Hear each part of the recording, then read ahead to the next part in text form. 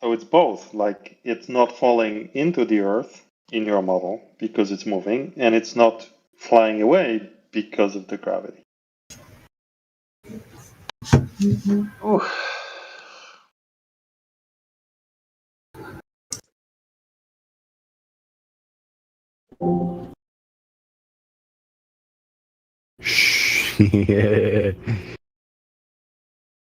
Привітання, як справи?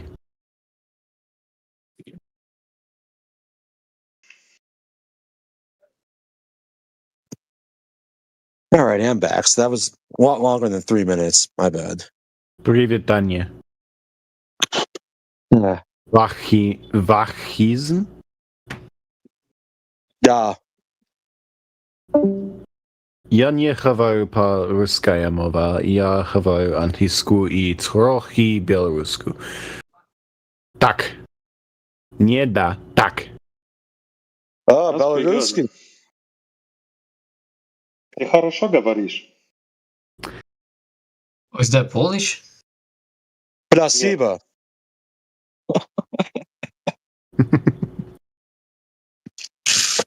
I think that means please, right? Placebo. I don't remember. I thought that's when you give someone a drug that doesn't have the actual effect. Yeah, that's placebo.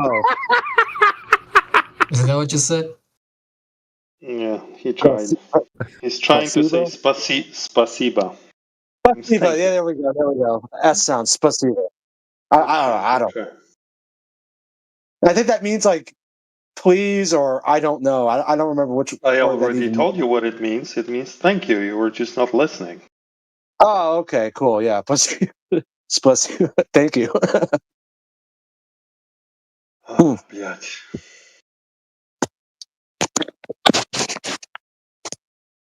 Go Team Russia, though, for real. Arrombado.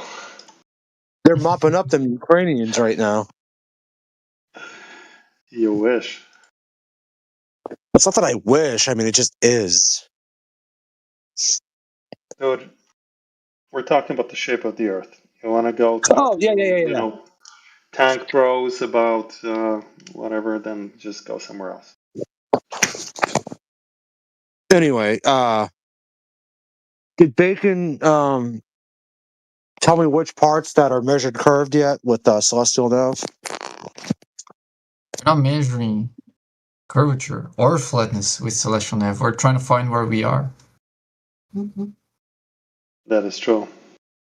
Yeah, when you try to find where you are, you have to do certain types of measurements to do that, correct? Yeah. Yes, but if you're looking at things in the sky, you also know, assuming you've been thinking critically for at least 2 weeks, that things in the sky have nothing to do with the shape of the Earth. That's a strong assumption. Do you understand? Well, things wait in a the sky second. have nothing to do with the shape of the Earth. That's a very strong assumption. Yeah, hold that energy. Bacon, as you were saying, with the Globers Randolph's the only real person here. Yeah, I think so. What happened? No interruptions, please. I don't know. I just came back over, and I bet you the retarded Globers Randolph's the only actual human that was in the room. Oh, yeah, I just came back myself. When I said I was going to be gone for 3 minutes, it turned out to be like 15. My bad. No worries. Had to put the girls to bed and all that crap. Well, not crap, but you know. All right, sorry. Yeah, Bacon. I heard Bacon say no interruptions. He was on to something. Oh, sorry, Bacon. You can continue. I'll go on mute. What do you mean? It was me and you. If you go on mute, I'll speak to myself. Oh, no. Well, you said no interruptions. I thought you were in the middle of saying something. My bad. Yeah, I said that to No Things. No Things interrupted me, but I don't remember exactly what I was saying at the time. No Tanks usually has a pretty good interjection. This time I just picked up the headphone. I can try to continue then. Yeah, we're trying to figure out where we are, and I think you mentioned actually very well that we have to draw 3 lines and do some sort of like a small triangle, and we assume we are in the middle of that triangle, and those lines Yeah, are simplifications of circles, right? sure. Yeah, your LOPs are essentially the perimeter of your circles of equal elevation. Yeah, at least the nearby part of it, right? Because yeah, like the we are Yeah. we are plotting on an area that have like a couple dozen nautical miles, but the circles itself themselves have like thousands of nautical miles on radius, so we can't draw the circles. We just Did you draw just say thousands of our nautical miles of rays? radius. Yeah, the radius of the Oh, circles are yeah, very large. yeah, radians. Yeah, sure. Okay. Well, let's rewind. Let's take a step back. Let's say that I want to form one circle of equal elevation. What was the very first step to that process? Oh, you need two things. You need to know where the GP of the star was, and you need to know Well, how we high haven't the gotten to that. No. I mean, we're starting from the very, very jump. Oh, those are I the two bust out things you need. Well, no, I bust out my Mariner sextant, right? Sure. Okay. So I take my Mariner sextant out of its box or case or drawer or whatever the fuck it's in, the treasure chest in the galley. Dust off my Mariner sextant. I go out on the deck. Now what? All right. Now you pick a star that you know how to recognize, And or any celestial body, and you measure how high it is above the horizon. what is that measurement called, Bacon? That's called the height of the sextant. Sure, but but we're taking a type of angle measurement. What is that angle measurement called? Exactly the one I told you. The height of The height of sextant. the HS. height of Yeah, HS. Hold on. All right, hold on. Let me pull that up real quick. I'll be right back. That's the name of the raw measurement. Height of sextant. He's Or really sextant cooking you now, altitude. Bacon. I have to say that guy is cooking you. I'm sorry. You said it was called the height of sextant or the what? Sextant altitude. The sextant altitude. Those are Okay. synonyms in CellNav. Yeah. Sure. No, They're usually referenced as HS. So if you see HS, that's usually the abbreviation for height of sextant or sextant altitude, which is the raw measurement. The exact value read in the sextant is called HS. Yeah, could you go into a little bit of detail on what that means? Yeah, it's the angle between the horizon and the celestial body. Measured vertically, of course. So If you measure diagonally, you'll get a bigger angle. Yeah. So in celestial navigation, the sextant altitude, or as you said, HS, is the raw, uncorrected angle measurement by a sextant between the visible horizon and the celestial body, sun, moon, stars, whatever. Yeah, We're on the same page so far?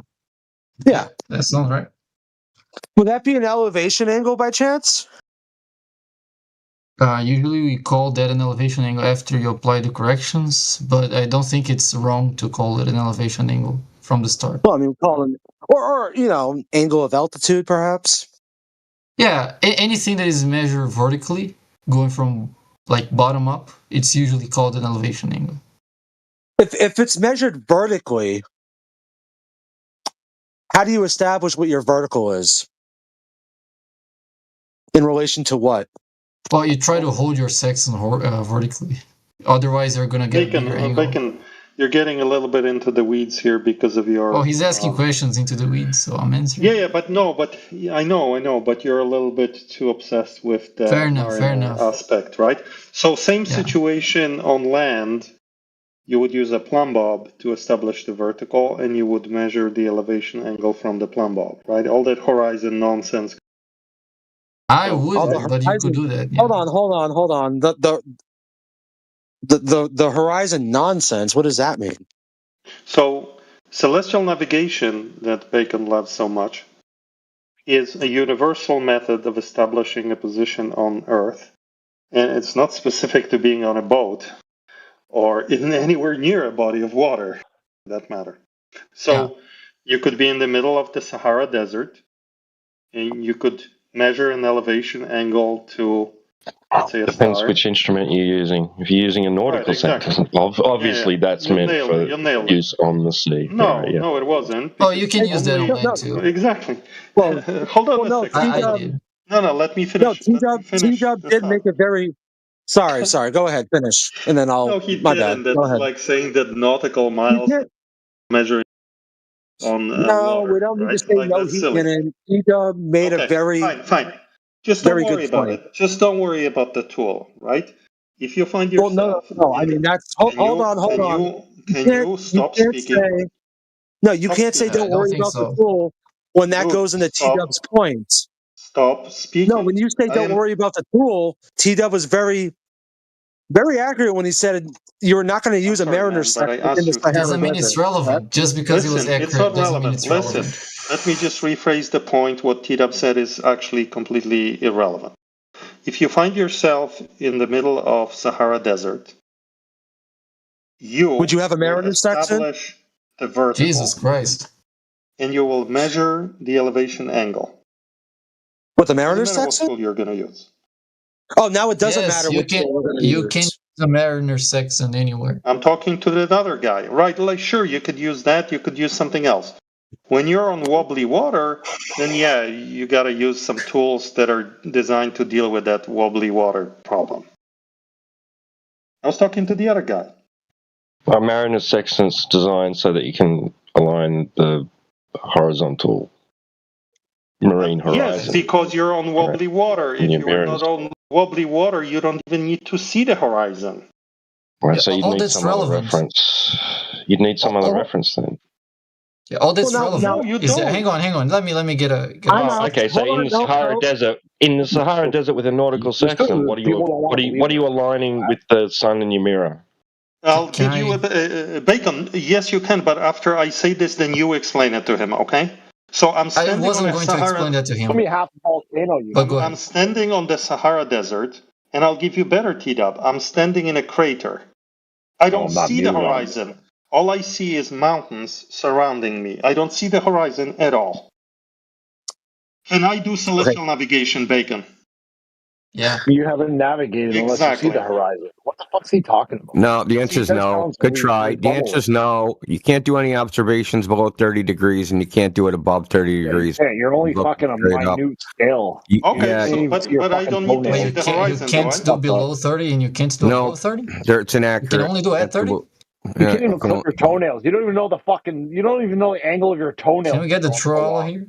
Fucking loser. May I ask a question? talking to? Like, How can you see a sunset if you don't know when to clip your toenails? Motherfucker. Thank you. may I ask a Oh my question God! for a Someone point of pissed in his clarity? cornflakes. Can I ask a question for a point of clarity? What's your name? Peter. You said if we're using a Mariner section on a boat and the boat is not wobbling, we don't need the horizon. If the boat wasn't wobbling, so imagine this. There's a boat and it's wobbling. Right next to the boat is a beach and it's not wobbling. Right next to it. The boat is parked within a stone throw of the beach. Do I need to be using a sextant and observing the horizon when I'm standing on the beach? Or can I just use a much simpler tool, much more precise tool, such as a theodolite, to sight the same star?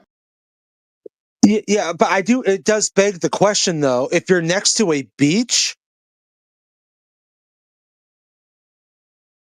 why would you need to use celestial navigation to find out where you are if you're right next to land? Are you? Oh, it doesn't matter why you want to do it. The question is whether it works. Well, we're if talking it about. works, it doesn't really matter your motivation. I can't take this fucking nonsense anymore. Okay, what you're talking about, Peter, is called a bubble sextant. Okay, and what Lewis and Clark did when they didn't have a bubble sextant, they used a dish filled with mercury, And because the angle of incidence equals the angle of reflection, they could tell where the horizon would be, the halfway point of that angle. Beautiful. Okay? Beautiful. So, yeah, you guys are just like pulling shit out your ass, just it's flailing it around. Dude. Also, this guy thinks, Angel, that once you're on land, you. That's crazy. Let me ask you. The thing is that hold on. method of measuring is just a big distraction. Can we get the troll? All right, Drain Game. That's a little. Who was the troll? It's I think it's Game. Okay, yeah, Drain Game, dude, chill. Drain Game, you're banned. Congratulations. Oh man, you got the fax wax treatment. I'm kidding. Peter, you just said a moment ago that if the boat's not wobbling, like let's say, because we've all been. I don't want to say we've all been. I have. I used to go fishing all the time growing up, and we would go out to Gloucester in Massachusetts, and there would be days where we would go like, 10, 12 miles out past the harbor, and the whole water would be like a sheet of glass. There wouldn't be a ripple anywhere. So you're saying that if I was in conditions like that, but I couldn't see land, all I could see is water, and it doesn't matter if I face north, south, east, or west, all I see is water, right? So you're saying as long as my boat's not rocking, I do not need to use the horizon when using a mariner's sextant? Yes. Now, I'll give you an example. Just hold on 1 second. Imagine you're in the middle of the ocean. You're standing on an oil rig. Oil freaking rig. Middle of the ocean. We're talking about celestial nav, dude. If I'm on an oil rig, I'm not going to be doing celestial navigation. So let's just keep it real. Are you really this dumb? That's an ad hom. It is an ad hom. Are you really this stupid? Literally just an ad. Yeah, so you're just. So are you really? So what are you saying, Vax Wax? You can't do cell nav if you're on a fucking oil rig. Exactly. Why would I need to do celestial nav if I know where the Vax Wax, just breathe for 30 seconds. You can do cell nav as long as you've got observation of the fucking sky and a sextant in your paws. You can do it. Right, but if I'm on an oil rig, why would I need to do? Yeah, but Vax Wax. I don't give a fuck if you're sitting on an oil rig. You can be sitting on a rubber dinghy. You can still do it. So don't say you can't do it if you're on an oil rig. That's just retarded. Not can't. But if I'm on an oil rig, Vax Wax, don't care. Well, I can tell you why. Because maybe it was converted into a prison, and you were taken there and the location's not disclosed. It's an undisclosed location. You don't know where you are, right? And you're trying to escape, and you need to figure out where you are, right, in order to know which way to go to escape, or whether escape's even possible. Like an extreme circumstance, like if it's like it was in a movie. Yeah, like it was in a movie. It's like the movie Face Off with Nicolas Cage and John Travolta. I'm on a prison. Well, first off, if I'm on an oil rig prison, I'm not going to stand up on the deck and try to do celestial nav to figure out how to escape. Punch my ass into the water and start swimming. That's very relevant. It's just a hobby. What if it's just a hobby? Oh, hi, Brenda. It doesn't matter. None of that matters. It's just irrelevant. But the bottom line is 90, so he doesn't understand what's relevant. Maybe it's just a hobby, and I want to practice. Yeah, all right. Maybe they could offer you $1 million for establishing your fix using celestial navigation. Yeah, we'll get to that in a second. So anyway, after the Australian guy started screaming at me, the bottom line is, if you know where you are, you're not doing celestial nav. The bottom line is, Numpty, all you need is a sextant and a clear shot at some celestials. We were getting it. Not Vax Wax's fucking retarded idea that he has to know where he is or doesn't know where he is. Use your brain, son. Oh, so in other words, you're saying if you know where you are, you're going to use celestial. We don't care. Maybe Brenda wants to go out and practice. Yep. That's irrelevant. You're just bringing your... Oh, he left? No, it's definitely... It's 100% relevant.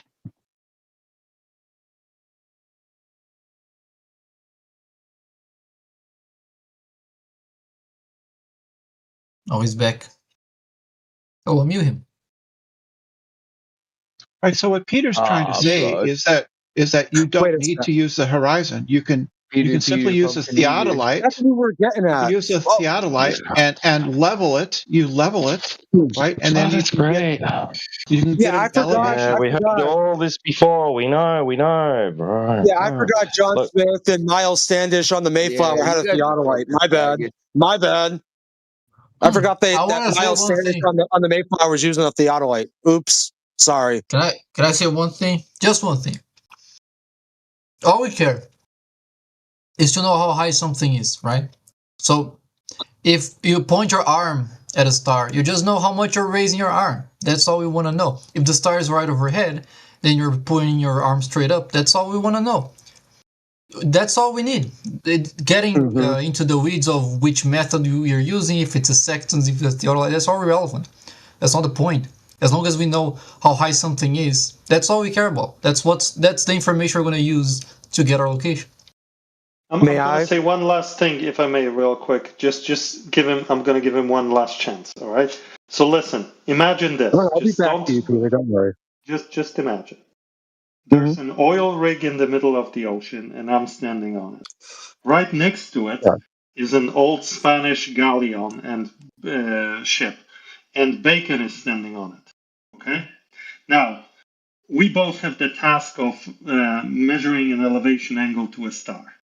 I deploy a theodolite, just because I had one, and I measure the angle to the star. Bacon, however, he's right next to me, but he's standing on this wobbly ship.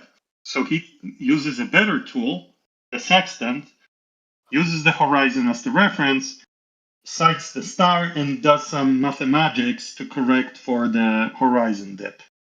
In the end, him and I come up with a very similar number. That's it. I use the theodolite, meaning I use essentially a plumb bob, vertical reference, to measure the angle to the star, and he used something else, only because he was standing on the wobbly ship. All right. So, in other words, the thing is, Peter, you said if I'm on a ship and the ship's not wobbling, I don't need the horizon when using a Mariner sextant. I would like you to flesh that out for me. I just did. So I'm on a ship right next. You're on a ship. I'm right next to you on an oil rig that is firmly planted in the bottom of the ocean. My thing is not moving. Your thing is moving. No. I said, let's say the ship's not moving. Let's say the ship is on perfectly calm. Then it's the same as the oil rig, isn't it? It's the same as the oil rig, right? Use a theodolite. So no, not a theodolite. I have a Mariner sextant, my friend, because I'm holding a Mariner sextant because it's 1620, and I have a big giant mustache, and my name is Miles Standish, and I'm the navigator of the Mayflower, and I have my Mariner sextant. So now all of a sudden, because the ship's not moving back and forth, to and fro, I don't need the horizon anymore? Could you flesh that out for me? How would I establish my tool is horizontal without the horizon? Well, if you only have a nautical sextant, obviously you're not going to do that. You can't. So just because the ship's not moving and the ship is on water that is calm as a sheet of glass, I still need to have the horizon, correct? If you only have a nautical sextant, then obviously yes. Peter was talking about using a different tool. Well, what do you think? Miles Standish is going to pull out his fucking smartphone and start using GPS?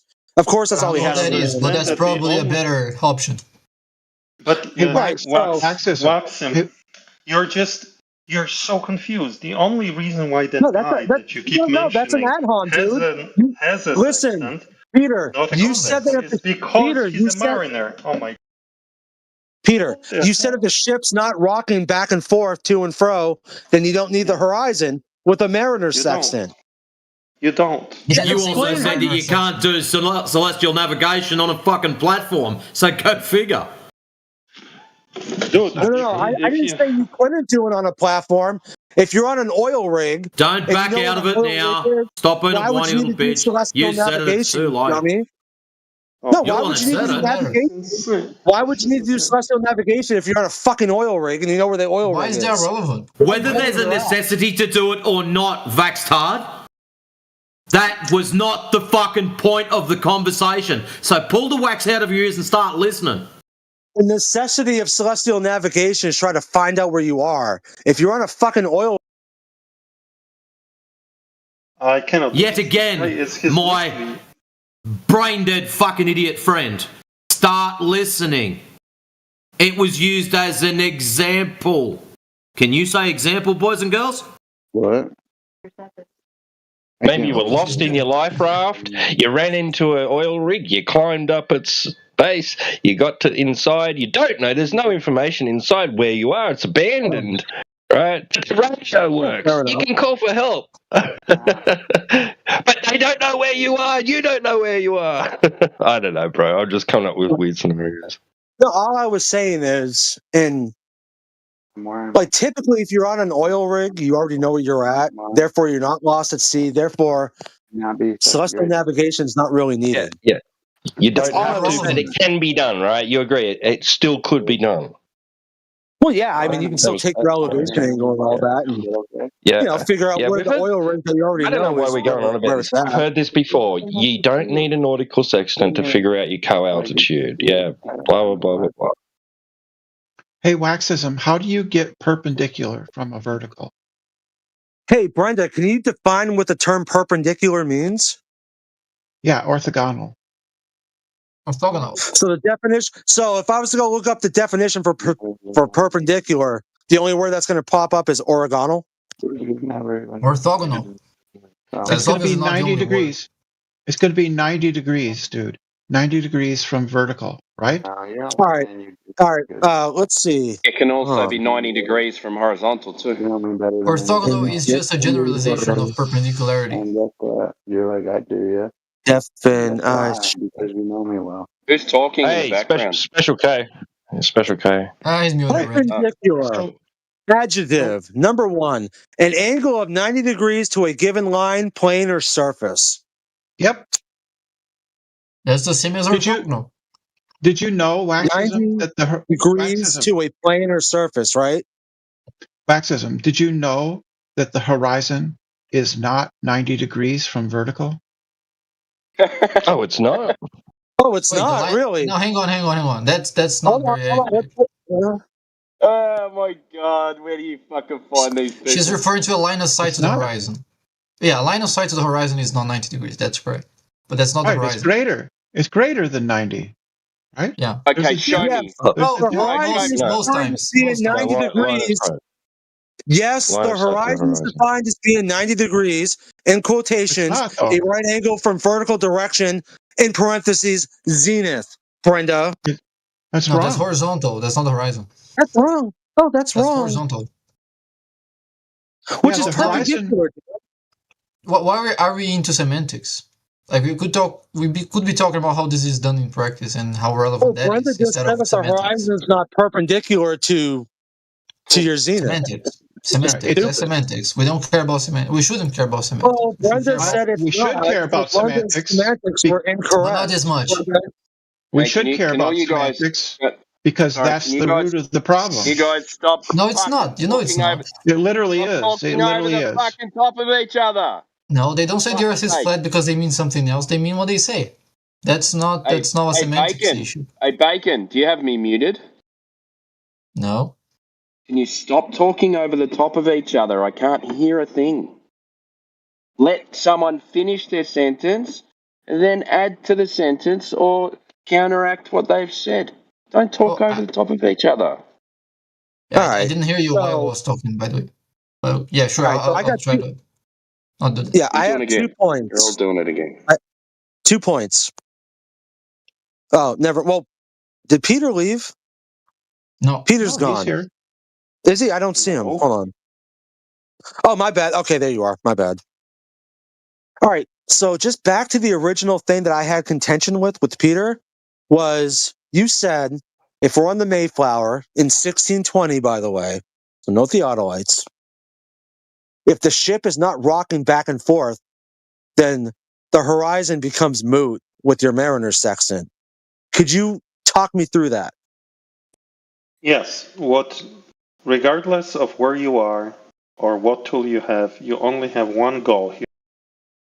Calculate the elevation angle to a star. No. How do you calculate the elevation angle to a star? No. How do you? You need the co-altitude angle. How do you How do you even? No, but the first step, Jesus Christ, the first step. Yeah, and you're saying in some instances you can skip the elevation angle part and just get straight to the co-altitude. No, not at all. Yeah, you are. Why are you telling me what I'm saying? I'm saying. Yeah, because you say you can just use vertical, right? That's the whole point of this discussion. That's an elevation angle. No, it's Angle doesn't not. seem to be annoyed now. Yes, it is. It's an elevation angle with respect to horizontal if you take that side of it, but you only need the angle that's not the elevation angle. It doesn't matter. They're complementary angles. What are you talking about? Yeah, okay. There is no sorry, guys. arguing. Go on. An elevation angle. And I apologize. I like Jedi, Matrix. Ask me a question. Why are you talking? Ask me a question. Oh, hold on a second. Now listen. No, I'm not holding. I was holding on a second. You can hold on for like 15 seconds. Okay, then I'm not answering your question. You can go F yourself. You'll answer it in a moment. Now, all I'm saying is G-Dub, Matrix, shit, even AI. Like, I don't have an issue with you guys right now. We're just talking I'm not attacking any of my brethren over here. We're all on the same team for the most part. So anyway, back to you, Peter. You said that if I'm a pilgrim in 1620 on the Mayflower with a mariner sextant, and my boat, the Mayflower, is not rocking, the horizon is no longer required to get an angle of elevation. Could you please go through that for me? Thank you. I'll put myself on mute now. Well, all right, thank you. So my goal, no matter what tool I'm using, is to establish an elevation angle to a star. The tool we're using is the mariner sextant, homie. Can you stop? Yes. So to measure an elevation angle, I have to establish a vertical, so I can then establish a horizontal. With the mariner sextant. Yeah, it doesn't matter. So put it on a flat table. It does matter because it's 1620 and we're a bunch of Puritans leaving the island of UK going to the New World. We're using mariner sextant. Do we have a plumb bob? Timeout. So you're saying that Miles Standish dangled a fucking plumb bob and just said, "Hey, that horizon over there, fuck that. We're using a plumb bob." Is that how it's done? What does it matter?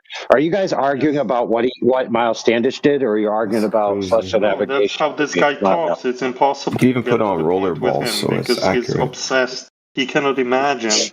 He cannot even imagine. Well, no, AI asked a question. AI asked a question for a point of clarity. Now, if I may, you're just distracting from the topic. Hold on. No, AI asked a question to have a point of clarity. Now, AI, listen. AI, you are intellectually not equipped to discuss this at all. Yeah, that's an ad hom too. That's noted. No, it's a statement. I think everybody recognizes in this room after all this time that you're intellectually simply not equipped to have any sort of conversation. That's another fallacy noted. Anyway, AI. You're not alone, by the way. Yeah, okay, Bacon. AI. What Peter said was, if just hypothetically, if you are Miles Standish on the Mayflower, if your ship is rocking back and forth, you do not need to use the horizon when using your mariner sextant to get an angle of altitude.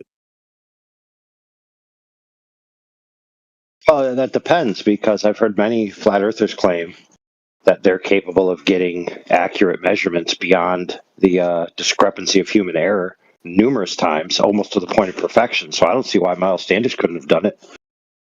Who's that guy?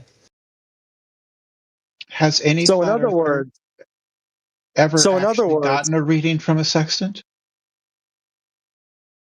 I have not. I've gotten a reading from my equatorial mount, but not a mariner sextant. No. A reading? What kind of reading? I'm just curious. I'm not doubting that. Well, no, I mean, do you know what everyone knows what an equatorial mount is. Yeah, they only work on a globe. Okay. All right. Yeah, we'll get to that in a second, Brenda. You can calm down. So, in other words, if you're in the ocean with just a mariner sextant, no cell phones, no beepers, no Google, no Wi-Fi, as long as your life raft or the door that you're floating on or the Mayflower that you're standing on isn't rocking, the horizon is now moot when it comes to using your mariner sextant. That's what I'm hearing. That's not what he was. Yeah. He didn't say with. But listen, if you can hold, what he said, if you can hold it perfectly level, then yeah, you don't need the horizon at all. How would you establish that you're holding it perfectly level without the horizon? By feelings. By feelings. So in other words, I can take a Phillips head screwdriver, unscrew my horizon mirror, pull it off my mariner sextant, throw it in the water, and say that shit's not necessary. Let's get this fucking horizon mirror out of here. Okay. Yeah. So for example, as an advanced cyborg, as an advanced cyborg from the future, I actually have a self-leveling device, and I know when things are level. I don't need any other cues. Oh. Yeah. So let's get this straight. Okay. You've got your happy little sextant there. Why wouldn't you just be going, it tilts up, I get 10 degrees. It tilts down, I get 50 degrees, and just take an average?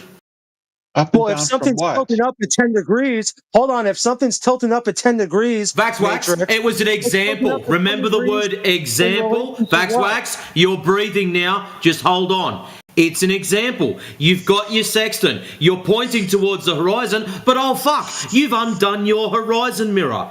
You tilt up, you tilt down. Take an average. You can do that, mate. You have to take an average with the horizon then. Yep. Well, let me ask you this, Vax. Let me ask you this. This is important. Has somebody ever invited you over to their house to help level a television or help level a photo, like on a big painting, and you have a string, with 2 screws on one side of the painting, and then you put a nail, and you put the string on there, and then you just keep tilting it until you get it just right.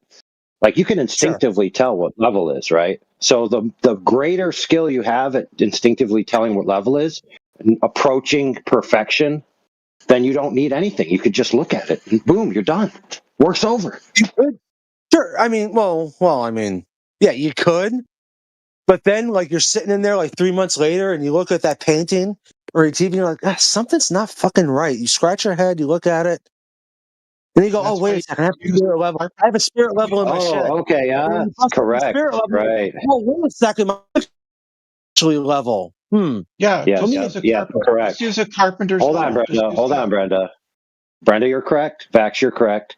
But you can also get it very accurate by eye sometimes. And depending on which person is using depending on which person is using the level, you still have to get the bubble in between the 2 lines. So there's still error there. The moral of that entire exercise, Vaxwax, was that there's different error margins and different accuracy for different tools. And there's no tool that has 100% accuracy. Right.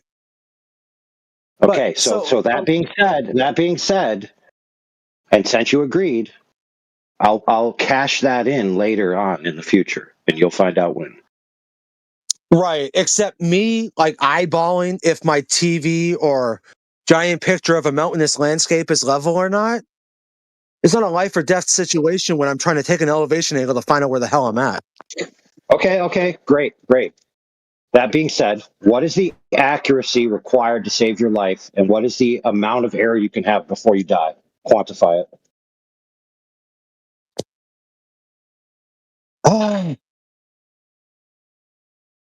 I was looking into this. Hey, there's no brother. Listen, I just want to point out, it's all well and good to use utilitarian and pathetic fallacies and woe is me fallacies and this is a tragedy if you don't do it just correct fallacies. It becomes very hard when you actually have to quantify what you're talking about. So I want to know, you said it's life or death, I want to know how off can you be before you die? Okay, I want that number. Yeah, see, that's what I was looking at. For instance, 5 inches. Oh, No, it's actually more than that. Because I was wondering about the whole dip correction and all that, which is, I mean, once somebody says dip correction, everybody should just smile and because dip correction is just getting your height above horizontal. Do you know why? It's because the horizon is not level, Waxes. It's below. It's below eye level. You can say, of course, it's below eye level, Brenda. What is the horizon? The horizon has two components: the surface that you're standing on meeting the sky in the distance, right? Or is the horizon something else in your mind? Yeah, this is what you'd expect on a globe. The horizon should be below eye level, 360 degrees. Holy crap! Real quick, friends, real quick. This is a shocker. What you would expect is that the ground is below you. Wow. You know what? The ground's always below you. Holy crap. Yeah. Thank you, AI. Because that's literally what I was just saying. You're always going to be above the ground. Right. So you can't get a right angle triangle. Hold on, real quick, Brenda. Real quick. I agree with you, Brenda. However, I know you do. I'm only agreeing passively, so I can say what I want to say. If the Earth was flat, here's the logic. If the Earth was flat, the ground would not be below you. Holy crap! No, if the Earth was flat, you could get a right angle triangle between you and say a distant object and calculate its height. You can't do that on a globe. In the parking lot. Yeah. Yeah. Like the flagpole in the parking lot or the telephone pole across the street? Really? Yeah. Donkey. Well, you can still do that. Within degrees of error. About, Brenda? Within degrees of Brenda, I want to ask Brenda a question, and I only want Brenda to answer, because only Brenda's answer matters. That's right. Brenda. About time. About time, AI. Yeah, I know, right? The more deference I give to people, the better off it is, because then they answer. All right, check it out. So, in your view, the GP is where the star is directly above your head, correct? Correct. Okay, so if let's just imagine time stopped for a second, but you could shoot straight up towards the star. Would you intersect the star at some point in time and space? No. Okay, hold on. Keep in mind that I said that you stopped, like everything stopped. So the star isn't moving anymore. It's just standing still at the time you saw it, but then you extended a line, it would intersect the star, correct? You would, in fact, get further away. You would get further away from the star in the horizontal direction. No. If you went straight up, up through, from your head, straight up. Yeah. Okay, so that line would intersect the star. Okay, perfect. No, it would not intersect the star. What? It would diverge. Why not? Why? Because verticals diverge. Oh, holy moly. Oh, hold on. Come Brenda, on, guys. Brenda, you're letting me down. You're letting me down, Brenda. I think you're asking this question is so... If it goes straight up, sorry. If it goes straight up, it's not going to diverge. I'm sorry. Yes, so, exactly. AI, can I just confirm that at least I understood you? You're saying if I am standing at the ground position and I look straight up, so vertically. I'm sorry. I gotta get better at formulating your question, so the other person has at least a chance to. Well, not really. Everyone else understood, Peter. So okay, fair enough. That's okay. We don't need to beat Brenda up over it. Simple mistake. So at the GP, the star is straight up. If you shoot a magical rocket straight towards it, you'd intersect it. Now, second question: the altitude observer, the person getting the altitude angle, is the observer's location. Now that altitude is a certain angle. Okay, you can imagine it as a line, right? Does that line intersect the star? If you shot your rocket out along that line, would it intersect the star? You mean the line of sight to the star? Just to be sure. Yeah. Yes, that would intersect the star. Yes. So those two lines would intersect at the star, correct? Yes. And the star would physically be there, correct? Yes. Okay, congratulations, VaxWax. You agree with Brenda 100%. Good for you. I don't understand what the problem is with that. Don't worry about it. Like, we've accomplished something big here. You said yes 3 times, and really? he said Yeah, Brenda. congratulations. So that's Yeah, it. Brenda. Let's just celebrate the win. Okay. Yeah, fair enough. But Brenda, that was for VaxWax's edification, not for yours. I already knew what your answers were going to be. I just wanted to teach VaxWax why his answers are wrong. Sorry about misunderstanding you at first. Yeah, no worries. Listen, I thought I said it really good, but maybe I didn't. All right. I think everyone understood it, AI. Right. So VaxWax, don't go around telling people AI agrees with Brenda's celestial navigation. What Brenda just agreed to there, VaxWax, I have you on recording saying 4 times in a row in a series, and even being asked to qualify it, and even being told the complications of it, and you still doubled down on that claim. And then you went on to FED while Jedi was there, and you either lied or forgot that you said it that many times, and you told everyone there that you never said it. Never Sorry, said buddy. what? Never said You just what? got played. Never said what? Hey, listen, Vax, I'm going to give you one chance. Were you paying attention while I was speaking the past 30 seconds? You said that me and Brenda agree on something. What do we agree on? VaxWax, you and Brenda agree that the line from the whole. Hey, VaxWax. Sorry. VaxWax. Don't ask me a question, and then when I'm answering it, repeat yourself. No, my bad. I apologize. VaxWax, check it out.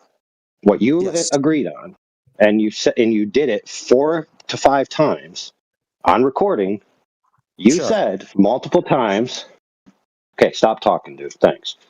You said multiple times that the line coming out, looking straight up at the star, would intersect the star from the GP, and the observer's altitude angle, which is the hypotenuse, would also intersect the star. And you said that they both actually intersect at the star in free space. You said it, dude, 5 times. And then you went on FED, and while Jedi was there, you denied having said it because you either forgot or you were lying. No, I never denied that. No, dude, you did. No, I didn't. You did. Yes, you did. No, if I make a 32-degree angle of elevation and to a star, now listen, VaxWax, now that you said you never denied it, now my clip is going to be you saying it 4 times, then denying you said it, and now saying you never denied it. Wait, when did I say that I denied it? You talking? Dude. You said it, dude, on FED show while Jedi was there. Yeah, can I? Well, but who cares? Who cares? Listen, VaxWax. This show is not about you. This show is not about you. So if I just want to know. I don't care. Listen, do you agree with Brenda that the 2 lines intersect at the star physically? Do you agree with that or not? What do you mean physically? Okay. If you took a line, imagine a ray. Do you know what a ray is? It's a straight line that continues forever. That's a ray. Rays don't exist in reality. Rays don't exist in reality.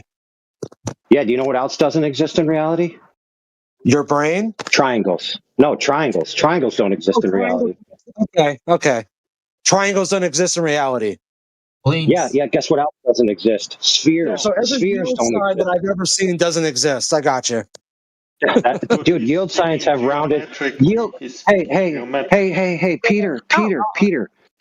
No, hold on, real quick. Hey, yeah, they're rounded, you dummy. They're not triangles. They aren't technically triangles, no. All right, so triangles don't exist in reality, according to AI. Okay, cool. Perfect geometrical shape. Yeah, dude. Don't exist in reality. Holy crap! Everybody knows that. Just like Peter was saying just 5 seconds. Right. Holy crap. Yeah. So AI, when I take a 32-degree angle of elevation. VaxWax, stop talking. You still haven't allowed me. You still haven't allowed me. All right. VaxWax, I'm gonna have to mute you so I can do this. Okay. If you mute me, dude, I'll just leave. Yeah, leave then. Yeah, go ahead. See ya. Bye. Get lost. Goodbye. You're still here. You're muted and you're still here. I guess you're not a man of your word. Now, I'll unmute you if you can keep quiet while I ask you the question.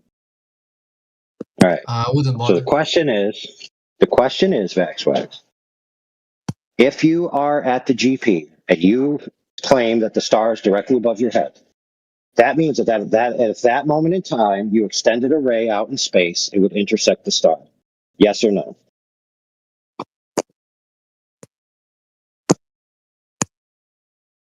I don't know. It must be a trick question, guys. Wait, so if I'm at 90, Bacon, shut your face. Shut up your mouth. Thank you.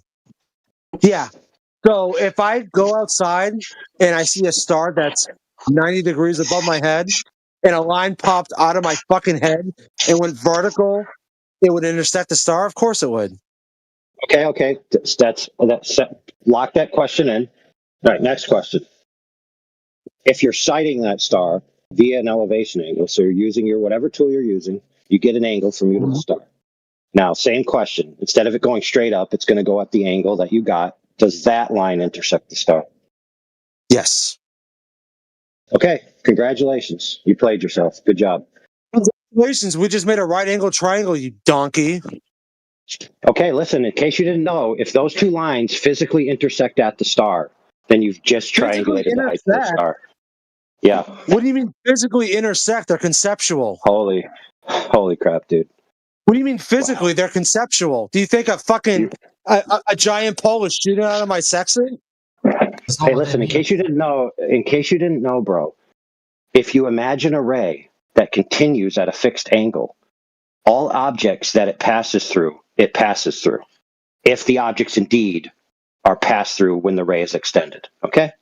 So what you've just done is you fixed what you have done, Vaxwax, what you have just done is you have fixed a physical location of the star, whether you realize it or not, friend.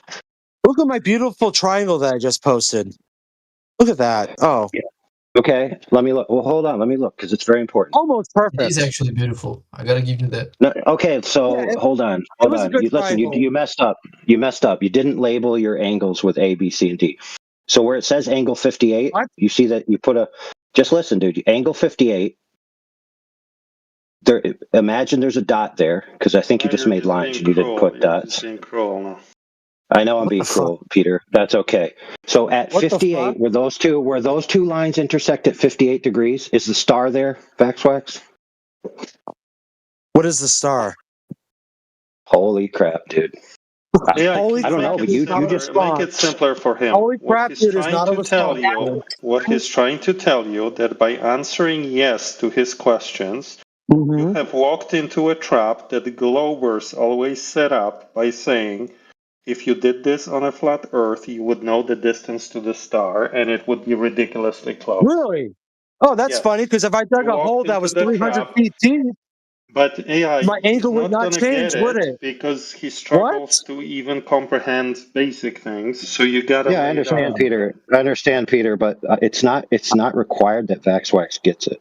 This exercise wasn't for him to get it and to grow up. He doesn't even know that he walked into a globe trap. He doesn't even know. I walked into a globe trap by forming a right angle triangle with my 32-degree elevation. Yes, you have. Dude, I was a glober. I used that argument. I said I used to argue with Indio about it. You were. If you can measure on a flat plane, if you measure an elevation to a star and a GP is literally perpendicular to the flat plane, then you have just calculated the height of the star, the physical distance from its ground position to the star, and it's going to be super small.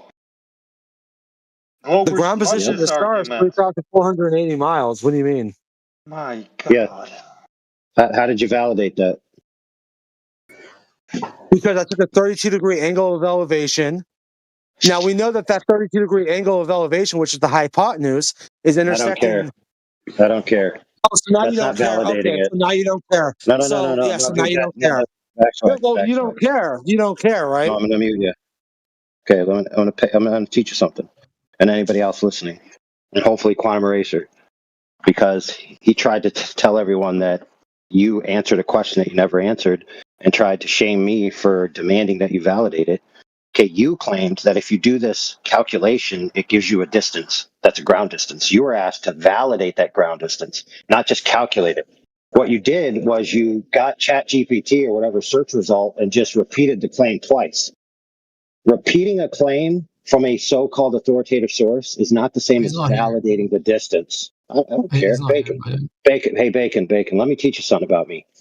Don't interrupt me if somebody leaves. The point I'm making, I just told you, is not for his benefit. Were you not paying attention? I thought he was the dumb one and you were the smart one. I just didn't want you to think you're talking to him, but was actually talking to Bacon. Shut it. Thanks. So you ruined my flow. So now I'm just going to end it because the point was made, and I don't even need anybody intelligent enough understands what I said, and I don't even need to finish my sentence. But thanks for interrupting me.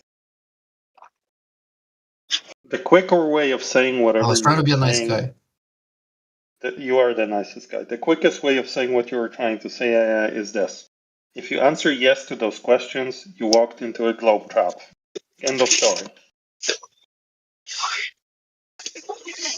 Yes, and the way out is to not claim that those rays physically intersect the star, because there's no way to validate that. Yeah, that is the but he just did it, dude. He just did it again, multiple times, just in the past 5 minutes. Yeah, because he's not smart enough to be a flat earther.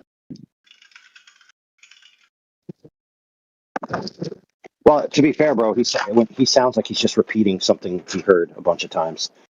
Because when he's actually pressed on it, it's very hard for him to clarify it. Now, I'm trying not to make it about persons here, but sometimes some arguments are about persons, because he's saying that, he's making these claims and then claiming he never did it, and then he's coming in here saying he never denied it. And then when you ask him again, he makes it again.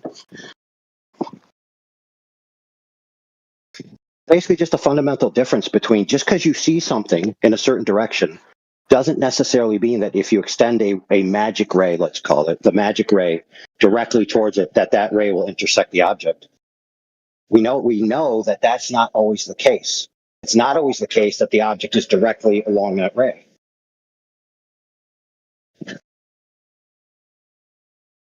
Well, to be clear, I don't agree with you on this, but I understand that that's your way of solving the globe trap problem. So yes, I'm just still manning your position.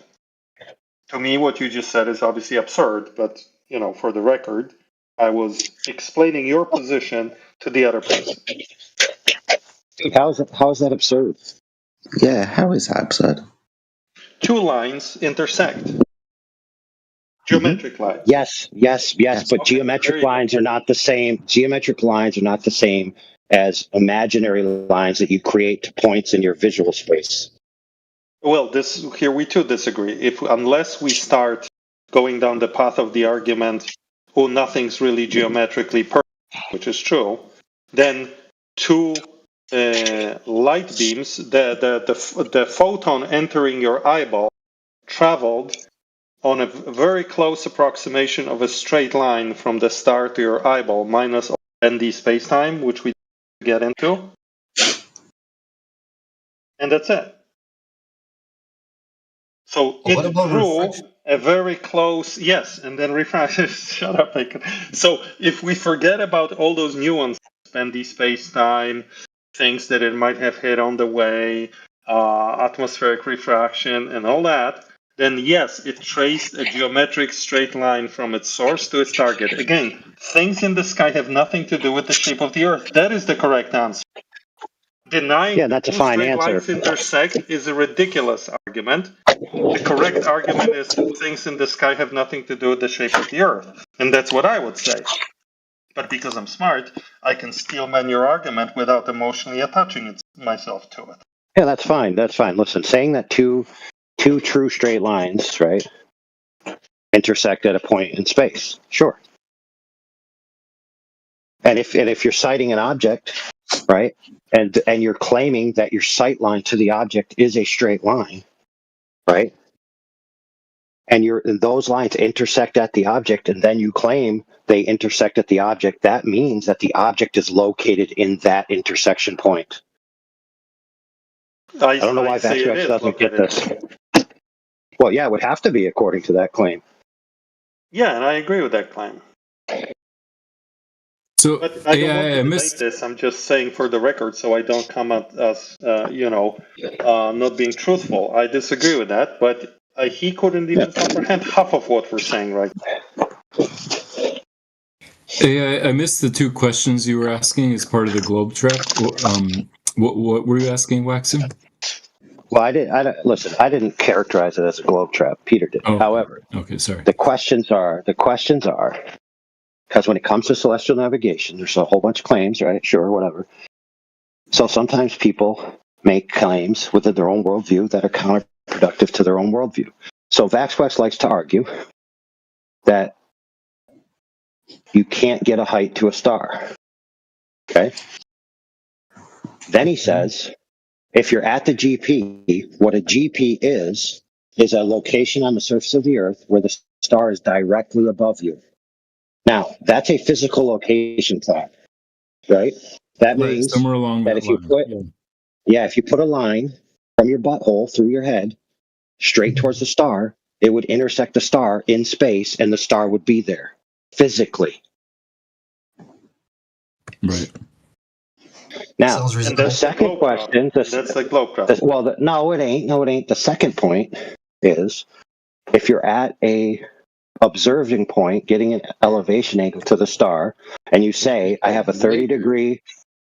Yeah, cool story, dude. You're gonna get banned. Thank you. Yeah, get banned. Get banned, thanks. All right. So if you're at the observer point, getting an elevation angle, and you say that angle is a ray, right? That intersects the point that is the star, right? And you say that those two lines, the vertical and the hypotenuse, intersect the star in space, then that means the star is there.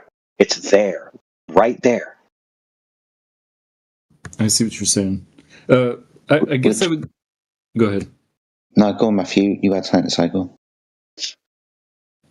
Yeah, so I guess I would say that on the globe model, when you're looking at this star at a 30-degree angle of elevation, that ray from your eyes to the star is parallel to the ray that the person looking straight up at the star is. So they're both parallel rays that go towards the star, and actually the star is bigger than the Earth anyway. So that's why this is a globe trap, right? Because on the globe model, when people say this, then they know that the star can be very far, even undefined how far it is, because at some point it stops mattering how far it is, because the distances on Earth are so short in comparison. So there's no difference between 300 light years and 5 million light years. It's all the same at this point. And the reason why it's a globe trap, and I speak from experience because I used to set the trap myself as a glober, right? The reason why it's a globe trap is because it says on a flat Earth, you would immediately calculate the distance to the star. And it would be on the order of thousands, right? Right. Okay, so can we just agree on this and maybe move on, or what? Yeah, I understand what you're saying, but what do you mean by a globe trap? It's like people who are globers are trying to trap flat earthers? Yes, AI was... In an argumentation sense, yes, AI was trying to school fellow flat earthers, and they never positively answered the question that these two lines physically intersect in a single location. Because once you answer this, then if the glober is smart enough, they're going to say, oh, okay, you just calculated the distance to the star. I see what you're saying. So what would be the appropriate answer instead of saying that the ray intersects the in star? AI's opinion, and I'm still manning his opinion because I disagree with it, the answer is they don't physically intersect because of different way we see things and perspectives and such. So these are kind of independent lines, don't intersect in a physical sense. Okay, fair enough. I think that's a flawed argument. My argument is, why are we even looking at the sky? Things in the sky have nothing to do with the shape of the Earth. I beg to disagree. Well, in a sense, they do, because it's an external reference. I know you think that because you're a glober, but No, it's just an external reference frame. We're looking at things that aren't on the surface as a way of discovering things about the surface. It's like looking out the window of a car. Let me rephrase. I belong to a group of people who strongly believe that things in the sky have nothing to do with the shape of Jedi, could you? I think you're hot micing a little bit. I don't know what you're eating. Oh, thanks. Go ahead. Crisps. Ooh, sounds good. Hey, congratulations for translating. My apologies, gentlemen. I do apologise. No problem. But yeah.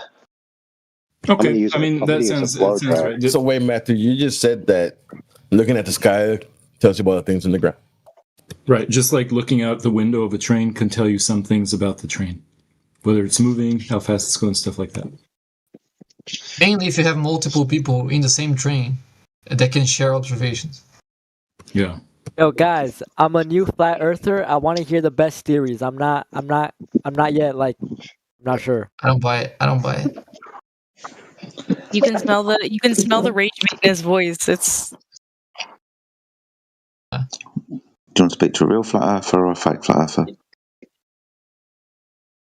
A real one, obviously. Oh, okay. What do you want to know? I want to know it all. I'll convince me. I don't know it all, Sunshine. What do you mean convince me? I thought you were a flat earther already. Yeah, but you said you want to know it all. What's the most convincing argument you have? Oh, the most convincing argument is water's horizontal upon the surface. 70% of the surface of the Earth is water, therefore the Earth's flat. Okay, I'm hearing.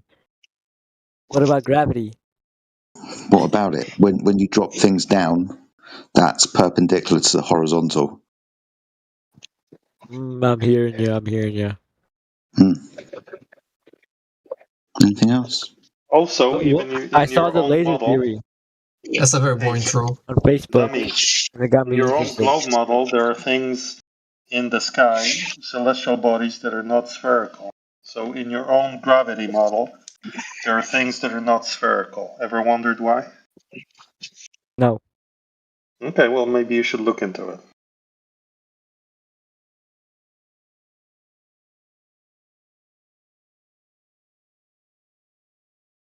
I saw the the laser theory. Laser theory over the water. Laser theory over the water. Laser theory. Wait, what? Yeah, the laser theory. Yeah, enlighten us. What else do you need to know? The water's flat, therefore the surface of the Earth is. Oh, the Earth is stationary as well. You should probably know that. The Earth is. Pardon me. Wait, then how does the day and night cycle work then? Yeah, exactly. The sun. It appears to be governed by the sun. We call day when we see it, night times when we don't. Okay, but like day and night are kind of controlled by the movement of the sun across the Earth. Okay, so the sun is revolving around us. Yeah, so as I was saying, it might be easier for you to understand our claim is the Earth is flat and stationary under the sky, which is above us. We're not within the sky moving around the sun like a flat disk with a load of other flat disks, or the only flat disks where everything else is a sphere. The Earth is flat and stationary under the sky. That's the sun, moon, and stars. Wait, no, because okay, if the Earth is flat, right. Is there civilization on both sides of the flat thing, or is it just the bottom? Yeah. So Okay. already you seem to think I'm claiming some kind of coin or disc, where there's us here up on the top and there's another civilization on the flip side of the coin. I don't say that Earth is that. I try to describe it as a floor underneath the sky. Wait, Okay, so but what's on the then other where side does of the sun go? Where does the sun go? Because the sun is always up for somewhere, right? Yeah. So we can safely say that the sun is above the Earth. We can observe it above the Earth from certain places in the summer 2 times a year. So in the north, it's known as the land of the midnight sun. So we can see the sun for over 24 hours, like a few months of the year in 2 summers, clearly above the Earth. There it is. Now, other people, you'll experience day and night. That's because of the passage of the sun over your location. But if you're standing inside these circles, you can clearly see the sun above the horizon, rotating around an observer for up to about 3 months. But if the sun is like on the other, like if you drag the sun over the Earth, it's not going to disappear. It will just get smaller. it wouldn't turn night because the sun would still be in the sky. I mean, I understand what you're saying, but there's a few things with perspective and how optics see things above their eye line and move away with distance.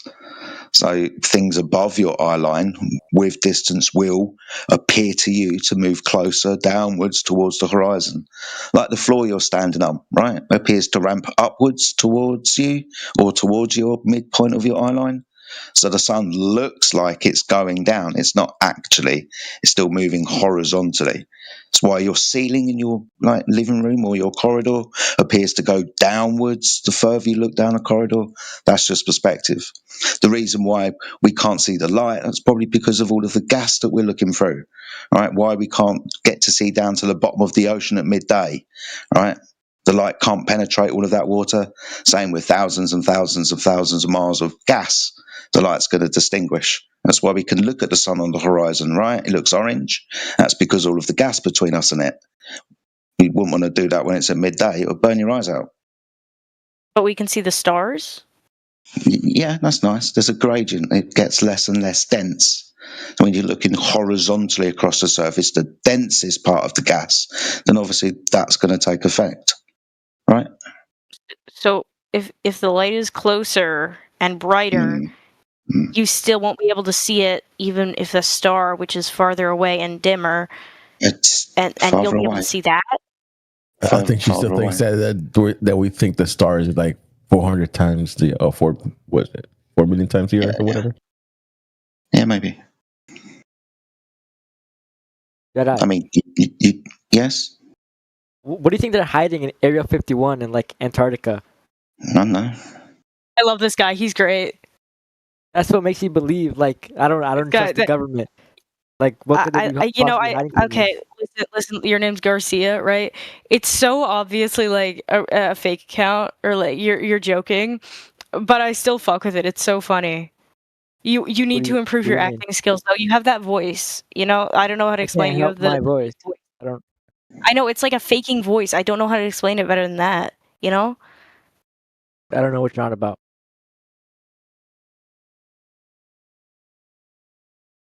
I'm genuinely curious. Anyway. You have pro-choice So how, and pro-life Garcia, as your roles. how did you tie the shape of the ground being measured as flat from your distrust of government? Huh? Wait, repeat that, please. How did you tie the shape of the ground being measured as flat to your, or from your, distrust of the government? Because they can prove that, like, they're hiding stuff from us. Like, they're lying. They're hiding stuff. What, like in their back pocket? Like your favourite red cigarette lighter, and he nicked it, and he's hiding it now. Yeah. Hiding it. What are they hiding from you, my friend? All you've got to do is walk outside and witness it for yourself. Oh, Wax is back. Hello. Ray, this will be great. Hi, guys. Hey. Well, I'm sorry. You guys continue. I don't want to. You guys do your thing.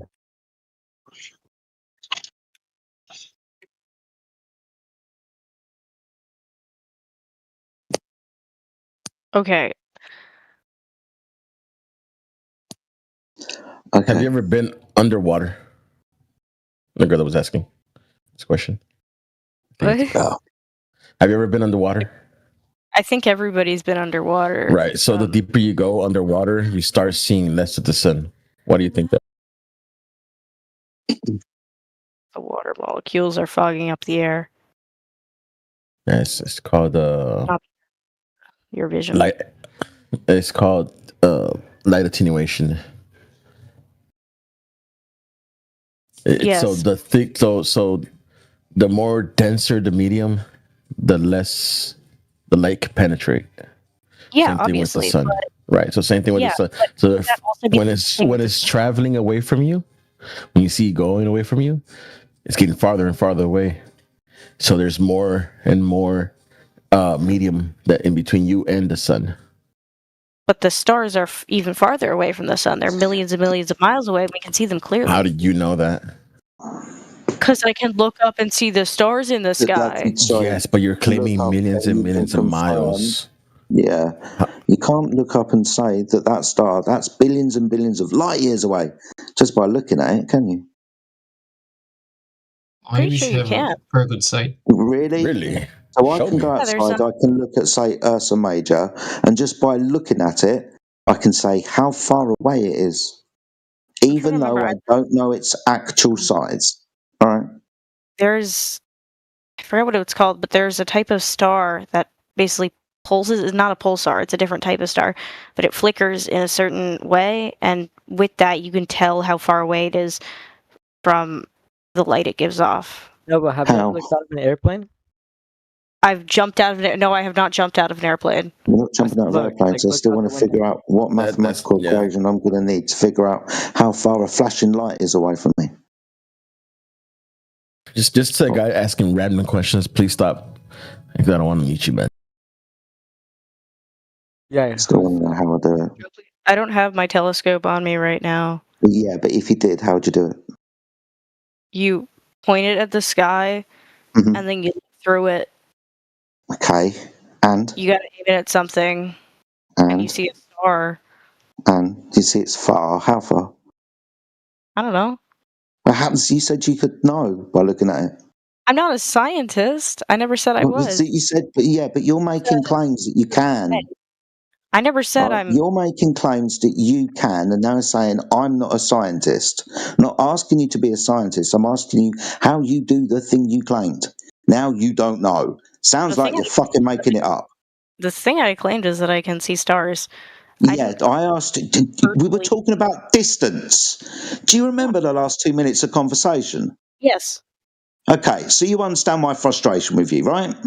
Yes. Not really. Good. But, yeah, Stop being an idiot then. Okay. I asked you, just by looking at a light in the sky, you could tell how far away it was, and you said yes. I asked you how. Now you're not a bloody scientist. I'm now not you're recanting on the conversation. Are you trying to erase it from my memory? I'm not. Just dishonest behaviour from these people, man. I can't take You don't need to be a scientist. If you use, there's certain tools and mathematical equations you can use to calculate the distance what? away. Like what? Triangulation, I know, is definitely them. Like what? Triangulation is, I've heard one of them. Again, I'm not an astrophysicist. I've heard random things, and I'm going to cobble them together to defend my honour because I can't be wrong. I can stop making stuff up. Because all I'm going to do is ask you how, and you're just going to avoid it and make shit up. Please don't do that. Have some integrity. Wait, I am curious as to what you're claiming. Like, well, what am I claiming? At the moment, you were talking about, but we can see the stars that are billions of miles away. We just said, how did you know that? And you said, by looking at them. Do you remember what's happened over the last 5 minutes? The point I was making is that the stars are dimmer. I wasn't making. That's nice. Okay, but where do you think the stars are then? Do you think in the sky? You look up, there they are. Where do you think could use the stellar parallax, you could use the spectroscopic parallax, you could use standard candles for larger distances, you could use moving cluster or cluster parallax to calculate, you could use redshift for galaxies, you could use eclipsing binary stars. If a star is part of an eclipsing binary system, the orbital dynamics can give star sizes, luminosities, inclinations. There's many different ways to calculate how far a star is away. Yeah, based on presuppositions. But thank you. At least you know something. Thank you, White Knight, for coming to this person's rescue. But we're not going to deviate from this person who's going to make claims that they personally can't back up. Well, the thing is I don't think it's fair to shit on someone that's read something. I've read through a lot of stuff and summarized it. Hold on, dude. Hold on. I've read through a bunch of shit in my life. Hold on, just let me finish. I'm being very polite. I'm being very polite, dude. At the end of the day, Okay, can you stop? Can you exert enough self-control to be like a decent human being for 30 seconds? No, you're the one who jumped into my conversation. Fuck off.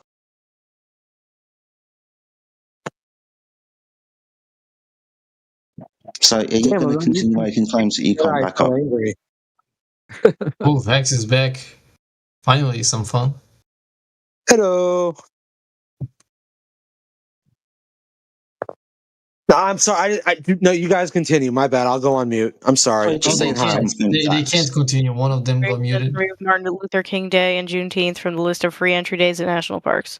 Okay. Okay, cool.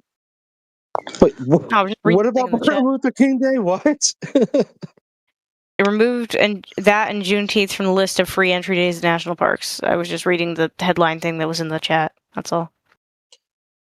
Outrageous. Okay, so do you still want to know why day and night works, or do you want to argue about how far things are away? Okay, see, the point I'm making is, I forgot your name. I don't even know if he's still here anymore. The guy that talked about all the different ways to calculate distance. That point is made. What I'm trying to say is that, okay, the fact of the matter is that those stars are dimmer than our sun, okay? From our perspective, they are dimmer. Yeah. That's why we don't see them during the day, because the light of the sun washes them out. Exactly. Then how can you still see the stars, but you can't see the sun at night? That doesn't make sense. If I take a light and I hold it in a place, right? All right. If I go into a forest with, I don't know, a group of friends, and one of them holds a tiny little LED flashlight, and the other one holds, like, I don't know, friggin' proton blaster or some shit. I don't know. Which one's gonna be brighter? Like, if somebody holds a flamethrower and somebody holds a match, which one's gonna be brighter? It depends how much gas the light is passing through. I already tried to remind you that when you look up, more gas. Sorry, it's really weird, right? I've tried to remind you that when you look up, there's a reduction in the density of the gas. It gets thinner, right? It's why you don't look at the sun at midday, because it'll burn the back of your eyes out, right? You understand this? Yes? Yes. Good. So when you're looking at a light on the horizon that's far away, we call that the sun. Why do you think it looks orange? I actually have not done any research into that. I'm pretty sure. Sorry, let me try and point it out to you. You can't look at the sun at midday because, it's really, really bright. It'll burn your eyes out. But on the horizon, it looks orange and you can look at that. Why do you think that is with your brain? What do you think's happening? It's pretty hard to look at it still. It's dimmer because it's lower in the sky. Less of the light is reflected towards your eyes. Reflected. You know what fog is, right? You know what fog is? I know what fog is. Okay, so that's stuff in the air that we breathe. Makes things harder to see. Yes. Right? You know what water is? I know what water is. Good, so you understand when it's midday and you try to look down to the bottom of the ocean, as you swim down, it gets darker and darker and darker, doesn't it? Yes. Why? Because the light reflects off the water. The water dissipates through the medium, right? It gets darker, the light can't penetrate, right? Same with the gas that we're breathing. When you look horizontally through the densest area of that gas towards the horizon and the sun, it looks less bright, doesn't it? What? I'm so confused. Okay, Sorry, yes. It looked orange, right? You can look at it. You couldn't look at it at midday. Do you remember burning your eyes out? But now it's on the horizon. It's a beautiful sunset. You can see it. It's a romantic evening, you and your boyfriend. Oh, what a lovely sunset. You can see it like that because the light's distinguishing through the gas we're breathing. Yes. Hey, finally. Like, does distinguish through the gas. That's obvious. I thought we all knew this. Yeah, I know it's obvious. I was trying to point it out to you that it was obvious. But now we all agree it's obvious. That's brilliant. Awesome. Oh my God. Yes, I'm aware that light is stopped by clouds and fog. So you were wondering why we couldn't see the light anymore? Pointing it out to you. The light went away, it moved. Took the light with it, only illuminates a certain portion of the earth, obviously. And the light can't obviously penetrate through all of the gas that we're breathing. Just pointing these obvious things out. It's a good question, isn't it? Like, stars are near the sun sets, and we can still see those stars that are much, much dimmer. Yes, exactly. That's what I'm trying to say. Okay, here's the thing. Like, what could possibly be your explanation as to why those stars are dimmer? Because you'd have to make the excuse of something being like, oh, they're tiny drones in the sky, or something like, oh, they're tiny suns. I wouldn't make a claim as to what the stars are, though. I couldn't. Oh my god. Well, I couldn't here on the Earth, standing there looking. Do you think I can make a claim as to what they are? We have telescopes. We have stuff to prove. Okay, so I don't. It's back to this we fucking thing again. Always we with you people. Is it you? Is it ever you? We as humanity. Yeah, it's always we as humanity. We as humanity who do all of these great things, and we as humanity who kill, murder, and pillage. Yeah, we're great. What? Sorry, we're capable of both ends of the spectrum. Stop cherry picking when you say we. People lie, right? But we do great things, right? We've been to space, but we've done terrible things. So telescopes are lies? Oh my God, no, dude. Are you serious? I can feel my education like decaying as I hear it talk. I know that's probably the only place that you've got to go, right? It's some kind of ridicule at me when I just point out the obvious. I just don't believe the story that you can remember. I remember the same story, but when I tried to validate the story that we can all remember, the Earth measures flat. Okay. Now that's it. That's all we need to know. Okay. Our sun is a star, right? Our sun is a star? Can we... I don't know. Right. This is going to be weird. Right, shush. Okay. I remember the story that you're regurgitating to me. Right? You're going to say the sun is a star, right? I don't know. What's the category of star? What do you mean? It's a ball of hydrogen gas. Okay, I'm going to need verification for that claim for a start. My God. What? Sorry, you're making a claim. I want to see the evidence of it. Why is that upsetting to you? Is it again because I don't believe your story already? Wow. No, it's impossible to prove anything to you because when I say... No, I just want you to show the evidence. When I say there's a scientific study, you say, oh, but we didn't do that because people lie. No. I asked you what the sun was, or you said it was a ball of gas. I asked you for the evidence of that. That's all. I haven't denied anything yet. In actual fact, I'm engaging, wanting the evidence for your claim. Again, that must be upsetting for you to back shit up. Hold up. I'm not just... I don't know. Let me just... Let me just Google it. I can't Google it. I don't have access to a fucking study thing. I'm not on my school computer. Okay, so stop getting upset. Like, do you deny the existence of the sun? No.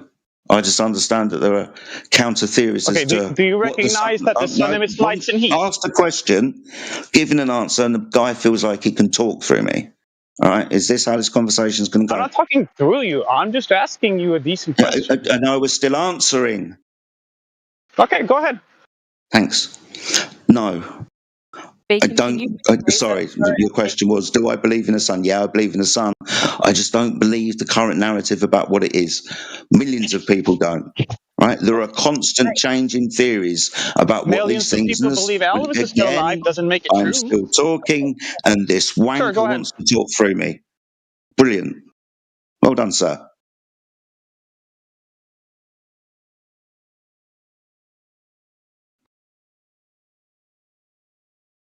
Okay. You say that you want evidence, right? You want evidence? Yeah, I'd like the evidence that the sun is a burning ball of gas, did you say? There are studies done on this. Okay, show me one. Okay! Jesus Christ. Hang on, let me Because otherwise it's going to be anecdotal. You're just going to be telling me stories about things that have been done. And there's not going to be any evidence. I'm just going to have to take you on your word. I am pulling up evidence, Jesus Christ. Okay, why you get... Sorry. Calm the fuck down. I just don't understand why you're getting upset for this logical line of question for somebody that makes a claim. Should I just believe your anecdotal evidence? So while she looks up the studies, can I say something? Stop talking. I literally asked her a question. I'm looking she's looking for studies. Yeah, and I asked her a question. What question? Oh my fucking God, these people. Do you think it is unreasonable to ask for the evidence that backs the claim when obviously if you're just going to tell me a story, it is anecdotal? It's not unreasonable, but when I give you the evidence, so stop huffing and puffing. Fuck. Now let the other guy talk. Jesus. What's up, Jesus?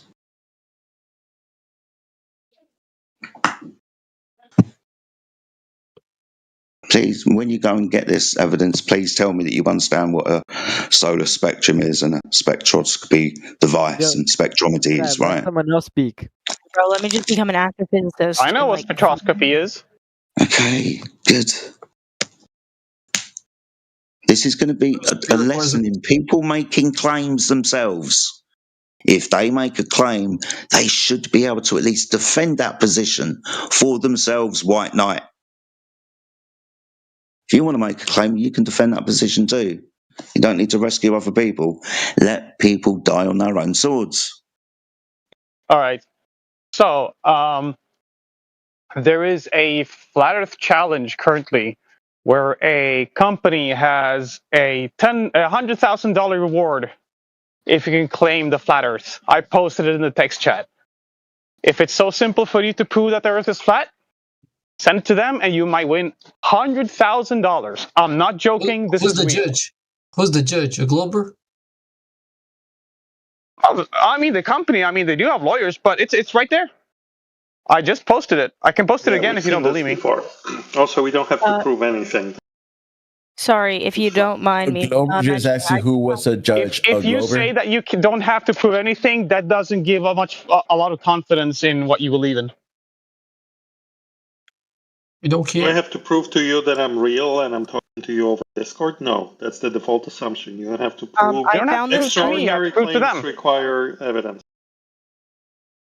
Hello, guys. How's everyone doing? Yeah, but if you say that you have no claims, then that pretty much convinces me that you don't have evidence. Hey, I have the study. Do you want to look at that now? Could you send that? Okay. Just one question before I look through it. Do you understand this? I don't understand everything perfectly. Again, as previously stated, I'm not a goddamn astrophysicist. No need for defense. You don't need to be. No need for defense here. But this piece of information that you've got me, you've seen it before, you've read it before, right? No, I haven't. Oh, right. Wow. Right. I'm going to tell you, right? Because this is a piece of evidence that you don't even know what it says. And you're going to give it to me like it's some kind of proof and it's going to back your claim. I'm going to warn you, if I go through this is your fucking claim, right? Yep. If I go through this and this doesn't back you up and you can't answer any questions because you're not going to be able to, because you're going to have to read it alongside me as we catch up together, right? Yep. I'm going to give you a fair warning, my friend, and I'm going to go outside and I'm going to come back. Don't do this. Don't make claims and then hope and scrabble around that there's something out there that's going to back up what you've just said, right? Ad hoc. If you're going to make a claim, please know what you're talking about first. Otherwise, you're going to get into a shitload of trouble around here. Take that as a friendly warning. Holy edgelord, dude! I'm like shaking in my boots right now. Oh my god. Okay, I'm sorry. I'm gonna mute. How can you send evidence if you've not read it? Could be anything. If you don't understand the evidence you're giving, what the fuck is that? Exactly. Even if the evidence is 100% backing up your claim, right? If you don't understand it, how would you even know? We're getting too angry. No, it's not anger, it's passionate. It's right, Paul, yeah. Hold on. I see this all the time and people get into trouble for it. I'm using this as a learning tool. To my friend who we've just met, right? Don't do this.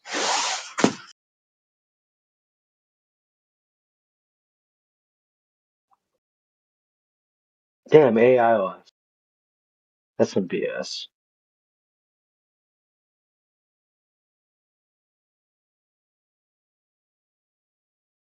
Shit.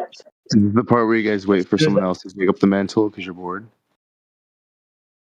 No, there's bigger problems afoot. Oh, actually, by the way, I wanted to actually issue an apology to all of you You guys were right about everything except for the flat Earth. The government is run by Jews. There are lizard people. Like, it's all true. But the only thing you guys just get wrong is that the Earth is flat. I don't get it. It's measured flat. How did you make that? How did you make that conclusion? That you guys are right about everything else? No. The last part. This guy's great. Oh, that the Earth wasn't flat. Oh, so I didn't make any conclude. Like, I didn't make a claim, right? I just said that you guys claimed. I mean, you just said it. We were wrong about that. That means you have evidence for the contrary, that the Earth is close somehow. So can you please provide that? No. So to meet the burden of proof. So now you're backing away from your claim. No, you understood him wrong. He was agreeing that the Earth is flat, not the other way around. No, he said not. That was the only thing you get wrong. No, he said that's what you got. Okay, look. Here's all I'm saying. All I'm saying is, when you guys take your measurements, like you're not that you have hidden variables that you're not making explicit. So is he agreeing with us or not? I can't say that. No, I can't. Wait a second. Hold on. He said we take measurements that have hidden variables that we're not. Hold on. I don't care about that. What are those hidden variables? Bacon. No, stop. Bacon. Was he agreeing with us or not? I was agreeing on one thing and disagreeing on. Did he agree with? Yes, you did. He said that.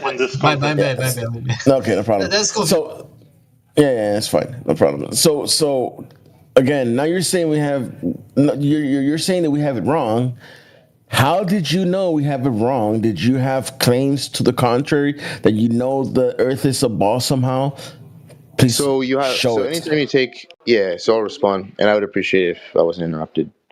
So when you take a claim into evaluation, you consider all the variables, and if you're missing some, then the only thing I can honestly say, I can't even say that your conclusion is wrong. Let me backtrack. So you're back. Okay, so you're taking. Thank you. So you're saying taking that back. So because I'm trying to be epistemically honest. All I can say is that I have no reason to accept your claim as true. That's all I'm saying. All right. Well, thanks for coming by. Yeah. Thanks for coming by. It's nice knowing you, and great. Whatever you do with the rest of your life, enjoy your life, and peace, brother. So is that it? Like you guys just refuse to? No, that's it. No, there's no reason to try to convince you. Yeah. No, I gave you the reasons. Off. Can you repeat what the reason I gave was? Yeah, I don't need anything from you. I don't want anything from you. Okay, so you didn't listen. So you didn't pay attention. Does anyone else know? That's the case. Yeah. Does anyone else know what my reason was for rejecting your conclusion? No. So so you can quit derailing and peace be with you. How am I doing? Life go. Well, if I may ask, your new science officer. He said the man said, "Does anybody else know what his reason is?" Sir, could you repeat what your reasoning is for me? Yeah, my reason. I mean, he doesn't even have he doesn't even have a claim anymore because he just backtracked from his claim. I don't know. Yeah, I mean, go invite him to FED. You could go play around with the toy over there. You know? So I mean, let me explain that he doesn't even have a claim anymore. So his claim was that we were wrong, and all of a sudden now he's backtracking. Now he want to be a little more apologetic about it, and now he wants to go into another realm where he doesn't even have a claim to start with. So if he's not saying that we have anything wrong. He said we just don't have all the measurements. What measurements is he talking about? Who knows? Who cares? He doesn't have anything. He doesn't have anything. He doesn't even have a claim that we were wrong. No. Yeah, he said there was variables in our measurements that we're not accounting for. I wanted him to expound on that, but now he doesn't even have a claim that we're wrong. So why would it even matter? Yeah, Wax. All you gotta do if you want to talk to a guy like that, you could go do it. Okay, it's not something we're gonna platform where some guy doesn't even know what he's talking about, and then blames you for that. It's your fault that he doesn't know what he's talking about. It's it's brain rot. It's straight up brain rot. Yeah. How you been, Craig? You been good? Yeah, hanging in there. By the way, he went to the communist room. Yeah, he does the same shit there too. Yeah, I know this guy. Yeah, he's gonna get muted there too. The next channel. I mean, I know this guy. He's been around the server for a while. Like he's annoying as hell. Nathan just messaged me and said he wants to know how I get the LOP, which is line of position, which is the perimeter of a circle of equal elevation from an elevation angle. You've got a nice microphone, Shifa. Yeah, you sound worse now than this time you were here. Yeah, struggling to hear you, bud. Right. Well, yeah. Now I have my. I can hear you. I can hear you. Yeah, I'm also not talking loud because a second ago I said something like before I put my headphones in, and as soon as I said it, my 3-year-old from her bedroom started screaming my name, so I started like, "Shit, I gotta be quiet." All right. No, so I am whispering. Yeah, I want to get back to that because I think the steps to get the plot of the LOP are quite relevant. I 100% agree. They are. Well, you know what those are? To get the LOP for a 3-star fix, or just get. Well, I mean, all an LOP is Let's line do of 1 position. star. Right, let's do 1 star because the 3 are the same. It's the same steps for the 3 of them, right? So let's do 1. Yeah, but it's 3 separate stars all doing the same thing. Yeah, exactly. So that one thing that we're doing 3 times, what is it? Huh? Yeah, what is this thing that we're doing 3 times for each star? Well, we're taking 3 separate elevation angles to 3 separate stars. Right. Okay, how do we get like those 3 numbers and make that 3 lines on a map or on a plotting sheet? Well, I mean, first off, we have to do a very specific thing. We have to take an elevation angle to a light in the sky. Yeah, that gives us a number, right? That's the angle. It's a number from 0 to to 90. 0 to 90. What we do with that number? What How does would that give become us a that line on a number? map?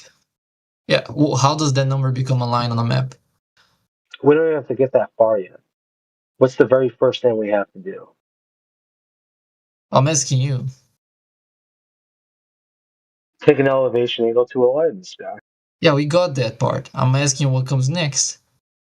Well, if we got that part, Bacon, you need to switch your name back to Bacon the Flat Earther, and I will say, "Welcome to Flat Earth." We have a table in the back I heard it room. a million A bunch times. of I never Kool-Aid get and past the cups. step. There's some Twinkies on the table. There's some powdered donuts. I think we're gonna get pizza later. Hold on. Just I'm feel free confused. and enjoy the Why? refreshments. Hey, hold on for a second. It took me 2 years to become a. Ooh. That's not fun.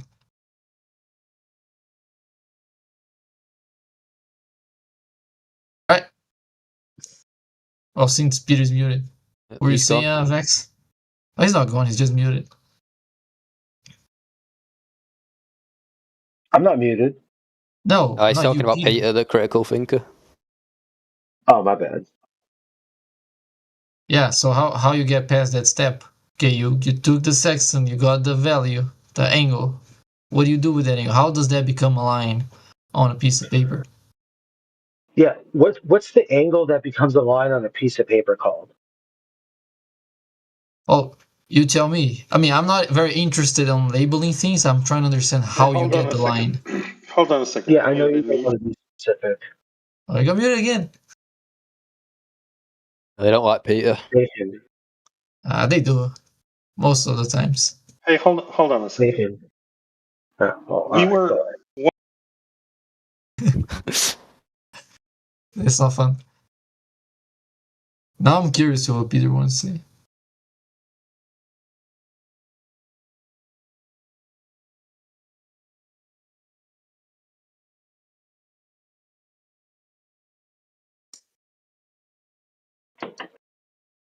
Right, so yeah, how you get the line, Vex? Get the line to what? What is the LOP representing? What's the what? The LOP, what is that? That's the piece of a circle of equal altitude around the GP of the star. Yeah, but okay, so if it's a piece of a circle, what is this piece of a circle? What kind of question is that? It's the LOP. Right. But it's a piece of a circle, right? So what is that circle? It's a circle of ... Circle of equal altitude. I wanted a girl. Oh yeah. Circle of equal altitude, right? Yeah. Which is derived from a... What do you mean derived from a? It's just a circle around a point. He's saying it's derived from the elevation angle. Thank you, Jedi. No worries. Oh, the radius. Okay, yeah, the radius comes from the elevation. Yeah. Welcome to Flat Earth, Bacon. Oh, you're still not telling me how to get the LOP. It doesn't matter, dude. We're well beyond arguing about globe No, you're or not flat. beyond. You're behind. Bacon, we just had to utilize the Earth as a horizontal plane to get the elevation angle, my friend. But we're not drawing the circle around their point on the plane. No, so just draw a that's straight bearing line through it. You can draw on a small scale, just a small arc of that larger circle, as you're pointing out. You can just draw a straight line through it. That's my claim. I'm trying to get Vex to explain how that's done. Through a circle? Yeah, so the radius that you get, like that line between you and the GP, that's a line of bearing. That's a straight line. That's what he's pointing at. This is the radius of the larger circle. On a small scale, you can draw the small arcs of. But on a chart, it's a straight line between your position and it. Wait, how do you know in which direction the GP is? But that's going to be another direction. Those are going to be azimuthal angles, right? North, south, east, west. That conceptual circle around the person, you making the observation. 90 degrees from north is east, blah, blah, blah. Yeah. Yes, the North, direction south, of the east, and GP west is an require a azimuth. How do you get horizontal plane. Yes. By using a horizontal plane? Yes. No, you only have a section. You don't have a horizontal plane. Well, you have to, if you're using a Mariner's section, you have to absolutely have the horizontal plane. Okay, tell me how you get that. What exactly you do to get to that number, which is the azimuth to the GP? How you get the azimuth? By using the surface of Earth as a horizontal plane of reference. Okay, how? AKA measuring the Earth's flat. Okay, how? Like I have a section. What do I do to get that number? Because the Earth is flat, that's how you got it. You're just telling me the Earth is flat. You're not telling me how to get the number. That's what I'm asking. No, the Earth is required. It's mandatory, my friend. It's mandatory. That's not my question. But that's all I'm asking, is it? I know. All Vax is pointing out that for you to get this number, you're going to require the elevation angle, right? No.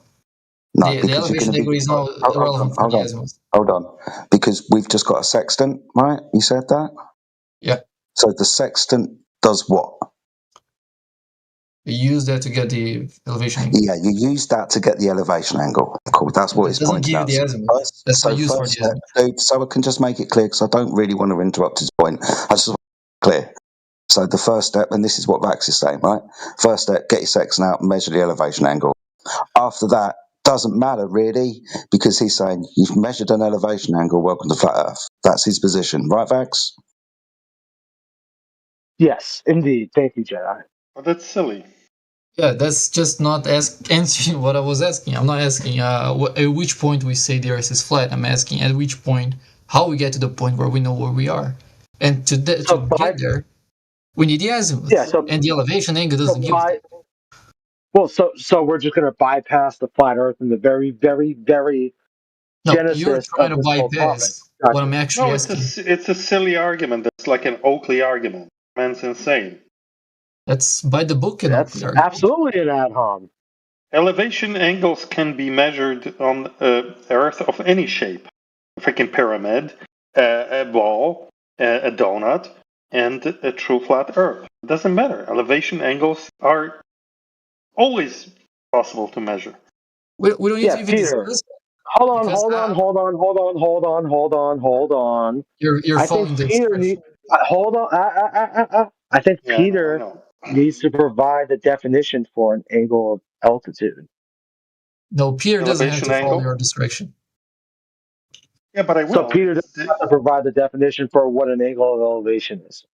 Yeah, it's Convenient. 99. Can I do it then? It's going to take me less time than it takes me to ask you to stop in. So it's 90 minus zenith angle. It's dropping a vertical 90 line. minus the zenith angle. So 90 minus the 90 degrees. Read my lips. Elevation 90 angle minus 90. I cannot. You're a couple steps. Elevation angle equals 90 minus zenith angle. The zenith angle is 90 minus the 90. vertical and the line of sight. Thank you very much. There you go. 90. That's it, line of sight. So eye level. Yeah. You can be anywhere. You can be on a mountain. But from your point of view, your vertical line that you can drop with your plumb bob, you can say it's perpendicular to your eye level. Right? Yes, but I don't even have to correct, but I don't even have to do that. I can take my sextant, theodolite, whatever, look straight up at the plumb bob. That's my vertical. And then I will lower it until I see the star. The angle between these two lines is the zenith angle. If some dummy like the wax guy asks me, oh, but what's the elevation angle? Then I say it's 90 minus what? Yep. I'll give you that. So, sorry, Vax, and I will shut up. I just want to point this out, dude. So with this, let's say you're at the top of the mountain. You've got a conceptual circle around you. Let's say it's a clock where 12 is up and 6 is down, and 9 and 3 are left and right.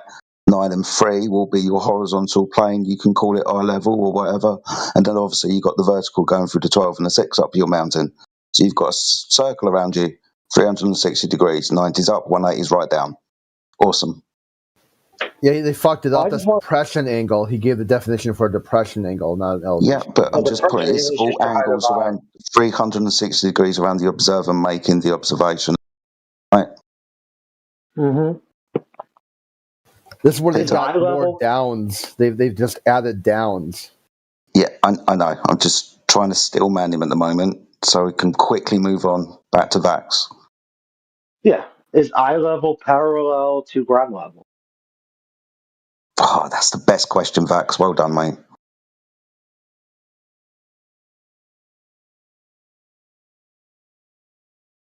Hey, how do we get the I hear a bunch of crickets. I hear like massive hordes of crickets. How do we get the azimuth to the GP so we can plot the line of position? Bacon, is eye level parallel to ground level? That's not an answer to my question. No, well, I mean, that was the original question I asked you. Is my eye level parallel? Yes, it is. Move on. Yes, it is. Welcome to Fire.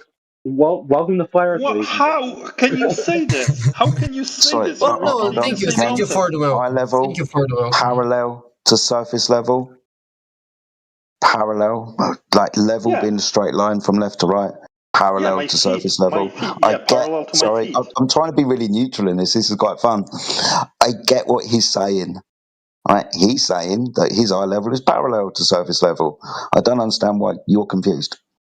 Because it is. On a globe, it's also parallel. Okay, so you've got different terminologies for what a parallel line is and what level is then. I mean, come on, Jedi. The guy is saying no all the time. He keeps saying, oh, I measured an angle. Welcome to flat Earth. That's ridiculous. Oh, it's parallel, which is the same thing. He's repeating the same thing, just using the... I know, that's why I was still manning your position, right, up a mountain, right, getting zenith angles and whatnot. Yeah, okay. But he asked he made the statement, right, or asked the question, eye level being parallel to surface level. So it's Kiev at this point, right, the terminology that's being used. You say it's this, he says it's that.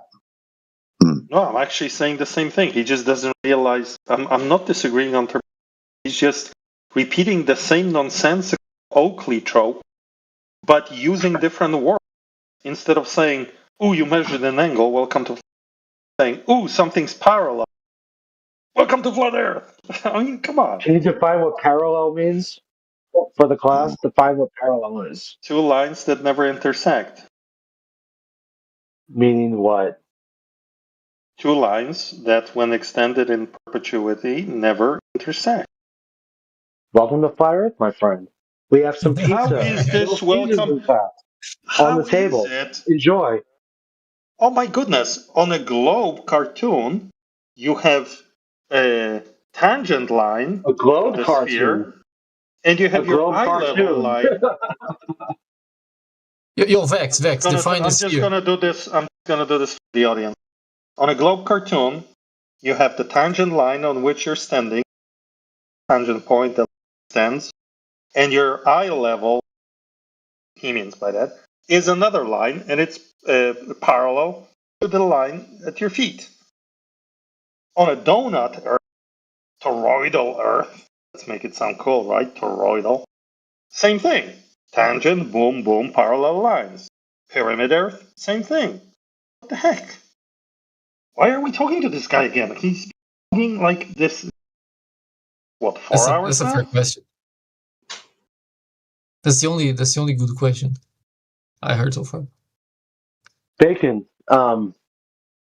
We just described parallel planes of reference.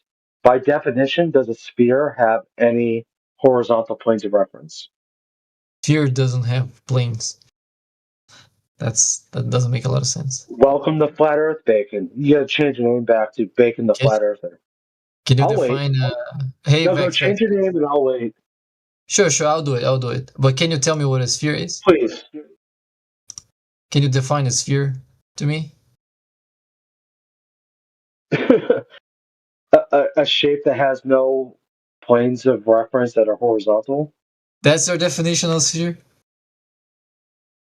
It's the one I just made up off the top of my head.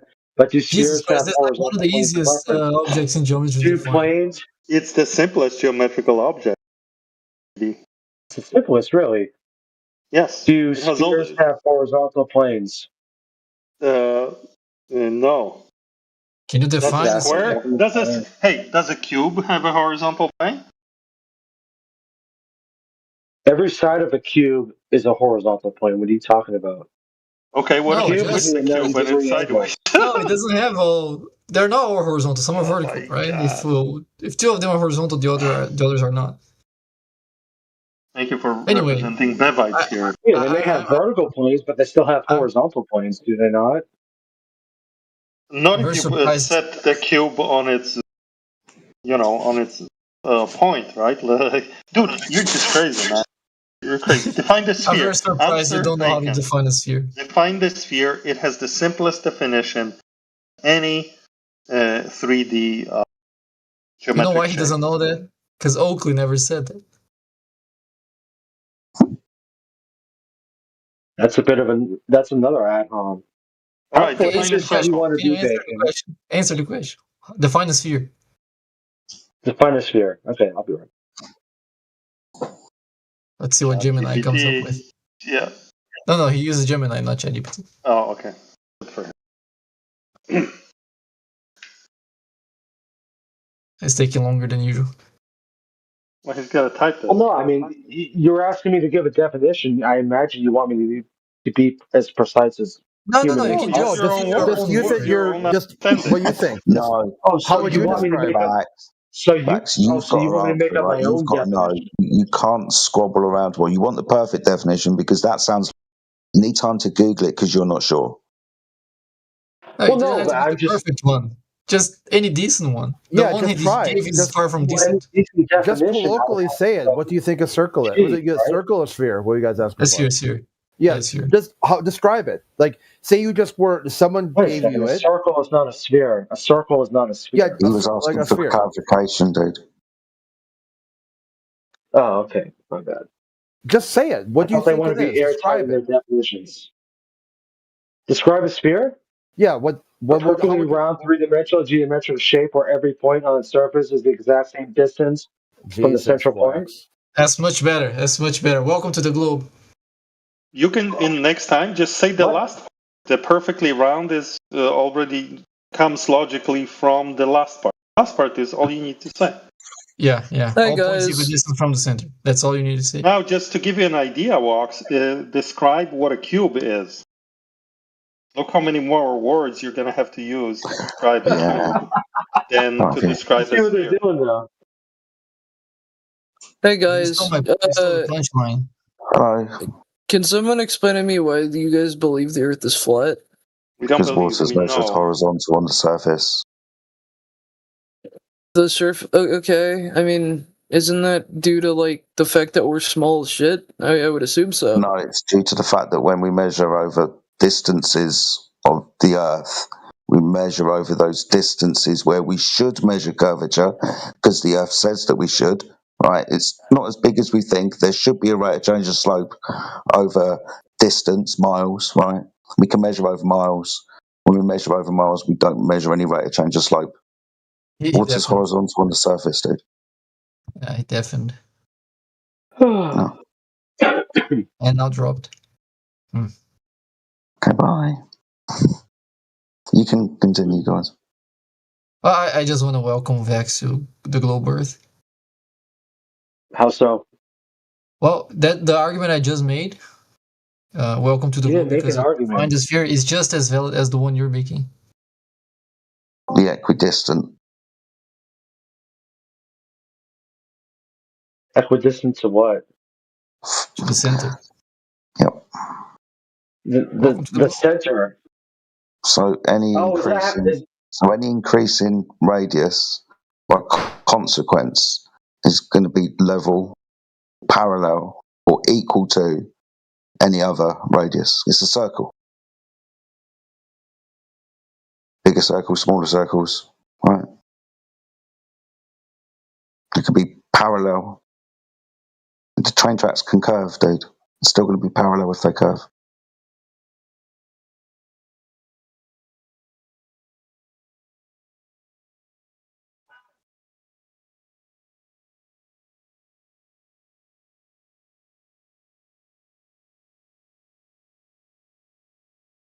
I'm sorry. I'm still waiting for the. I'm waiting. For the part I never answered my questions. Well, hold on, Bacon. What part of a sphere has a horizontal on it? Spheres don't have planes. Oh, they don't. First of all, I'm sorry. Well, hold on, wait a sec. Yeah, but wait a second. Geometric Spheres don't shapes have horizontal planes. Yes, so it's even better. No geometric. When we discuss geometric shapes, not the Earth, not physics, just geometric shapes, there is no concept of horizontal and vertical. In geometry, there is no such concept because in geometry, in pure geometry, there is no concept of vertical and horizontal. Vertical and horizontal are words we use on Earth when talking about physical reality, where there's up and down and sideways. But in geometry, there is no up and down. We draw a right angle triangle, kind of, you would say horizontally, but when you rotate it, it changes the same triangle. So there is no horizontal and vertical in geometry. Asking sensible questions, where's the horizontal on a sphere? Nowhere. There's no horizontal on a cube either. So if you want to use these terms, then talk about observable reality on Earth and not geometry.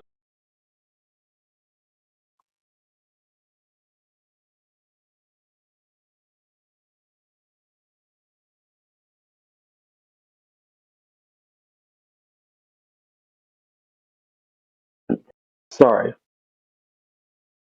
Hold on. Okay, so you said that in pure geometry there is no concept of horizontal. Yes. Does that apply to where we live? Geometry is not reality. Geometry is conceptual, mathematics. Geometry is conceptual. Yeah, it's a branch of math. Yes. There's sure. In geometry, have an Yeah. You gotta set up your mic right, Peter. You keep missing. Jumping in and out. It sounds like your sensitivity is too low. You gotta make it more sensitive.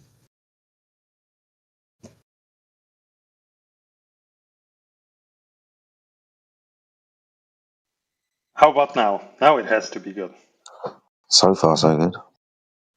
Okay, so in geometry, there are all sorts of shapes. Freaking 20-dimensional shapes, 30-dimensional shapes, million-dimensional shapes. It's geometry. So there's no concept of vertical, horizontal, up or down, sideways. None of this exists.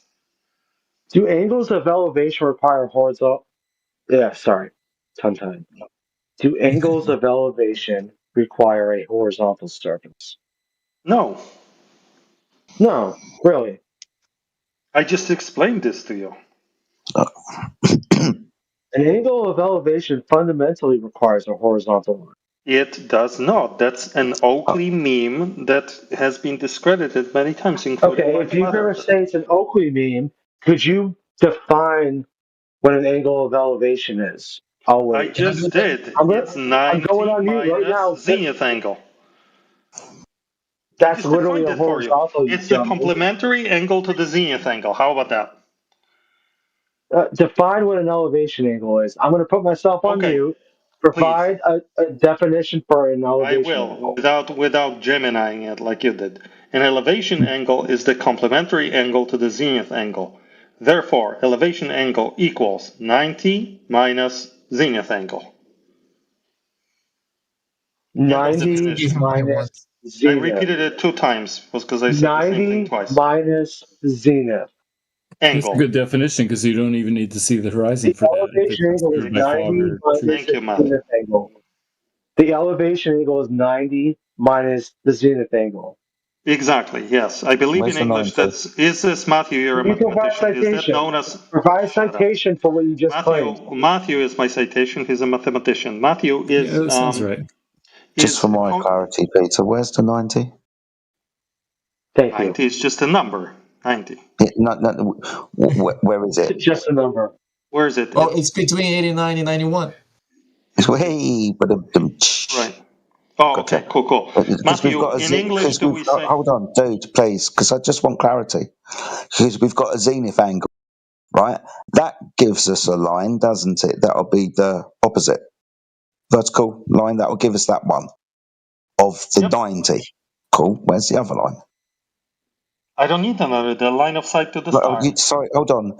You don't need 2 lines for a 90. I'm sorry, you misunderstood me. What I meant to say is elevation angle equals pi divided by 2 minus zenith angle. Okay, I appreciate that you've decided to slightly confuse things, but you must at least try and answer my question. I did answer your question. You just you said 90 zenith angle minus zenith angle 90. We've got vertical line, right? One line, so we need another line for the 90. No, that's not what I mean. 90 is a number. Yes, they can. Let me do this. I know what he's thinking. They're all radials out from a point, right? No. And to make it clear, if we do 90s and 60s and angles, that's what? So 360 degree circle around you making the measurement. We agreed to this earlier. You're misunderstanding me, Jedi. I'm saying the number 90, and that's why I replaced it with pi divided by 2 to use radians instead of degrees. Radians. So pi divided by 2 radians minus the zenith angle in radians gives you the elevation angle in radians.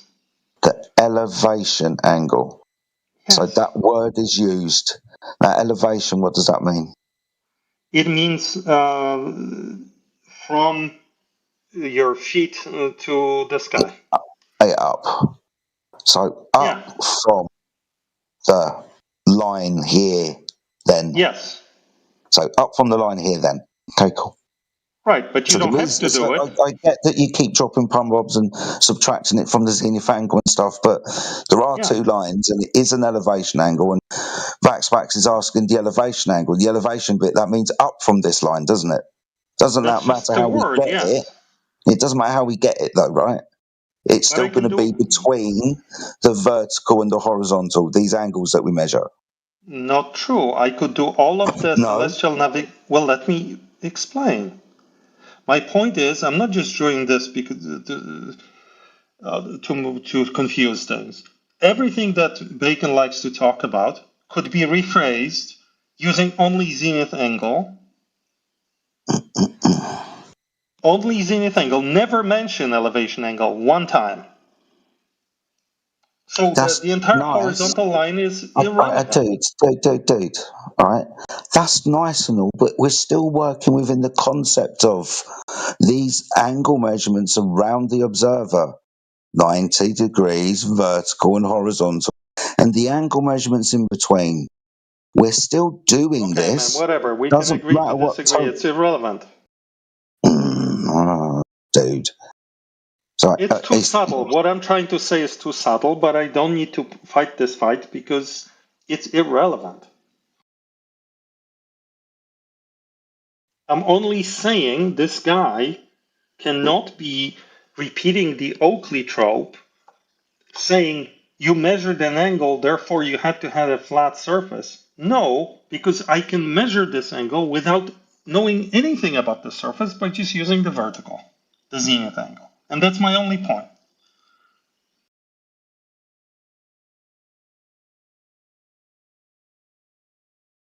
Like, there's no... If I bring you a zenith angle of whatever radians, there's never a situation where you would say, you gotta perform one more measurement to tell me the elevation angle. No, I don't. It's a complementary angle. Yeah, exactly. It's a complementary angle taken from the horizontal. A term? I need to look it up. Yeah, but it's still within this 90-degree angle that's formed. And I understand exactly what you're trying to do with Vaxpax.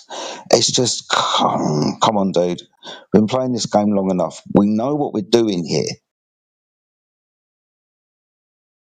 Not always, Jedi, because we used to debate like a year plus ago where we had big arguments about whether I need to be standing on a flat surface to measure an angle. And eventually we got somewhere, but I wouldn't take it for granted that we all agree in this room. Yeah. We've been up many mountains, dude. I mean, remember the example I used to give you? You're standing on the slope of a hill. Can you measure an elevation angle to a star? If you just think about horizontal lines, no, because where's a horizontal line? There's a slope, you're in a valley, God knows where the next flat... Right. But you can drop a Plumb-Bob, you have the vertical, you have the zenith, and you're golden. Yeah, of course. Can I tell you guys a secret? I don't know, dude. It's a secret, should you? I don't keep secrets very Think about what you're going to do before you do it. All right. Don't get into trouble. Yeah, no. The secret is that people, if you look at the process of celestial navigation, people don't actually use the zenith angle to get a radius. They don't. That's not there. That's a good concept that explains the process. That's not used in the process. That radius is never called. See, it's not. No. Not Bro, even. If I had a theodolite, what am I doing when I have a theodolite? Like an electronic one? Doesn't matter. It does, because in the electronic ones you can switch whether you want zenith angle or an elevation angle. That's just a readout, but what is happening in the theodolite? How does the theodolite know that it's level? Does it look around with little eyeballs and go like, oh, I gotta find some flat surface, guys? Oh, no, it finds the vertical. Every freaking level, spirit level, some kind of electromagnetic contraption, finds the vertical. Oh, I thought there was like a bubble thing on the side. That finds the vertical. That finds the vector that points down, right? Yeah, I know. Yeah. So this whole absurdity when we nerds start obsessing about, do you have electronic or this or that? Every theodolite needs to find the level by finding the vertical first. You on your ship that you're so obsessed about, you can't afford to do it because it's too wobbly, so you're doing the next best thing, eyeballing the freaking horizon. But that's the next best thing. Well, I'm telling the audience. That's the next best thing, right? So let's all stop confusing measuring these angles with the horizon and all that nonsense, because that's just a means to an end. The preferred method, the more reliable and accurate method, is find the vertical. And every precision device does that.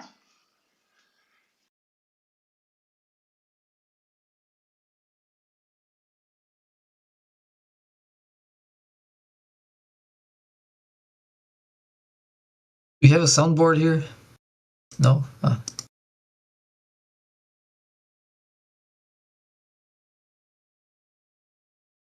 Do zenith angles and elevation angles always require a horizontal plane of reference? No, they never do. Citation, please. That's a pointless discussion. Zenik. Oh, so now it's pointless. So now it's pointless. Yeah, the discussion. Completely pointless. Yeah. You know, it's not pointless. Azimuths. They're pretty pointy.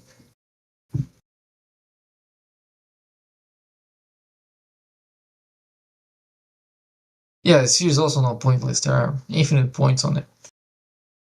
But they're all equidistant to the center. Got that, Vex?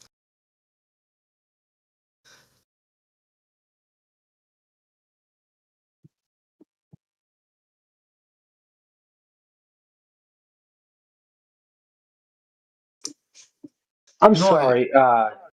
Hold on. Shut up. Shut your fucking face. You said zenith angles do not require a horizontal plane of reference, correct? Who did you just insult? Me. I insulted both of you for being retarded. I said like a syllable. Quiet. You said zenith angles do not require a horizontal plane of reference. I demand that you provide citation for that. The citation is me. You cannot be the citation, you donkey. Well, tell that to Riemann or Einstein or Newton. Do zenith angles require a horizontal plane of reference? Yes or no? Why would they? They don't. An angle. They don't. Okay, exactly. That's why I'm saying provide the citation. The citation is this: a zenith angle is the angle between the vertical line. You're not giving a citation. You're just talking. You were just talking. Like, why do you need You're a not citation? giving a definition of anything. This is mathematics. We're creating new mathematics. Who are we going to cite? We're creating net new mathematics here. It's logically consistent, right? A zenith angle is an angle between the vertical line and the line of sight. Did I ever mention horizontal plane? Did I mention any plane? Say what you just said again. Say it very slow. A zenith angle is the angle between. Slow down. Say it very slow. I will, but I will first say it word for word very slowly. I'll wait. Now that you're muted, I shall say it word for word very slowly. A zenith angle is the angle between the vertical line and the line of sight to whatever you're looking at. No horizon. That's literally a horizontal, you dumb motherfucker. No, it's not. It's not. When you No, he point wasn't up, swearing at you. He was just on mute swearing at me, probably. Brax. On this Sorry, overflow. Brax, you The line understand of what he's sight is a horizontal. right? Wait, whoa. Brax, I Line just of want to sight be is clear that you horizontal. understand what he's saying. All right? Line of It's sight is point up. horizontal. Dude, it's point up, that's 90. All right? Use your other hand to point at another star. That's where that number is. Up is 90 and then 80. Right? That's all he's doing. He's just pointing up and then away from his vertical up to another thing at 80, for example. That's all he's doing.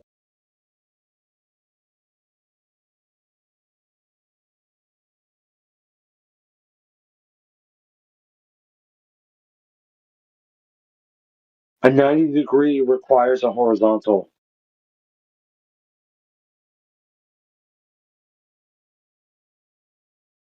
No, you can have 90 degrees between two lines that are again, I neither. apologise. Bacon, where did I say the 90 was? Where's the 90? Is it when you point up, or is it on the floor? Where is it? Who are you asking? Facts. Well, wait a second. A 90-degree angle is a vertical line perpendicular with the horizontal line. What are you talking about? Gotcha. Bacon, where's the 90? Or is the 90 between the two lines that are perpendicular? Is it on the floor, or are you pointing up? And the 90 is in the sky. Up. It doesn't matter. Hold on, it does, because the 90, it's like talking past each other. Right? You're saying the 90 is on the floor. He's actually saying, no, the 90 is in the sky. Like, if we're underneath Polaris, right, just draw 90 on Polaris. That's where the 90 is. Right, Peter? Yes, and then 90 minus 90 is 0, and that's your no. 90 minus 0 is 90, that's your elevation angle. Right? Jedi, I'm going to answer properly. If I'm at the ground position of Polaris and I look straight up, then the zenith angle to Polaris is 0, right? The angle between the vertical and what I'm looking at is 0, because these two lines are overlapping, correct? Yep, gotcha. So then I say 90 minus 0 equals 90. That's the elevation angle. Mm-hmm. Facts. His 90's in a different place to yours. Where if you were conceptually in the middle of a clock and you've got two hands, right, and you point up at the 12, that's where the 90 is. It's not where the hands meet, where you are, where you're pointing up at the 12 and out towards the 3, and those two lines are creating the 90. He's not saying that, right? You understand this?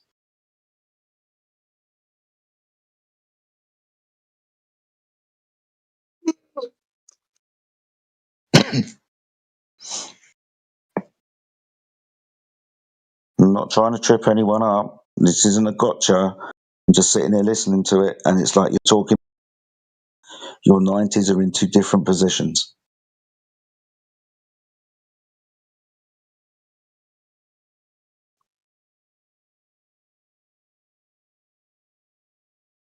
We're talking about two straight lines perpendicular to each other. That's what you're talking about, yeah. Yeah. That's what a 90 is. That's one example of a 90. That's not the only example of a 90 degrees. You can have 90 degrees between lines that are not vertical or horizontal. Oh my God. Yes. 90 doesn't mean horizontal or vertical. It's just a specific It's just angle. a number 90. Exactly. 90. Yeah, in this case it's an angle, but it's, yeah. All of these numbers It's two straight lines that meet at a vertex. Sorry, all of these numbers exist on the outside of the circle. That's what that's saying. Not where you, inside the 360-degree protractor, that's not the angle. The angles, the numbers, they're on the outside of the circle, dude. So 90 is up in the sky, 180 is one underneath your feet, 270 is probably behind you, and 0 is probably in front of you. Yes, you could have a 90 at a million different degrees. I get that.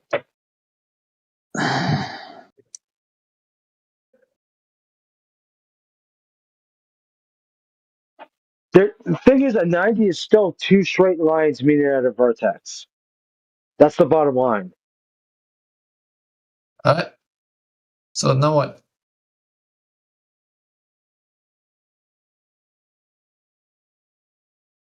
What now? Let me guess. Welcome to Flat Earth. Facts. You know what protractor is, right?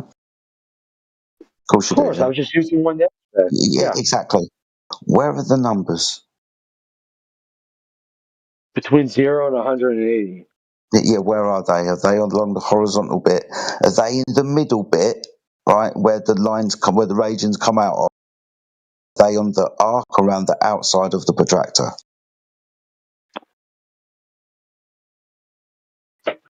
Well, they're on the arc on the outside of the protractor, aren't they?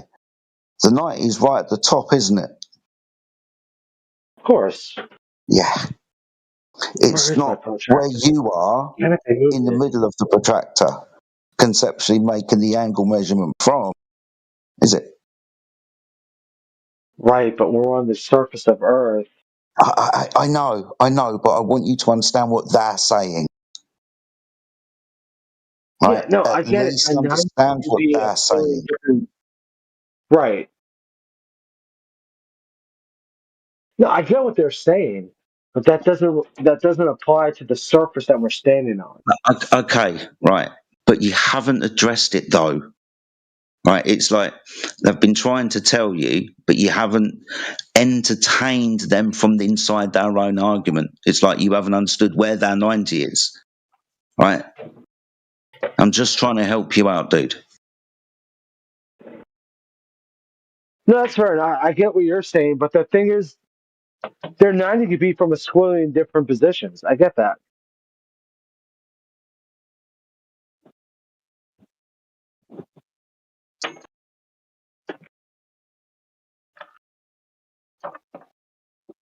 Oh, my bad. Let me put myself on mute for a second. Hold on.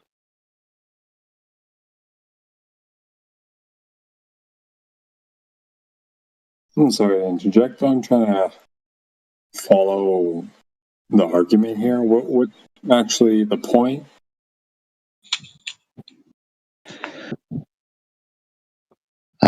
Measurements and definitions and how we acquire elevation angles and where we can conceptually put different things. Right? There are a few ways to do this.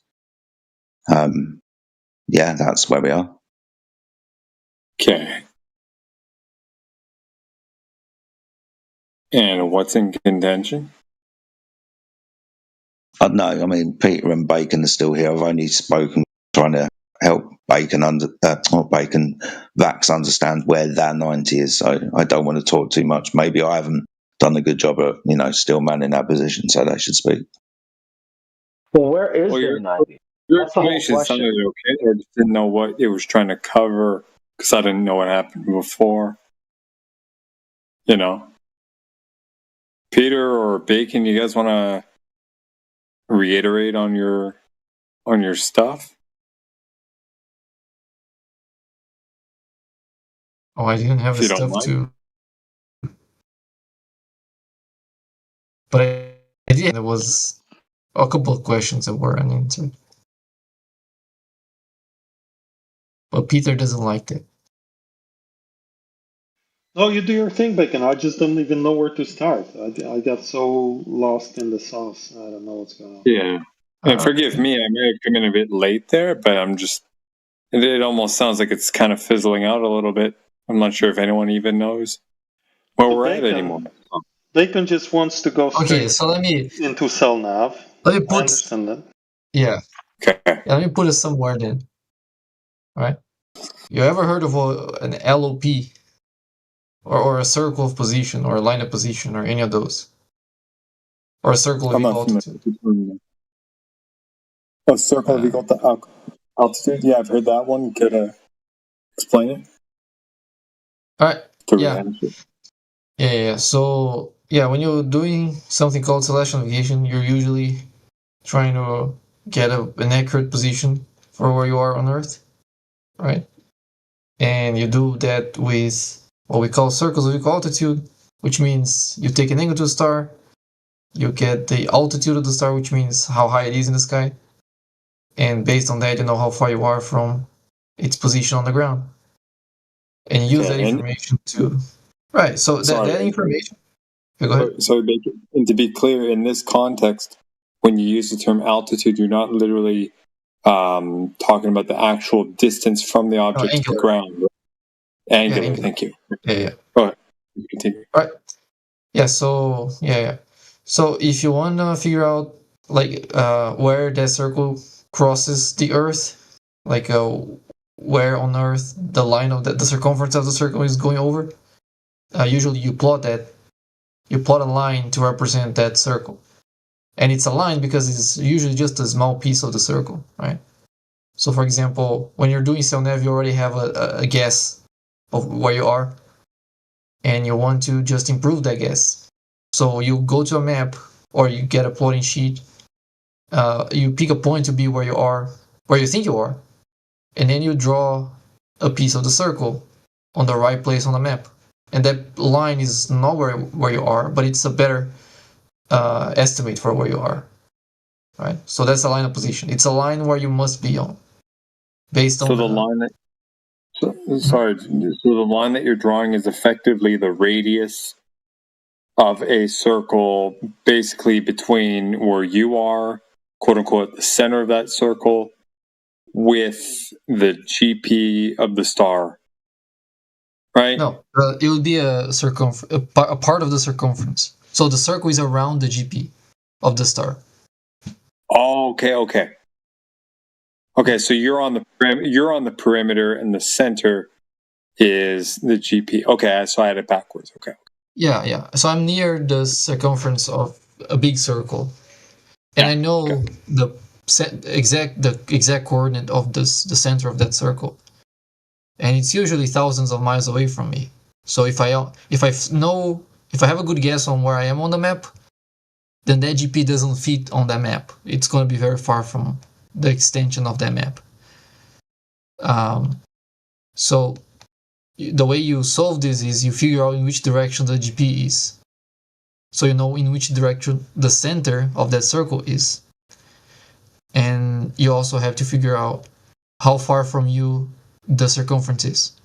So for example, if that GP is 1,000 miles away from your assumed position, your estimated position, but the angle you measured tells you are 900 miles away, that means you're actually 100 miles closer than your map tells you, right? That makes sense? Okay. Yeah, I think I follow. Yeah. Alright, so you know where to draw the line, and you know in which direction the center is, so that gives you a line of position. So that gives you a way to draw the circumference of the circle on the map. And you do that with 2 circles, or 3 or 4, and they usually all cross near each other, and the point where they all cross, that's where you are. So those are where all the line of positions intersect. That's your fixed position. Okay. Yeah, my whole thing was how you do that, like how you actually work out the direction of the center of the circle, and how you estimate how far your position is from that center. But we never got to that because Vex started getting into the weeds of what an angle is and all that kind of stuff, instead of getting to the actual thing that I was trying to get to. Gotcha. Appreciate that. Yeah, no problem. But the answer is you use some globe formulas. But yeah, I'm never going to get that from Vex. Like, you need to treat your coordinates and the coordinates of the GP as spherical coordinates. Yeah, like longitude and latitude. We're going to start speaking about conversion formulas and haversines, right? Conversion formulas? Yeah. Haversine formulas. You were talking about longitude and latitude, right? Your coordinates on the Earth. Yeah, mine in the GPs, yeah. Yeah. Longitude and latitude are in the sky, though, right? No. No, they're not? No. I thought 90 was in the sky earlier. I was at pains to explain it. Say that again? I thought the 90 was in the sky earlier. I was at pains to explain it to Vax. you underneath, I or didn't Peter get that underneath part. Polaris, and we put 90 on the star. That's because that's where the coordinates are in the sky. Yeah, latitude and longitude are ground positions. No, you can get ground positions from the coordinates that are in the sky. Oh, the celestial coordinates are sidereal or angle. The celestial sphere. Yeah, there you go. Yeah, those are not the same as latitude and longitude. Sorry, our coordinates, what, where? Yeah, sidereal, hour angle, and declination, those are coordinates on the sky, on the celestial sphere. Latitude and longitude, those are coordinates on the ground. Okay. Yeah, the GP, the G, that's geographical, right? And the GP I is understand the geographical position is on the Earth. I understand that translation is to your geographical position. But you can't get longitude and latitude without reference to the sky, right? That doesn't mean they are in the sky. No, you can't get longitude or latitude without reference to the sky. Celestial equator, Polaris. Angle measurements too. Same with lines of meridian, right? That's a sun in the sky. So, Yeah, you can use celestial objects to get your geographical position. That doesn't mean your geographical position is in the sky. No, of course your geographical position isn't in the sky, but your coordinates are. Your longitude and latitude, right? That's my geographical position, is a parallel to the longitude. Again, like I know at this point we just start speaking past each other. Okay. I know you wanted to get to Vax anyway, dude, so maybe Vax is back, so you can speak to him.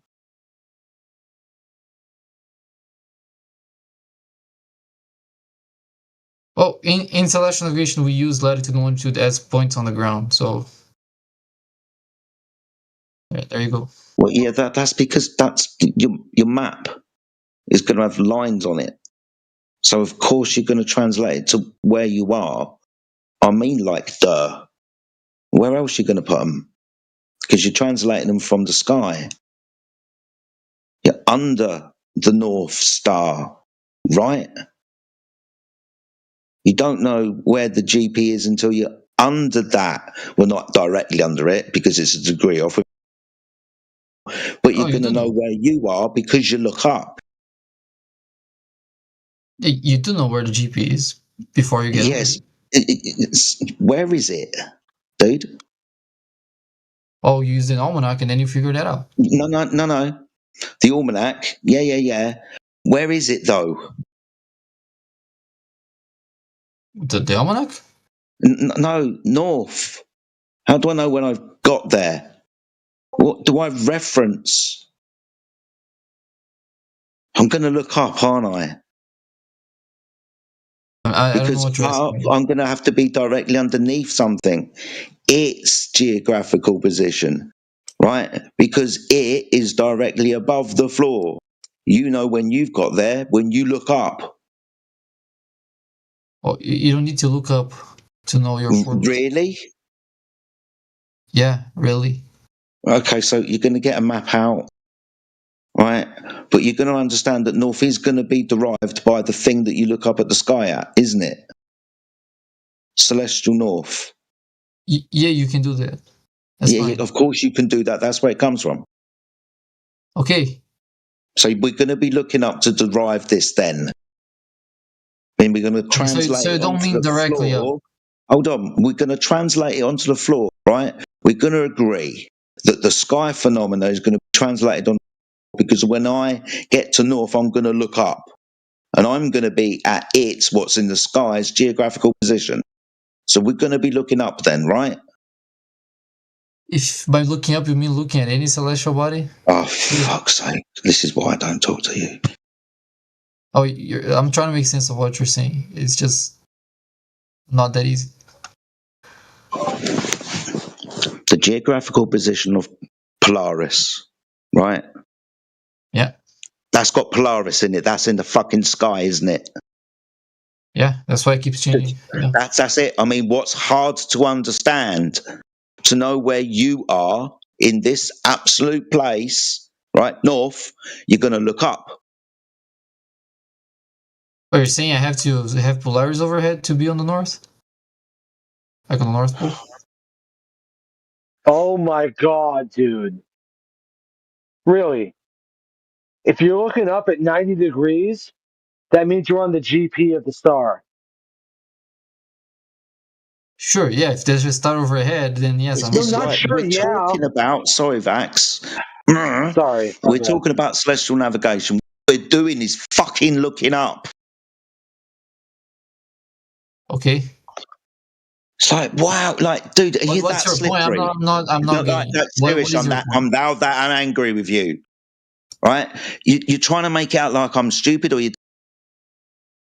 All we've been doing for the last, half an hour to an hour is looking up at the sky.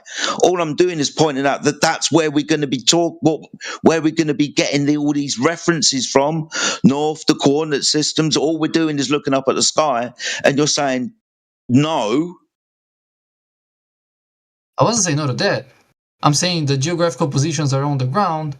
I'm not denying that we're getting them from references to the celestial bodies. Because we're underneath the sky, and the sky is going to tell what position the ground is, right?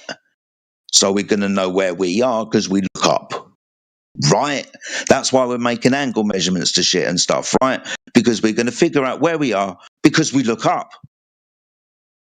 Okay, and what is your point with that? Your coordinate system's in the sky. You derived it from the sky. You translate it to the floor. I mean, duh. The longitude and latitude lines on the map, you get them because you look in the sky. That's where you derive them from. It's like, that doesn't mean they are in the sky. I thought you knew. That doesn't mean they are in the sky. It just doesn't follow. It doesn't follow that when you're underneath, 90 degrees north, that's underneath a star. Or when you're at the equator, that's underneath the celestial equator, underneath again another sky phenomena. You can derive your latitude by the celestial equator or Polaris or any other fucking star in the sky if you're smart enough. Yeah, but you're I agree with definitely that going to be looking up in the sky. Yeah, I agree with that part. Yeah, good. But So you're 0, 90, celestial equator and Polaris. They're where? On the floor? Yeah, you gotta be on the floor to do that. No. Polaris, is it on the floor? No. Right, it's in the sky, isn't it? Yeah. That's not a coordinate. The celestial equator, is that on the floor or is that in the sky?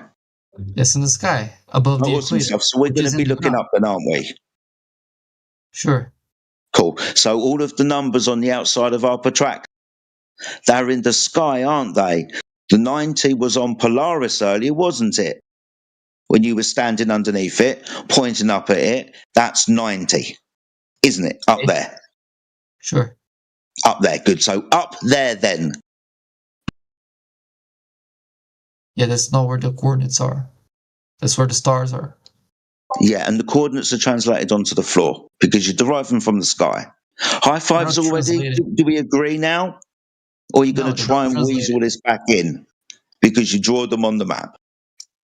Yeah, you can work your coordinates from observation of the sky. That's not where your coordinates are. No, they're on the map, doesn't follow. Really? Yeah, really. Doesn't follow. Yeah, if I use, as Matthew mentioned before, if I'm on a train and I'm taking observation of things outside of the train to get my position in the train, my position is still in the train, even if I got that using things outside of the train. So if I use a star to get my position, my ground position, that's still my position on the ground. That's not my position in the sky. Those are not the same thing. Oh my God.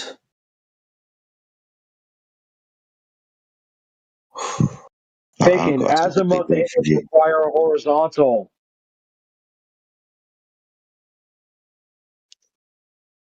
Okay. Hello? Hello? It's like you're measuring an angle to fucking fingers in the sky to get your position on the ground. But you have to remember that you're measuring things in the sky, right? Sure. The position is still a ground position. That's the whole point. Pardon? We're still trying to get a ground position. That position. Yeah, our ground position. Yeah, which will be underneath the sky. Sure. Yeah, good. I agree. Good. Okay. So what? What a wanker. But I agreed with that before like 100 times. I'm just not agreeing that that's where your coordinates are. Your coordinates so you've agreed 100 times that the azimuth angle requires a horizontal plane of reference, which is the surface. Okay, let me see how you get that. No, let me see how you get that. You already agreed to it, dude. I don't think that's true, but I want to see how you get that. It is true. You've already agreed to it. I don't think I agreed with that. Yes, you did. If you're going to invoke a horizontal or an azimuth, you require a horizontal plane of reference, which is the surface that the observer is standing on. Yes. No, that doesn't follow. No, you don't need to be on a horizontal surface to get an azimuth. Yes, you do. No, you can get an azimuth on the mountain. That's actually where many of the azimuths, most accurate azimuth measurements were. Because you can see the 360 degrees around you when you're up the mountain. Bacon. What? Because it's 360 degrees around you, right? And as a muffle angle is a horizontal angle measurement around the observer. Yeah. Okay, cool. Yeah, you don't need to be standing on a flat surface for that. That's what I'm telling Vex. Oh my god. That horizontal plane of reference isn't the surface.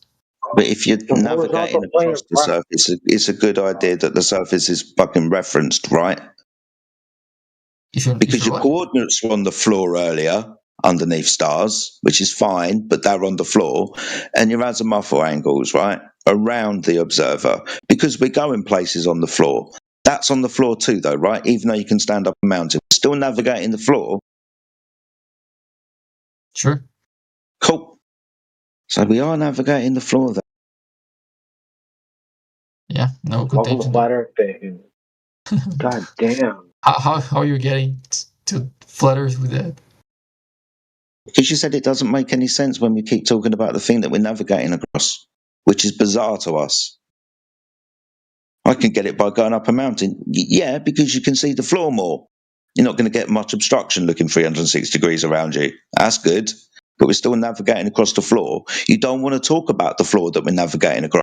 You want to go up a mountain and say, hey, look at me. Magic tricks. I could draw conceptual circles around me. It's not the floor.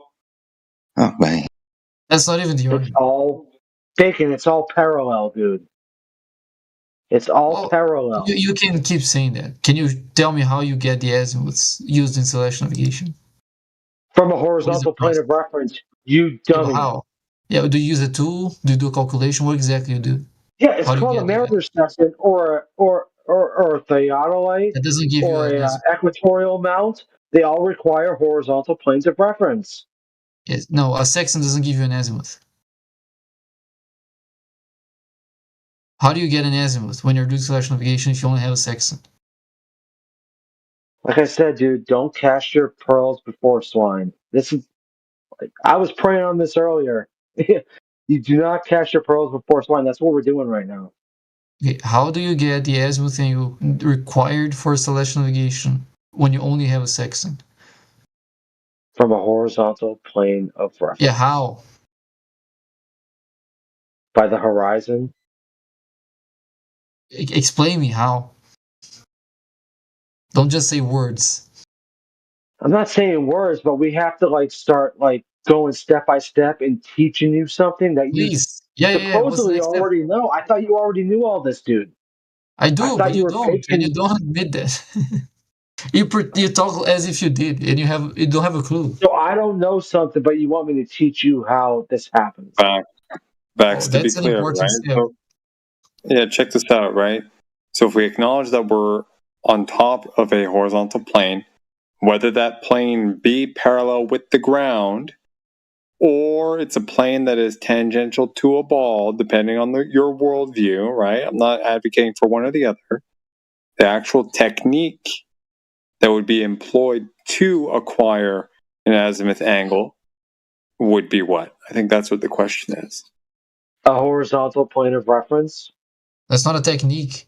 Thank you, buddy. Dude, yeah, so we acknowledge that atop a horizontal plane, whether, again, that plane is absolutely parallel with the ground, or it's a tangential plane to a 3D sphere, in either scenario, what is the technique used to get the azimuth angle?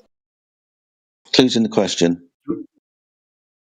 Did you hear what you just said? Clues in the question. What's an azimuth angle? What is it? Yes, see. back. At the moment, yeah, by anyone. It's at the horizontal. Yeah, cool. But specifically, what is it, Vax? It is a horizontal direction measurement. Typically from 0 to 360 degrees. Yeah, direction as in clockwise. Yeah, direction as in. It already says it's a horizontal direction measurement. No, dude, direction as in. Right, we're navigating, dude. We've from got 0 a to vertical angle 360 measurement to the degrees. star, and we want to know what azimuthal bearing. Now, what's west, that? Right? Yeah. So, what tool do we use to figure that out? You'd use a sextant. You use a compass. Oh, true. Yeah, my bad. Yeah, I mean, yeah, I guess. Yeah. So he's asking you what tool do you use to get your azimuth angle in the compass? Yeah, the compass that you have to hold horizontal. You can go now. Yeah, you can carry on now, but that's what he's asking you, yeah. My bad. That's not the right answer. There's a few nautical tools, dude. Right? Mm-hmm. There's one that I can't bloody remember at the moment. No, but yeah.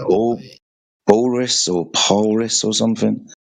But you can get an azimuth angle. It's north, south, east, and west. You can most definitely use a compass for that, dude. Come on. Sure. In celestial aviation, you don't do that. For the 3-star fix, you don't measure the azimuth. You compute it. Wait, what? No, but initially, Bacon, right? Before we had computing power like we do today, in the olden days, what did they use? They computed with paper, yeah. They use side reduction tables, yeah. Okay, but those tables were generated out. No.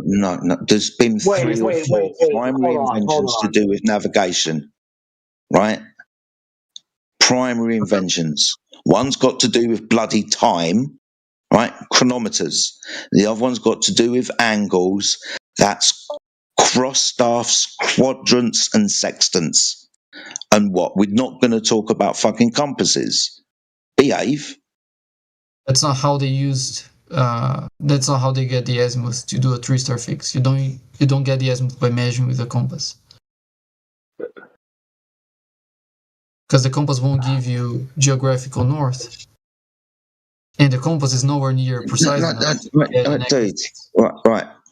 The process, you're going to be using an angle measurement to the star, and you're going to measure the deviation from Polaris, let's hope you can fucking see it, from the compass of north. Right, there's going to be a correction. There's going to be a correction somewhere, right? Depending on the charts that you use, right? That's not what the compass is used for. What is a compass used for? Well, not for this, because the azimuth. No, what is a compass used for? Don't tell me what it isn't used for. I'm asking you what it is used for. Yeah, to get a reference to north. To get your bearing. To get your bearing. Yeah. What are we doing? Azimuths. Which does what? I mean, which does what? Well, it's going to tell us our bearing in relation to north. Thank you. Okay. That's not how you get the azimuths for the fix. The azimuth for the fix have to be much more precise than a compass gives you. Oh, dude, right. Now I'm agreeing with you. Yeah, much more precise than the compass gives you. right? You're going to have to do declination corrections, right? We understand there's going to be corrections to make. That's after. Yeah, that's after what though, dude? After you already fixed your position. You need to fix your position first, then you get the bearing, and then you use the compass. Right, you don't use the compass to get the fix. Okay. What tool do you use to get the fix? The sextant and the clock. So time. Yeah. Okay. Bacon, is geographical north and magnetic north on the same horizontal plane of reference? Sure. Okay. Pizza on the table. Enjoy. Well, direction-wise, it's the same horizontal plane of reference. Yeah. Right? Azimuths are horizontal directions. Dude, wait a second. Let me go into my fridge. I'll get you a juice box because that's more your speed, right? A juice box. I'll put that next to the pizza. Go enjoy. Welcome to Flat Earth. They're on the same horizontal plane of reference. Geographical north and magnetic north are on the same horizontal plane. Direction-wise, yes. Not physically, though. Oh, okay. Do you want some Sunny Delight or do you want High C? Which one do you want? A Kool-Aid? I have no idea what you're asking me. You know what? No, you probably need a glass of milk. What? Why? What are you talking about? I'm making fun of you. You're just too stupid to realize that. It's a language barrier. Milk was the first thing you mentioned that I knew what it was. Oh, you didn't know we can talk in your second language. Let's see how that goes. They're on the same horizontal plane of reference. Geographical north and magnetic north are all on the same horizontal. Yeah, direction-wise, sure, because all they're on the same horizontal. Did you hear what I just said? Or are you just talking to yourself? I haven't heard you say anything about Earth curve, dude. They're on the same horizontal plane of reference. I don't think I said that once. Geographical north and magnetic north are all parallel to each other. So if one person, if two people start at the same point, one person walks directly geographically north and one person walks directly magnetic north, will they diverge or will they go the same direction? No, they'll be in the same direction. It's both north. There's no difference between geographic north and geographic north, magnetic and geographic north? Nope. Then why do they publish maps of declination that shows where they're different? Come on, Vax.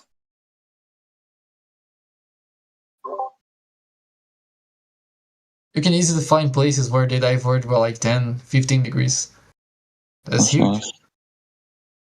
Right. They're still heading north. I've started doing this because I've become less trusting of people recently. So I appreciate your answer, Bacon, as to how we measure an azimuthal angle. But the only reference I can get to time is the clockwiseness of that horizontal angle. The measurement takes place with the compass, dude. Now, that's the only thing that I can find, unless you've got something out there that says we don't use a compass, it's a time thing. What are you looking up exactly? And how you measure an azimuthal angle. Yeah, that's not that's not the full context. We're talking about the specific azimuth used for a plotting a CNFX. For a CNFX, you're gonna need to compute the azimuth. You don't measure it. Like if you try to find it in the context of doing a fix, then you're not gonna find explanations of how to use a compass. They're gonna tell you how to compute the azimuth to the star that you cited. Have you got anything on this? Because I'll 100% facts with you. I've watched people give demonstrations of things that you're talking about, like running fixes, and this is how I know that. Compass. Then I'm not going to say that there's not going to be some calculations and shit along the way, but the tool that we're going to be using is a compass. Then have you ever seen someone doing a fix where they grab a sextant? Where they grab a sextant and a compass to see in which direction the star was? I've never seen that. So all three tools are used when taking running fixes because it's over time. So time, chronometers, compasses, and sextants. But they don't measure because the process is, as we've pointed out, the vertical elevation angle measurements and the horizontal azimuthal angle measurements. Yeah, we can put our sextant on the side, though it's not fucking required. We use the compass. All horizontals are on the same horizontal plane. Do you have a reference for that? No, dude. This is why I'm asking you. Have you got anything that backs up what you've said? Because, like I said, I'm just going through AI at the moment, mate. Huh? I'm just going through AI at the moment. So we have that problem where AI says, dude, we have that problem where AI says one thing. So I'm scratching my head because I don't want to think that you're being dishonest. So is there something that you could show me? Yeah, I can look it up. Thanks. Thank you. Welcome. And I'm not calling you dishonest. You may have seen something that I haven't before. And if you have, I'd love to see it. Well, sure. I mean, it's the law of horizontal. All horizontals are either on the same horizontal plane or parallel to the horizontal plane. What the fuck are we talking about? Talking about the process / navigation. Which all require a horizontal plane of reference, which is the surface of the Earth. Where does it say that that's the surface of the Earth? Because that's where we're getting our elevation angles from. 0 is sea level, and 90 is directly overhead. It's all between 90 and 0. Well, see, this is the thing in contention back. So in their There is nothing in contention. There is nothing in contention. Max, I'm going to speak, and you're going to shut the fuck up for a minute. Thank you very much. First off, don't tell me to shut the fuck up. You say you're going to... No, eat shit, buddy. Okay, so thank you very much. So the reality is their worldview, okay, is one of where obviously they're standing on a ball, and this plane of reference that they're referring to is akin to, say, if you take a basketball and you take a piece of cardboard, right? And you put that cardboard on the basketball, right? So if you take a little Lego Bunham there, a little Lego man standing on the basketball, and you slip a little piece of cardboard under him, right? And it's he's very, very small. Okay, so at that, in that region, to his perspective, the cardboard and the basketball are basically parallel. Okay, I'm not saying they are, and they understand it's not, but in their worldview, it's quote unquote parallel enough such that they can treat it as if it was flat. Okay? So in this process, whereby they're utilizing this pseudo-parallel plane in that small context, they argue that that's sufficient for them. Now, obviously, the plane and the surface diverge over distance. That's not in contention, right? But they're arguing that this is basically the way that they go, and it works, and then they do some math, and then they can just discard that theoretical, hypothetical, abstract plane when they move out of that position, right? So this is the problem, because is that abstract plane that they use in this process actually parallel with the ground, or is it just some abstract concept that they use in that instance that they discard the moment that they displace themselves, and then they restart and all that shit? Does that make sense? Jedi, did I miss anything? Do you think? Oh, thank you. I don't think he was. Did I miss anything? Anybody?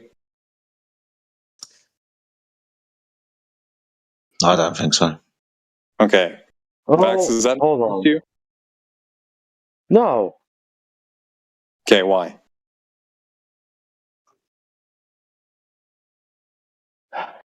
Damn it. Hold on. I just had it all lined up too. No, all horizontal planes are either on the same horizontal or parallel to the horizontal. Rinse and repeat. No, it's not rinse or repeat. It just is what it is. No, I understand that. Thinking that horizontal means flat Earth. No, I understand that principle, dude. I get that. But in this context, they argue what I just said. What's the problem? Because by definition, anything described as horizontal, like a horizontal line or a surface or a plane, exists within the parallel to the horizontal plane. What the fuck are we talking about? They're all parallel or horizontal. Carlista Tabarnak, you're gonna relax, okay? Otherwise, I'm just gonna kick you out. Okay? The problem is they don't claim that the ground is actually a plane. So when they have to. No, they have to. I understand. Yes, they do.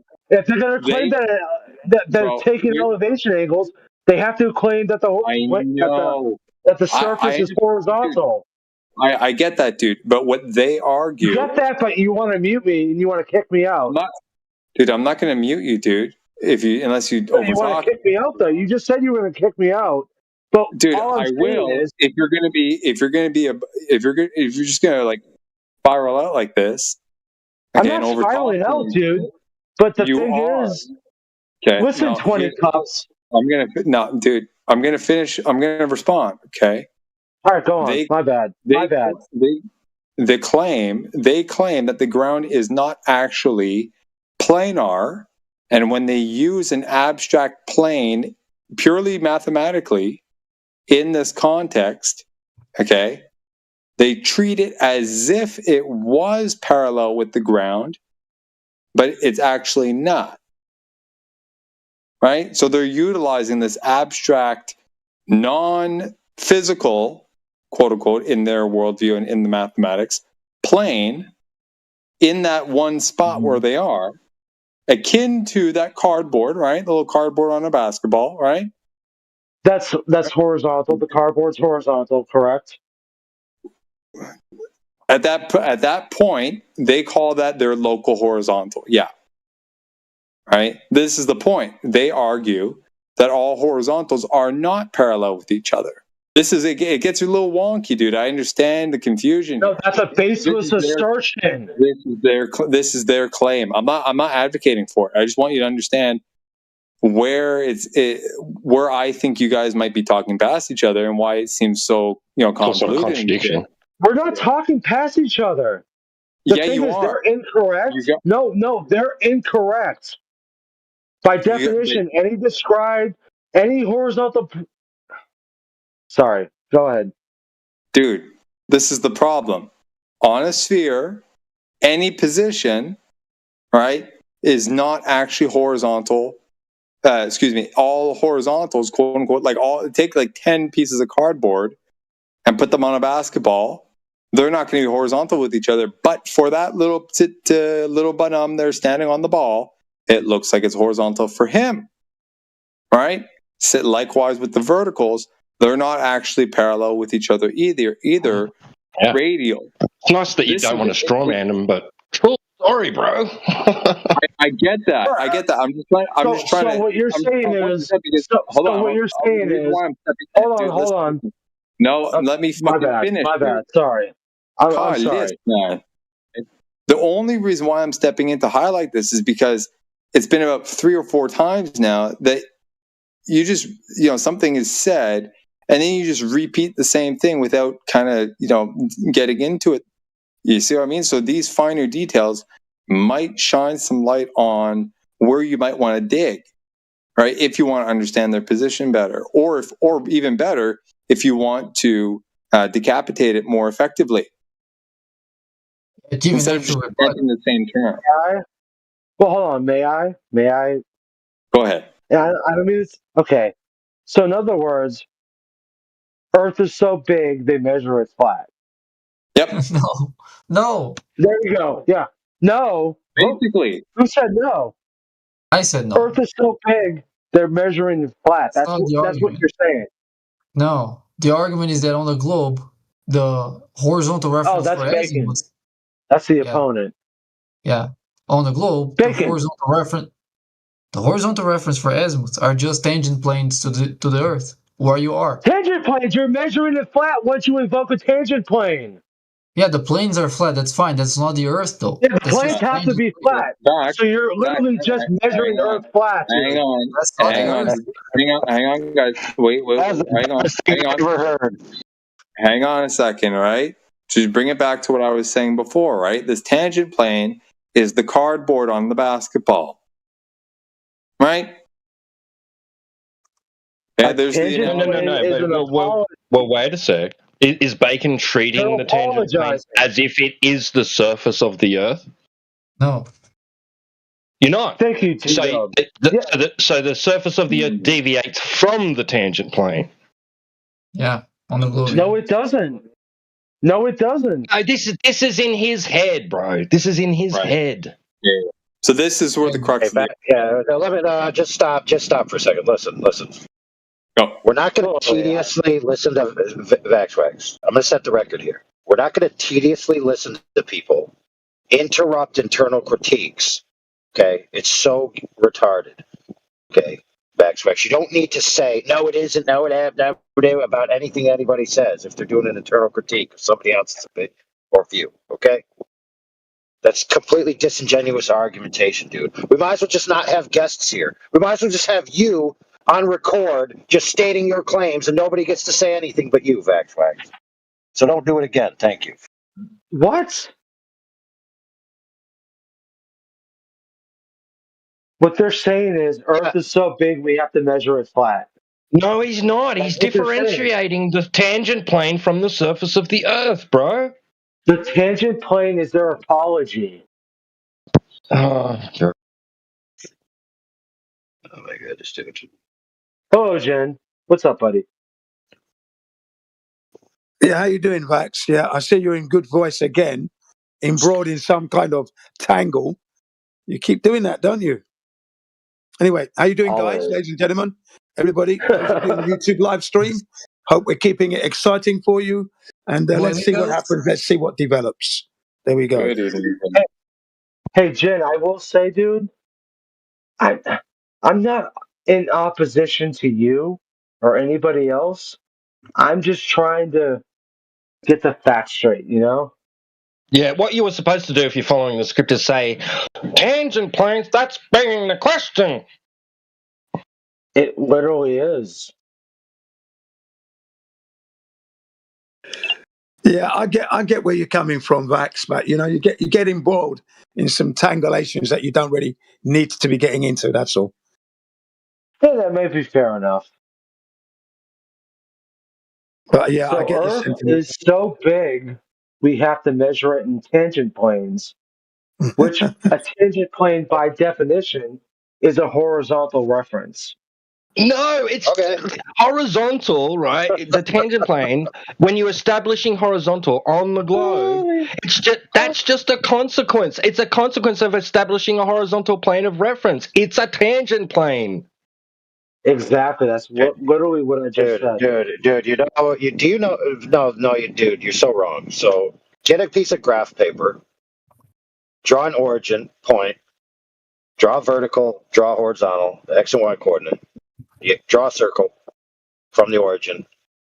You can now put a tangent line in any orientation touching the circle. It could be diagonal, it could be vertical, it could be horizontal.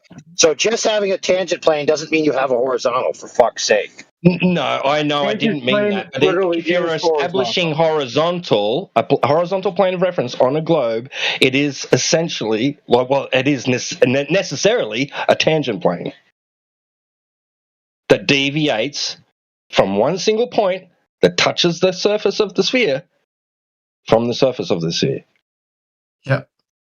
Yeah, and it's what's argued as being their local horizontal, right?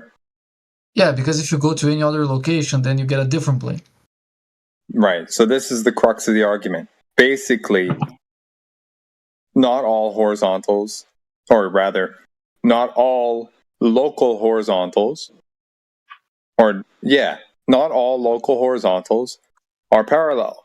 And this is the confounding kind of apparent or seemingly befuddling concept within the argument. Well, it's really like this. When Bacon says horizontal, he means one thing.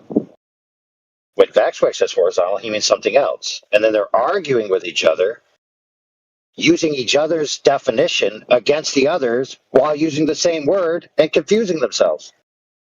That's what I was saying before. You guys are talking past each other. This is one. This is part of it, if not it, outright. Like I understand. Here, Bacon, let me help you out. What's the most effective measurement methodology to establish a horizontal? I don't know, using a theodolite or an auto level.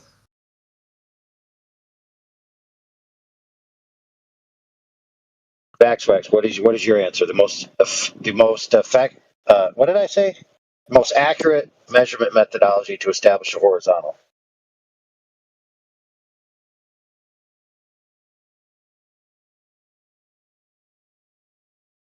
Yeah, it's what Bacon said, but are not all local horizontals parallel? What? Oh, you can't steal my answer. You have to give yours. Parallels are always, horizontals are always parallel. What? Irrelevant. They're not Nobody parallel. cares. They're on the same horizontal. Doesn't matter. It doesn't matter, dude, because we're asking the most effective, accurate method to establish a horizontal. So if you can't establish one horizontal, then you certainly can't tell if two of them are parallel to each other. All horizontals are parallel or on the same horizontal. How do you establish one? That's a flat Earth. How do you establish a horizontal? What's the most accurate way to establish one? By the law of horizontal? Holy fuck, dude. I want to. Holy fuck, dude, it's for not some a reason, let's put it like this, right? If I wanted to establish what would I do? What would be the most accurate way to do that? Spirit level? Okay. Wrong. So we're going to be at least using some kind of tool, right? Something. We're going to reference something somewhere. Well, we're real quick, Jedi. See, if I use a spirit level, it's going to be pretty accurate. If half out of his mind Waxwax uses a spirit level, it's going to be crooked. So I'm interested. Bacon, what were your answers? That's a little bit of an ad hoc, but 0 degrees is horizontal. Yeah, you know what horizontal is. Yep, perfect. I'm sorry. Well, hold on. No. I already said. Let me ask you. Jen a question. Shut up. I'm asking Jen a question. Cool story, bro. Maybe you forgot I'm the boss. Okay, I'll let you go. All I was just going to mention to you, Vax, is that a lot of levels use the same type of mechanism inside, which is the spirit vial, and they're all different lengths. But the spirit vial is really what does the work. And so if you take a 2-inch level, a 4-inch level, a 6-inch level, an 8-inch level, a 2-foot level, a 4-foot level, a jam level, a 6-foot level, an 8-foot level, and you hold each of them up against a wall to try to make a level line, you're going to notice that the lines you make aren't going to be equal. That means that there's something going on there that's a user error. So just because you have a bubble level doesn't mean you're necessarily going to make a level line. That's certainly not going to be necessarily 0 degrees. It's going to be as close as you can get it. But there's this not perfect person that's just going to go, oh, I made a perfectly level line with my spirit level. All right, ask your question. Free. Is it possible for a human to do anything perfectly? With today's technology, it is perfect. It's possible to do that because you've got these really fine tolerances at the instruments that work. So you can, why not? Well, no, because if you measure something at 1 centimeter, you're gonna have that little line that indicates it's 1 centimeter. How do you know that you're like flush up against that line? It's not possible. People are valuable. We're always going to make mistakes. It's impossible for a person to ever make a 100% perfect level or angle or anything. Okay, let's say that's true. Let's say that's true. It's not, let's say that's true. It just is what it is.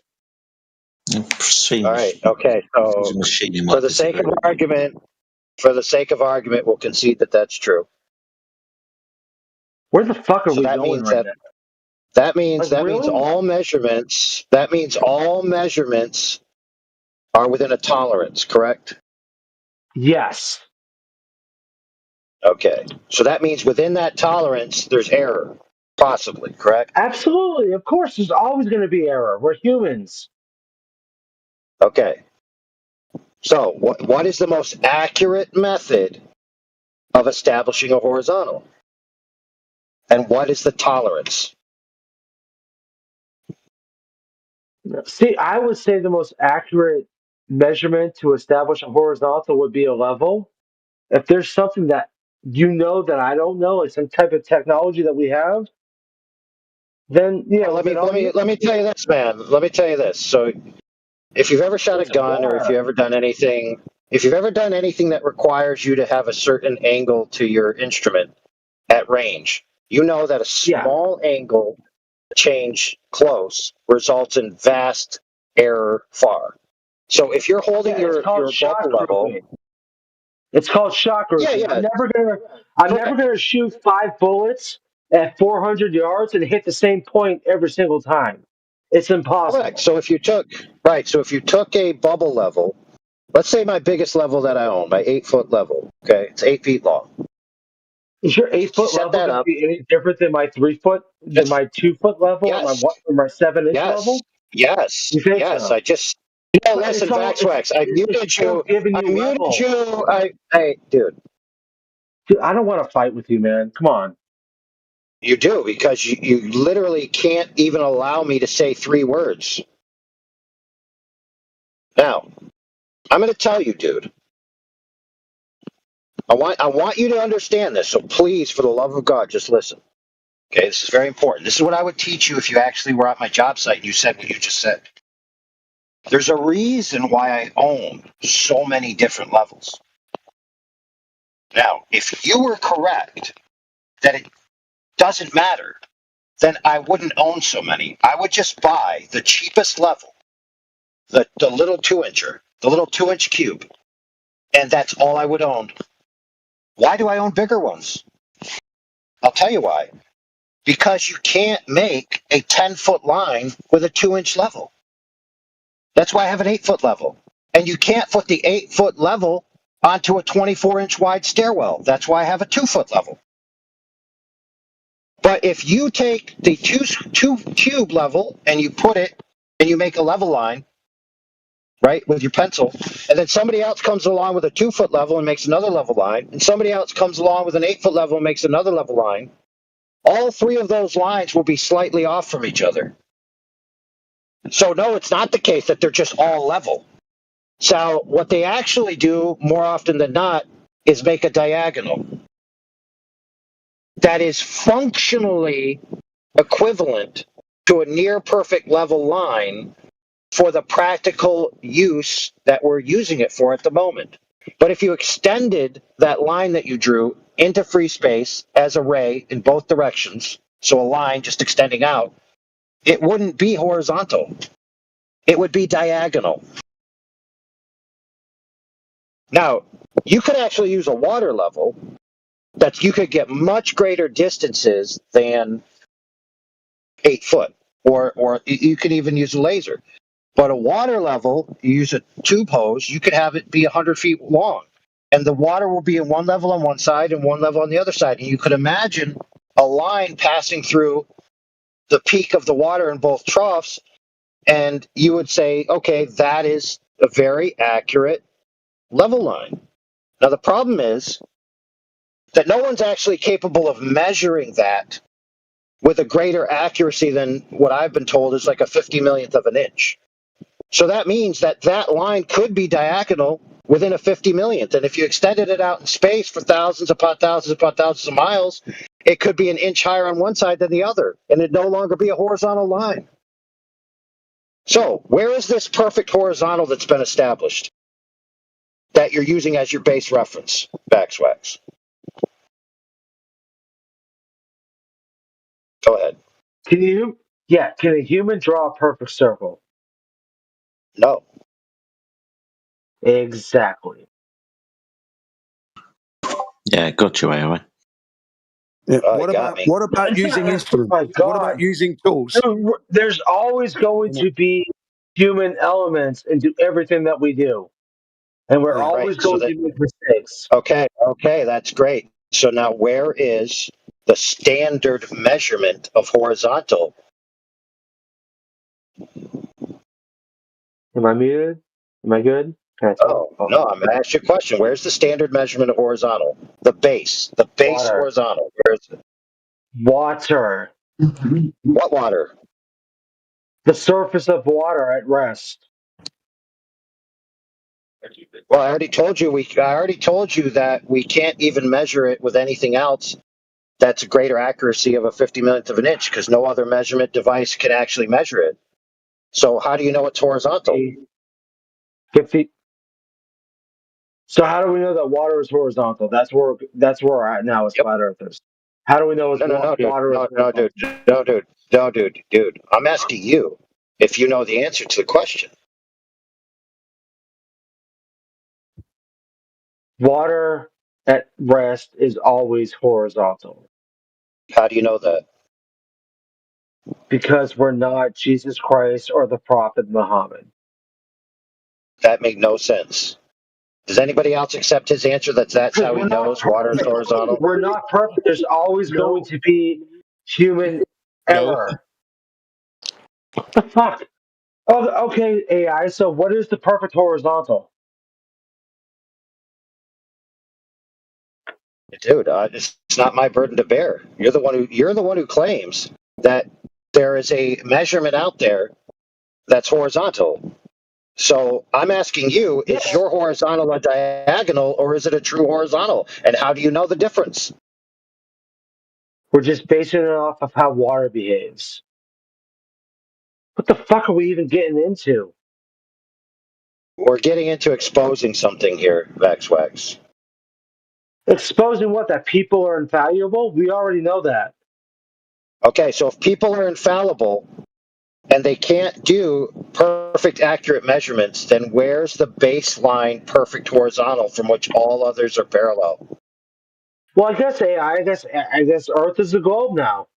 Because we can't figure out that it's perfectly horizontal. So it might be a globe, right? Why is it every time someone kind of tries to drill down to your argument, all of a sudden, so the Earth's a globe now? Come on, dude. That's not what I'm getting at. Yes, but you But just we can't said. distinguish we can't, apparently, I mean, we all know we can't define a perfect horizontal. Can I do it? No. Can Jin do it? No. Can AI do it? No. Can Jedi do it? No. None of us can define a perfect horizontal. A 180-degree angle. There you go. Boom. Yeah, but how do you know that 180-degree angle is perfectly 180 degrees? No. Look, a straight angle can be oriented in any attitude. So that How'd you establish a straight angle? How did you establish a straight angle? I don't know. Ask the It doesn't matter, dude. goofball. Come It's on, man. not possible, is it? Okay, dude, it doesn't matter. Let's go original. Oh. It doesn't matter, but you can't establish a straight angle. Dude, it doesn't matter. The point is that even if you had a straight angle, that wouldn't be necessarily an example of a horizontal. Okay, that's the point. Right, but how could you prove that your straight angle was a straight angle?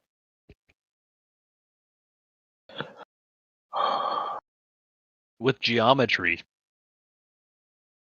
Yeah, but how do you know that your geometry is perfect?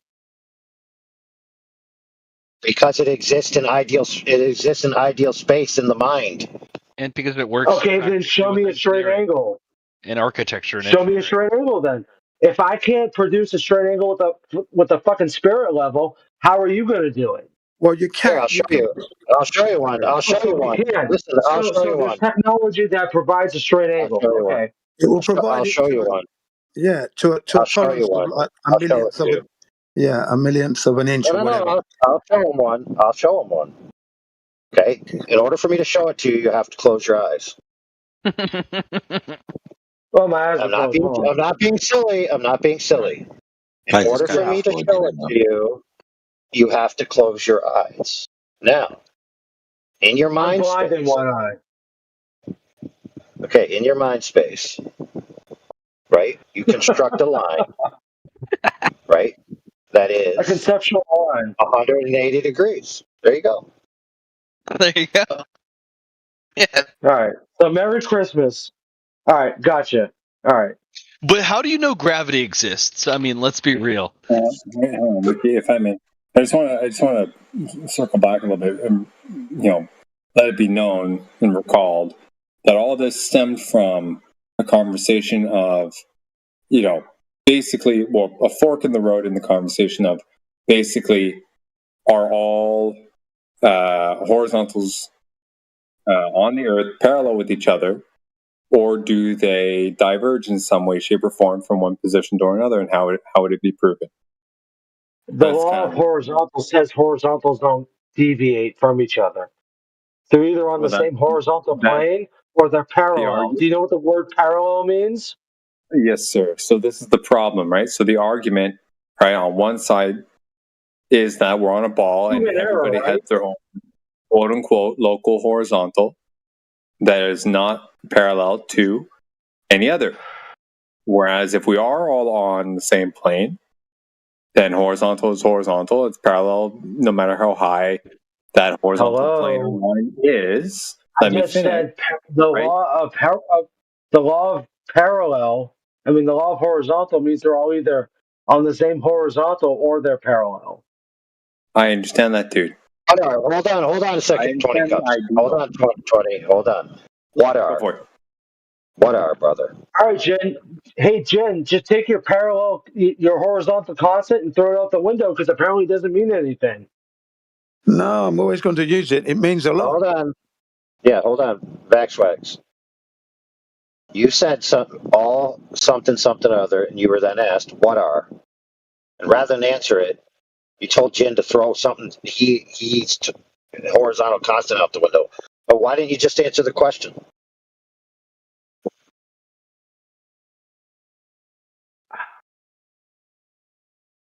Oh, thank you. Appreciate it, man. How do we establish the horizontal constant if we're not perfect? Can you not answer a question with another question, please?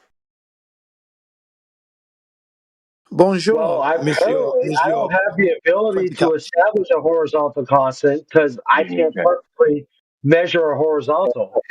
Here's the problem. Here's the problem, Vaxwax, which you're not getting, which I'll help you get. Hopefully, this will be a nugget of an earworm in your mind. Oh, dude, I hate the way you fucking demean people, dude. You're a scumbag. I know, dude. Yeah, I know. I have to demean you, Vaxwax. I have to. It's my job. You don't even know what a right angle triangle is, you fucking goof. Whatever. So I'm going to have to mute you so I can demean you in peace. Now, Vaxwax, whether you realize it or not, when I was telling you to close your eyes so you could see the straight angle, okay, I was doing that for a reason, to elucidate to you that horizontal lines, straight angles, triangles, all of these things only truly exist in the mind. None of these ideals actually exist out in reality, dude. And you're talking in half mind space and half real space. And you're crisscrossing concepts over into real reality and you're reifying them. Okay? That's what you're doing, whether you realize it or not.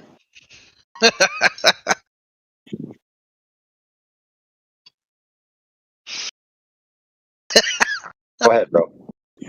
Hey, AI, if I take a 32-degree elevation angle, does that form a right angle triangle? Yes or no? Do you guys believe the Earth is round? Ricky, can you mute it up, please? Now, not only that, Vaxwax, but here, I'm going to actually prove this to you from your own. Wait a second. I asked you a question and Ricky interrupted your answer. No. All right, I'm going to have to put you on mute while I find it, so we can keep it paused on that. On that note. Give me 1 second, dude. I'll get it. Don't worry about it. Hey, dude, get muted. I'm in the 24/7 flat Earth, and that's why. Yeah. Well, you're about to not be in there. How about that? Oh, kill yourself, you fucking retard. I don't give a fuck. You threatening me, retard? Sorry, bro. You're about to not be in here. Oh, it's my chat. Yeah, I mean, if you don't like it, why stick around? All right, hold on. It's taking me longer than I thought, so I have to unmute Vaxwax so that at least somebody intelligent could be talking rather than that other moron.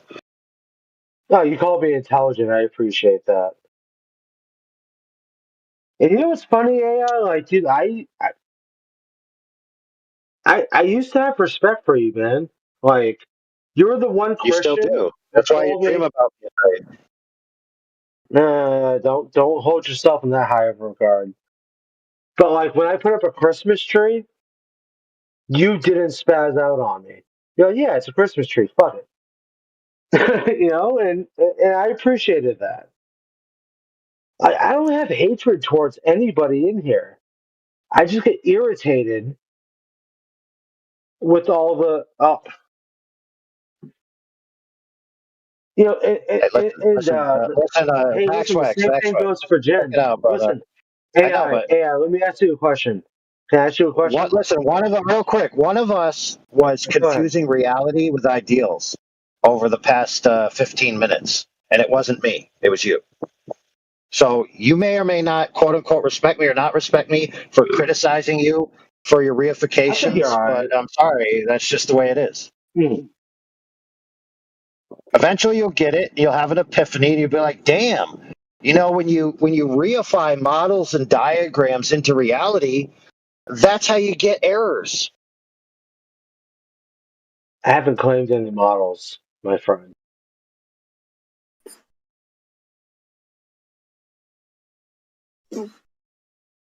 Yeah, you did, dude. You claimed that two ideal rays extending at 32 degrees from your observation point and an ideal ray extending from the GP to a position in space, those two rays intersect in the stars at that intersection. Rays don't exist in reality. Oh, really? That's interesting. So you see the problem here, Vaxwax, is you do understand, and you are going to say conceptually, but then you're going to say that there's a right angle triangle in reality when you're doing celestial navigation. Yeah, see? You can't keep it straight, dude. You are mixed up in the ideal space and the real space, bro. You don't know which is which. You don't know whether you're in the matrix or out of the matrix. Rays don't exist in reality. If I take a 32-degree elevation angle for my sextant, it's not going to shoot a fucking magical pole or a magical bullet up to the quote-unquote star. No, God, dude. But if you're listen, dude, if it's not shooting a ray, no, just hold on, brother. If it's not shooting a ray, then where did you get a triangle from? Instead of a ray, in my mind, it's shooting a laser. Let's say that's shooting just. Oh my god, a laser! What the fuck? It's all conceptual. The thing is. Oh, it's all conceptual now. It absolutely is all conceptual. Right, so then there is no triangle. Okay, so then there is no actual triangle. No, but we use this triangle. It's not like you think that this triangle has a leg and a hypotenuse and a base. Listen, Vaxwax. I know it's hard for you to understand, but it was you. Listen, Vaxwax. I'm going to help you out. You are the one over the past 10 days or so that has been repeatedly saying that the hypotenuse line the angle that's at 32 degrees from where you are, off of the horizontal baseline, which intersects the GP, which then has a 90-degree angle, which goes up and intersects the star, that the hypotenuse and the vertical intersect at the star. You've been saying that, sir, not me. Right, right. You know what I said to you is,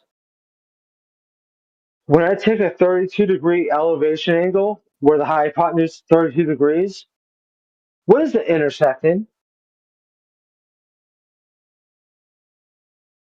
Dude, it's not intersecting anything but a If you point in deny space. the intersection of the hypotenuse and the opposite, you're denying the ground position.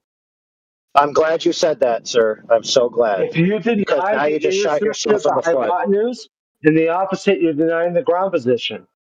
Right, so you We are have ground claiming, position. sir. Okay. Yep. The Jedi, did you hear it? Jedi. Pay attention, Jedi. He just doubled down backwards and forwards. Now, Jedi, my friend, when me and you had a discussion with him, oh, by the way, I've been compiling on that. 4 times he doubled down on that claim that those two lines intersect at the star in physical space. The star is there because the lines intersect, and the star is where the lines intersect.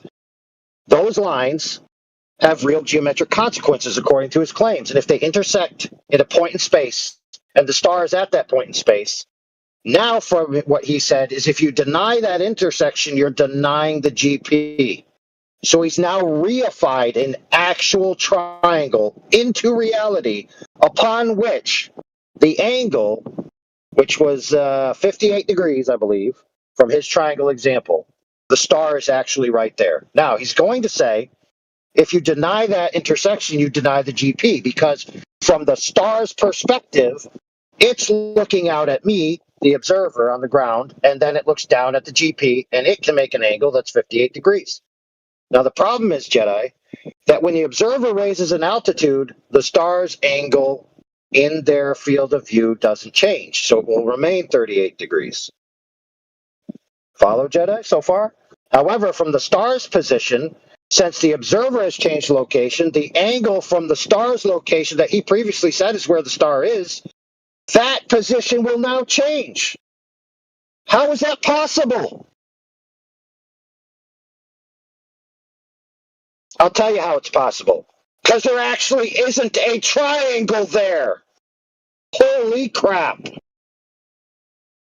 Just like Vaxwax admitted, it's a conceptual triangle, not an actual triangle. And conceptual things exist in the ideal space, not in reality.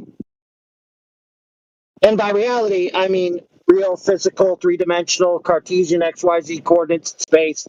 I don't mean that concepts aren't real in the case that they don't exist in the mind. For fuck's sake. So Vaxwax, whether you realize it or not, dude, you've been skewered into infinity. Go ahead. Yeah, I forgot when I take an elevation angle of 32 degrees.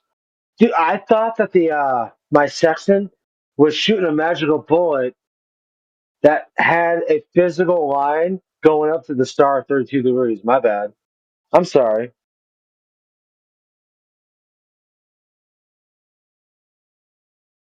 All right, Vaxwax. So I'm going to ask you this again, just so we're clear. The baseline of the triangle, right, is the horizontal baseline. The baseline. You're on the baseline. You're the observer. The triangle that you said doesn't exist. That baseline. My bad. No, dude, I'm asking you about what you think. Well, what I think is if I take an angle to a star at 32 degrees, I know for a fact that that star has a 90-degree angle. Now, let's see. How do you know that? How do you know that? Well, How do you know that? 32, yeah, let's see. 32 minus 90 is 58 times 60. And that gives me a zenith distance measurement of 3,480 degrees. Holy crap, dude! Are you like falling asleep on us? It just so happens that the position is 3,408 degrees away. My bad. Really, it is? It is? How'd you validate that? How do you know that distance is correct? Because I use math. Dude. God. Dude, I can use math. I can use math to tell you how much money's in my bank account. The problem is that when you look at my bank account, there's no money in it. So math doesn't create things out of thin air, dude. They actually have to be corresponding to direct realities. So how did you validate the distance from the observer to the GP? How'd you validate it? Let's see. Yeah, I'll validate it right now. Don't give me a formula. Don't go to Chat GPT and get the same exact thing you just said. It twice. 32. All right. Minus this is calculating, 90 isn't it? This is calculating. 58. Is this calculating? 58. Is this calculating that you're doing right now? Times 60. But it is. Equals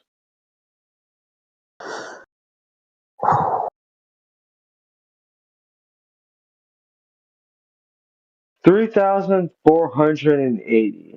Okay, so you calculated nautical that. miles. You calculated that, right? From the measurement of the angle.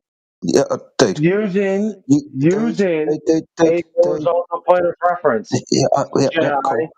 Yeah, dude, it's like, Jedi, you already. hello? Jedi, listen. I haven't even finished anything that I've said.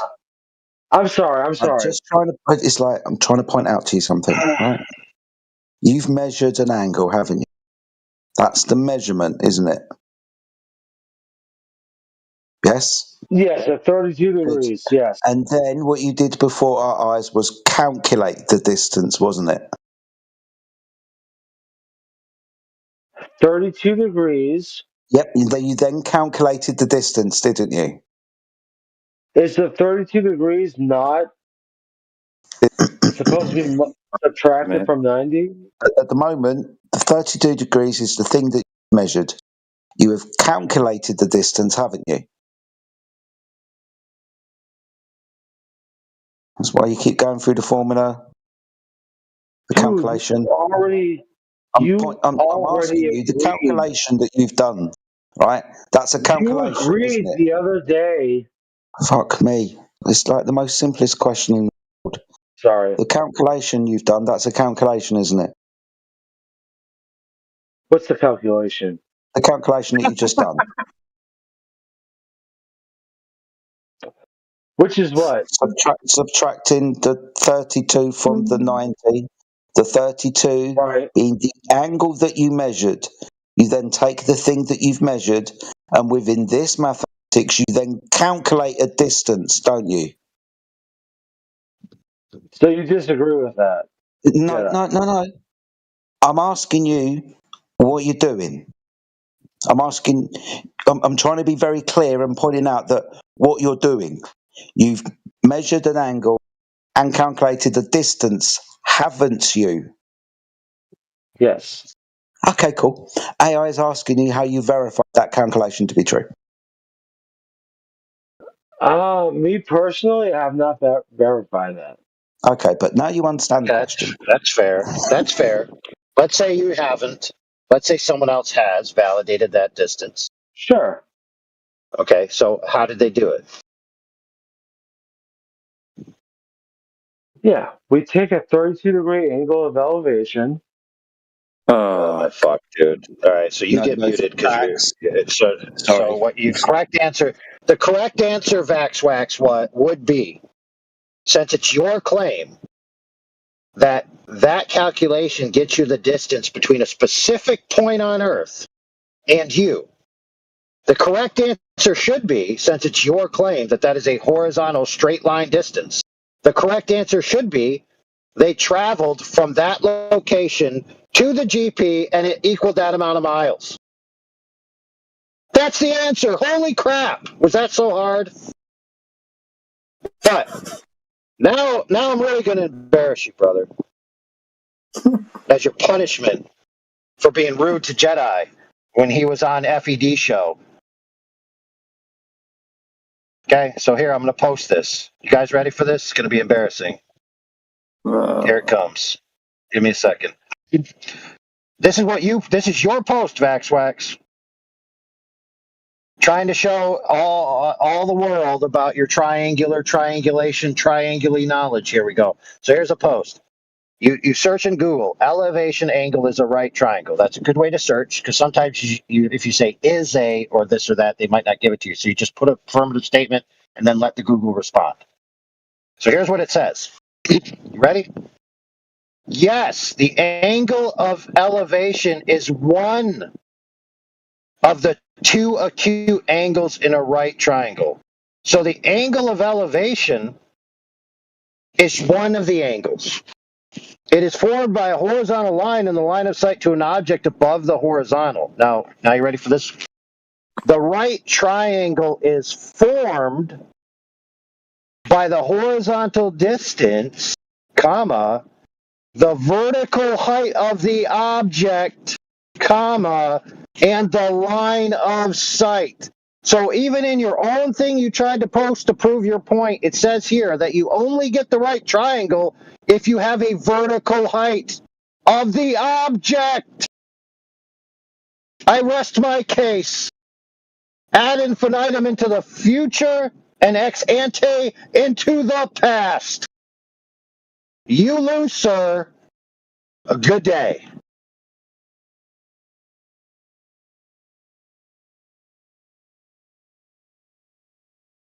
Yeah, if I take an elevation angle of 32 degrees to a star. What does height mean? Hold on, I accidentally muted him. The horizontal zenith distance. Hey, Backswax, listen, bro. Whether you realize it or not, you just got wrecked, and it's too bad that you're not in full capacity of your cognitive faculties to be able to understand it. I got wrecked So by I'm gonna have to do who? a mercy. Your standards? Dude, I'm gonna have to do a mercy killing and just basically say that from this point forward, let it be known that Vax is not responsible enough to actually take this beating. So, we'll give you another shot in the future when you're actually not out of your mind.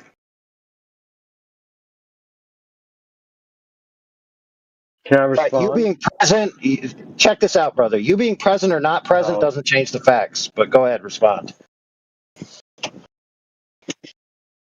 It's a Jedi's question. What does the height mean?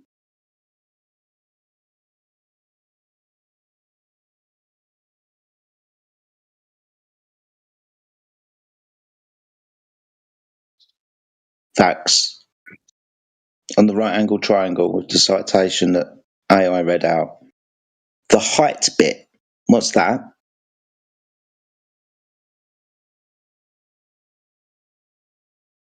Oh, sorry. I'm unmuted, okay. Say the question again, Jedi, please. Within the citation that AI read out, it says the height of the opposite, like the vertical line down from the star. You understand that's a distance, right?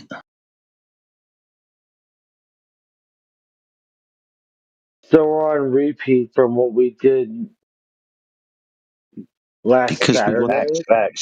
Facts. This is what you posted to try to back up your position. You posted it as part of the backup of your position.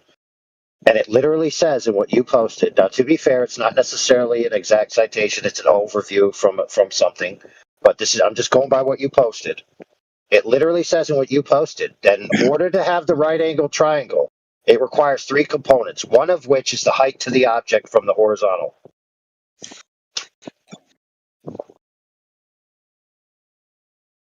So according to what you posted, if that is correct, then if you don't have the height to the object, you don't have a right angle triangle in an elevation angle triangle. Okay? You just don't. Right. So terrestrial objects do not follow the same. I'm sorry. Vaxwax, bro, are you falling asleep? Are you falling asleep? Just go to sleep, brother. Come on, man. Celestial Dude, you objects. sound like you're struggling to stay awake, dude. I mean, Vax, I'd like this conversation to Are you stick. done? Are you This done? conversation's not going to be remembered by you tomorrow, mate. I'm not sure we should have it. That's an ad hom. Ad hom. No, it's not. No, I'll remember it. Like, hold on. I can Jedi, you already agreed. Jedi, you already agreed to tell. Vaxwax, I muted you, so stop talking for a second so you can hear me. Vaxwax, you have a history of getting involved in conversations, progress is made, and then the next day you reset because you weren't fully aware and you were kind of like sleepy or doing this or doing that. And then we got to go through these things over and over again. And then you forget what you said, kind of like when you were on FED, when Jedi was there, you said you never said that those two lines intersected the star. And then today, you said you never said that they intersected the star. It's like you don't even know what you've been doing this past week. Go ahead, brother. Oh. No. The lines always have to intersect. If the lines aren't intersecting, you're denying the GP. Now, let me ask you this question, Vaxwax. At the intersection point of those two lines, is there anything at that intersection? At the intersection of what? The two lines that you said if I deny them intersecting, there's no GP. So what is at those two lines, my brother?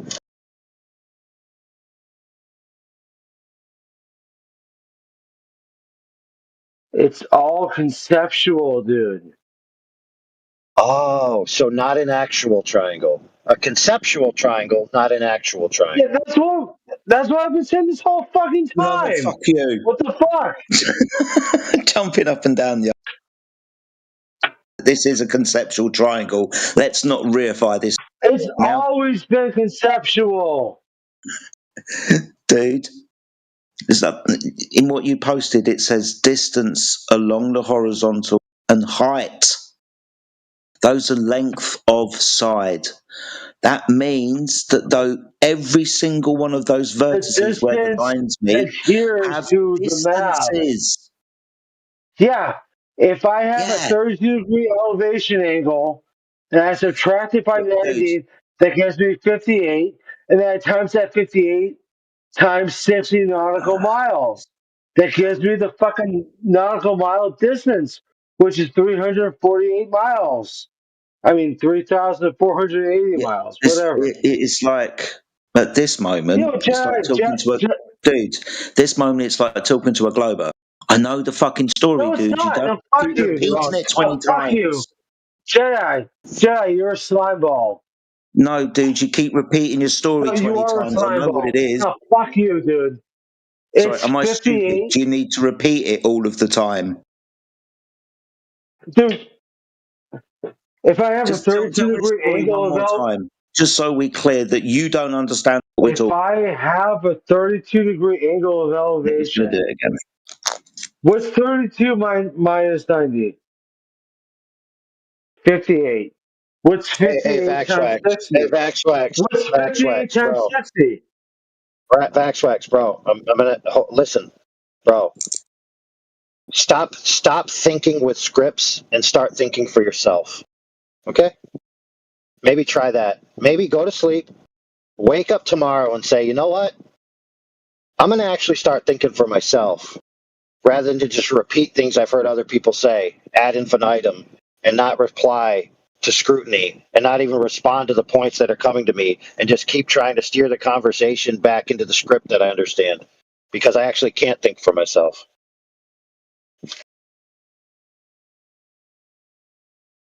So I think we're done here for tonight, Vax. You need to go to bed. You clearly are out of your mind and need some rest. So we can't. So just like at a bar, when you're drunk, they don't give you any more alcohol. We can't give you any more beatings because you're no longer in possession of the ability to intelligently defend yourself. So the referee had to call the fight. Yeah, you've been cut off, man. Tap's gone dry for you. Now, this began, like 10 or 11 days ago, Vax, where I was just pressing you on your claim that these lines intersect in space and the star is at the intersection of those lines. You doubled down, tripled down, and quadrupled down in that conversation. And I haven't even finished cataloging the conversations yet. You might even do it more.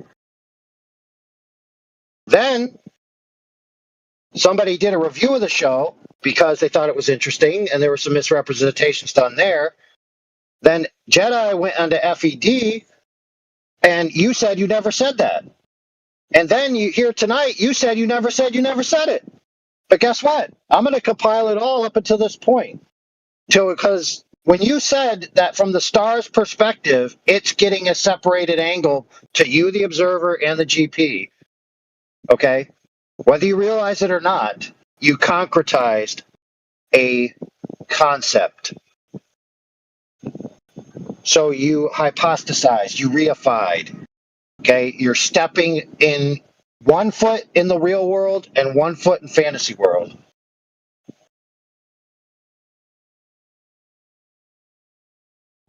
And the worst part about it is you're maligning Jedi in the process, and I had to listen to it. So now you got what you justly deserved, what was being made an example out of.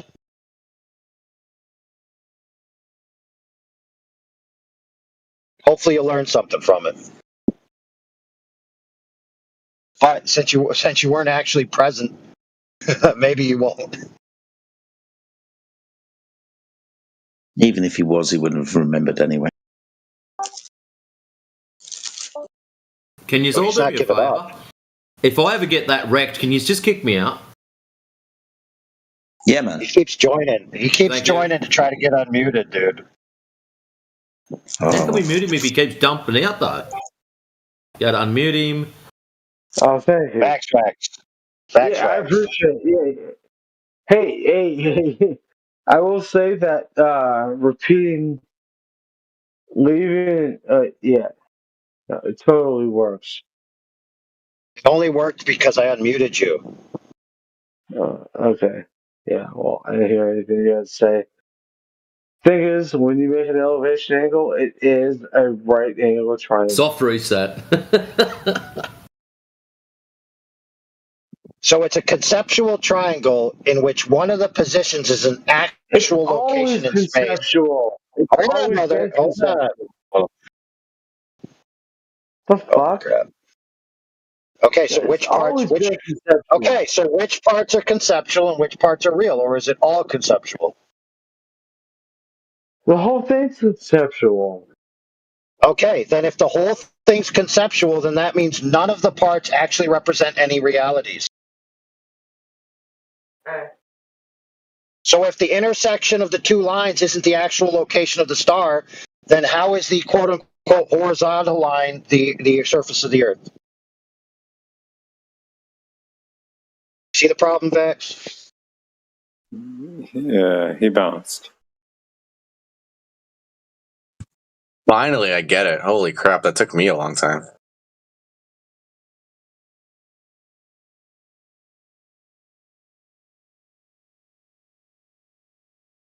And if I may, I'm just getting a passing thought. It's almost like it's even deeper than how it's being communicated now. I think I could be wrong, right? Because in using the phrase, it's a conceptual triangle, right? That would apply to a situation as follows, right? So if I'm on my table and I have an apple, I have an orange, and some other whatever, another apple, right? And I can figure them on the table on the surface, separated from distance to one another. Okay, and from the top, you can see that they would create like a triangular configuration, right? In that sense, this is a conceptual triangle because there are no physical lines connecting them, right? Yeah. In this context that we're talking about with the star, we don't even know where one of those points actually physically is. Correct. So it's like right? So it's almost like a hyper conceptual triangle in a way that extends that basic kind of configuration that we have no way of verifying. Like it's meta as fuck, if you ask me. You kind of like, you used the word that I kind of liked. It's triangular, right? Now, this word pops up when you bring up 3 points, right, that don't actually connect with line. Right? These curved lines, and it looks like it's triangular because you make it up in your head, right? It's triangular, right? Now, this right angle triangle, I'm like at pains not to reify this fucking concept because we have to admit that we haven't got distances along sides.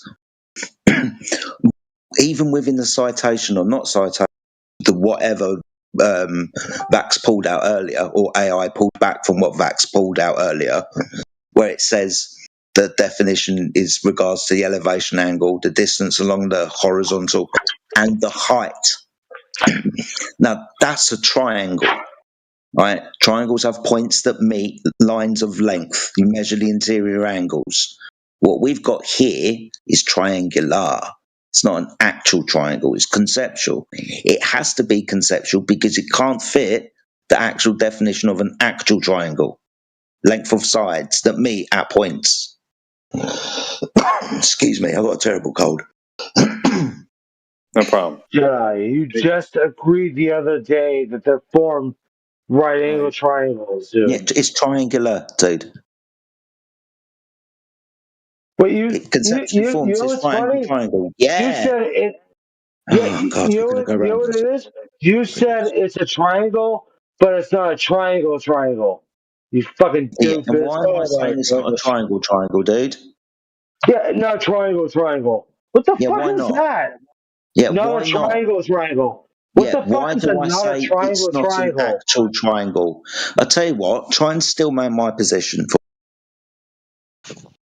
Yeah, it's like an imaginary girlfriend. She's like a girlfriend, but she's not a really girlfriend. I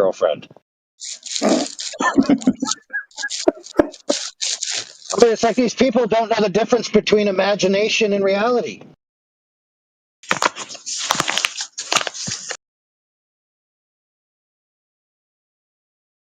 For fun, can I relay to him what I just kind of brought up? I want to see if he can actually catch it. Back to there. Brother. All right, let's see. Back to there.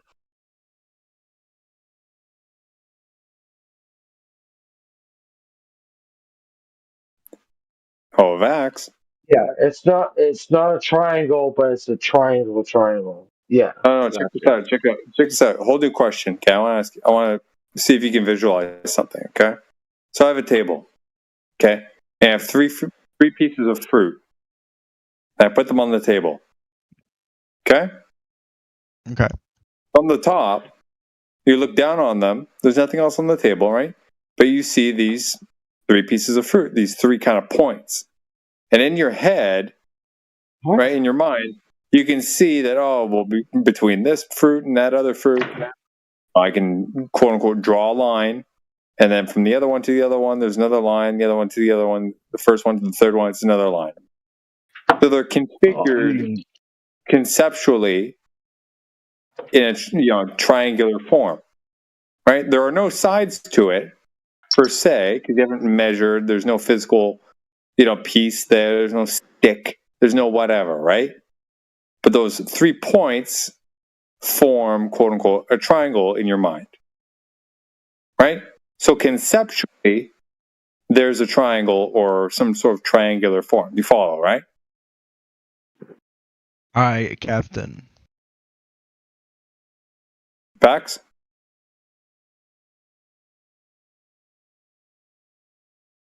He's past. So you're making a fucking 3-dimensional triangle. Okay, I got it. No, it's supposed right? 3-dimensional triangle. No, I mean, no, I'm using 3D objects, but configured over a plane, over a table. So it's technically a 2-dimensional ideal shape or configuration.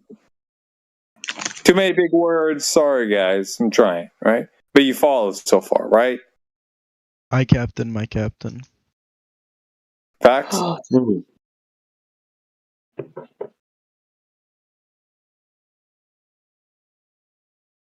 Go on. Okay. Here's the problem. Right? So in this context, you have a quote-unquote conceptual triangle. Okay? No physical They're all things. conceptual triangles, dude. I know, but check this out. This is where it gets really fucking wonky. Okay? So here we are. We have 3 points. No lines between them, except for what we can imagine. Okay? Creates a triangular form. Now here's the kicker. Well, if they're all conceptual, then why would we imagine any of them if it's all conceptual? No, but this is the problem. Check this out, right? So in this case, you can get a ruler out and measure the distance and all that. And in case we have some ideal or whatever. Yeah, we can't measure the distance when I take an elevation angle. Let me finish. I'm talking about in my we setup. can measure the distance when I take an elevation angle. No, we calculate the distance from the angle measurement. The measurement of the distance was the thing that was in contention with AI earlier. Yeah, the angle measurement gives us the distance to the GP. I know you're drunk or tired or whatever, so just be careful the words that you use, dude. Yeah, fuck Hey, you, listen, Jedi. Vax, If something's 32 degrees, which is rectified 90. Oh, fuck, dude. Hey, Vaxwex, in case you didn't know, 20 Cups was trying to explain something to you, and you're being absolutely rude not letting them do it. And you're just waiting for a word to trigger your script and then go back to your script. Okay, that's completely disingenuous, my friend. Okay, if you're just going to be a script earther, then we don't need you. We could just listen to a recording of you from the past, and then we'd basically be like you being here. If you're not actually going to engage with 20 Cups, my friend, then just leave. Go back to another server where they like listening to scripts, homie. You already did. All right, explain it to me because I'm interested. Yeah. Okay. Well, this is the idea. I don't know how much you caught earlier there, but the idea is this, right? If you were you there a minute ago? I don't need to repeat it if you were. Yeah, go for it. Where you continue. Okay. So just to recap, right? So you have a table, 3 pieces of fruit. There's no lines between them, but they're configured in some triangular form, right? It's already conceptual. It's already a conceptual triangle, so to speak, right? Because you just have 3 points. In this context with the whole celestial navigation thing, we don't even know if we actually have a third point. We see shit and we hyper conceptualize it as if it is a point from one perspective, right? From point A, with taking an elevation angle. The third point you're talking about the star? Exactly. And if we move over to that GP, the position whereby if you look straight up 90 degrees, you also see that same star right above you, right? You see something, but the question is that actually a point in free space, in 3-dimensional space, whereby that line, conceptual line that you look up to, intersects with the other conceptual line that you look at it from at the angle? Are they actually making a point? This is the weird part. It's like, is that apple actually in the position that it is on the table? Or does it look like it's in that position when you look at it from the first apple, but it also looks like it could be in that same position if you look at it from the second apple? Right. So it's like a box without the top on it. I'm not sure. Maybe it's like a square without the top from each angle. Like from one angle, it's like it's up, and then you go to the other angle, and it's also up. But at a different angle, and the question is, do they actually intersect at a specific XYZ coordinate? We don't know. But what Vax is arguing is that, using these ideal forms that we have, that we know, and the math and all that shit, we could calculate that it would be at that specific XYZ coordinate. Problem is we can't actually do that. So for all we know, it's not actually there. Okay. But the celestial navigation actually, like, does it work? Well, this is the thing. It works. It works if we conceptualize it in the way that we do. But to say that there's a, like, for example, right, in the Globee kind of paradigm, there's a physical burning ball of gas or plasma or some shit floating in a specific spot, right? That would be like akin to the apple. It's there, you know, you can triangulate it and whatnot, and, you know, whatever. Yeah, but we're not even talking about fucking globe. We're talking about reality. So No. I mean, I know. So, but the like the FE equivalent would be that we don't know what that thing is made of per se, but there is an object, so to speak, shut up. or a I'm trying to point, listen. or a point. Let's say you take a pinprick and you put it in your ceiling, right? There's a locus there, right? The thing, it's an absence of a thing, absence of ceiling, but, you know, conceptually it's there. There's your point. It exists in 3D space that you can triangulate, right? So in Vax's worldview, that there is a thing there that you can triangulate. There's no way to verify it. This is the problem. So as far as we know, the apple's not there as we see it. For all we know, it shifts around as we shift around and aligns itself, you know, with us. I don't know. Fuck do I know, right? But when we say that we can't triangulate it, this is kind of what we're alluding to, like this wonky thing. But it works in practicality if we apply it in this manner, as far as I've understood. Right?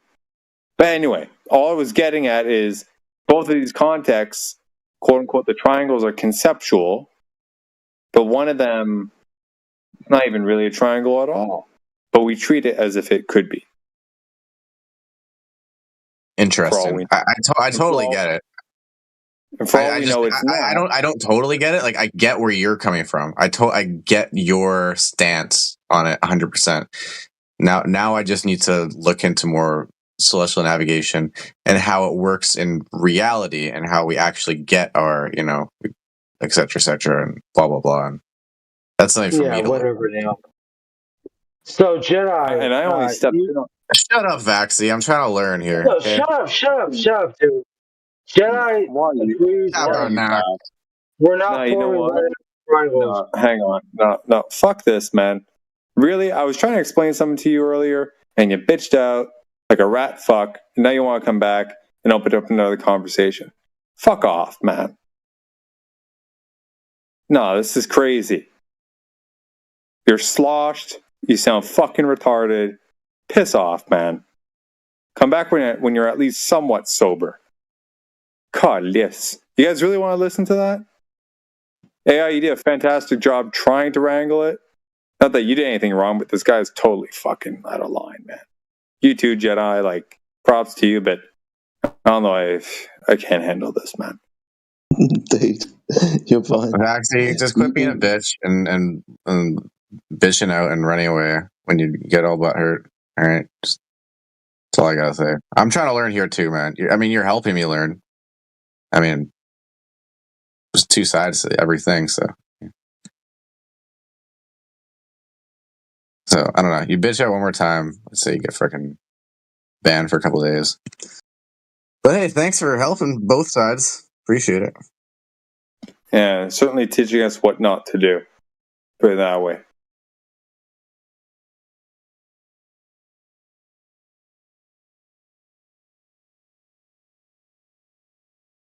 I don't know. It's interesting. I do like Vax's side a little bit. You know, he does say, like, you know, it is a physical point, right? When you look up at the star, but, you know, at the same time, we can't touch it. He's basically saying that it's a physical. It works. So it must be physical, but it's like not at the same time. What's a physical point? The star. That's what he's saying. Yeah, which is the problem, isn't it? I know. He it's basically like it's a double entendre. I don't know that maybe it's not the right word, but it's like it's contradicting himself. Yeah. But he's only contradicting himself because he's saying the method works. So it must work, so it must be physical. but it's not in reality. But it's conceptual. Yeah, it's fucking confusing, bro. We can think of it as a triangle, but there's a problem. Two of the sides don't have lengths. They don't actually meet in a point in space. Because if they did, consequently, we've got a distance to the star, which we can't get. Because if we were to make multiple measurements of this at, say, different angles along the horizontal plane and altitudes, specifically altitudes, the star location will change, which is a problem. If I do this with a terrestrial object like the height of a mountain and I'm at sea level, the angle's quite big. Now, as I go up in altitude and measure that angle, my eye level, that angle reduces because the physical point of the mountain is going to become lower because of my altitude. When we try to do this with stars, we form the one right angle triangle on the base of the Earth, and then we carry that right angle triangle up again. We measure the same angle, which consequently moves the position of the star. If you keep doing this, the star has thousands of positions. Okay? That's a problem. A triangle has meeting vertices. The lines meet. Those lines consequently have distance. If we get in one distance between you, making the observer, and the point underneath that star, that elevation angle gives us that. Consequently, that right angle triangle has got sides and length. It's a problem. That's not a problem for flat Earth because this is all measuring.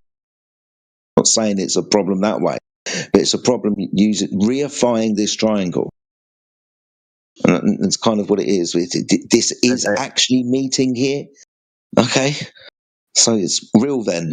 We can put a big long pipe out and touch the star and dangle another one underneath it and we'll touch the floor.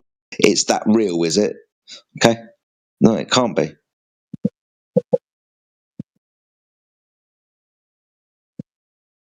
Jedi, can I ask a question? If I may, in my head, right? I'm trying to picture the conundrum. Okay, and an analogy comes to mind. I don't know if it's accurate or paints the correct picture, but what I'm getting at, and correct me if I'm going astray here. Okay, so let's say you're in a room and you have a ceiling above you. Okay, and then between you and the ceiling, you have like a pane or a sheet of like saran wrap, clear plastic, saran wrap, whatever, transparent. And atop that sheet, you have like a ball or something. Okay, whatever, a point, a thing. And above that, you have another sheet with another thing. So it's right on top of each other. So when you're right below it, you look up, you see the two balls, or you see one ball because the other one's kind of like, on top of it, you can't see through it. As you walk away, let's say you're looking up and you walk backwards. Okay, these are actual points. So in an everyday kind of ideal sense, as you walk backwards, that thing would appear to move forward from you, right? All good so far. So from your first point, like you were saying before, you create a little, drop a pipe from it, it goes to the ground. And then you move back, you look up, take an angle, you drop another pipe up to it. Okay? Perfect. You can create a triangle, all good.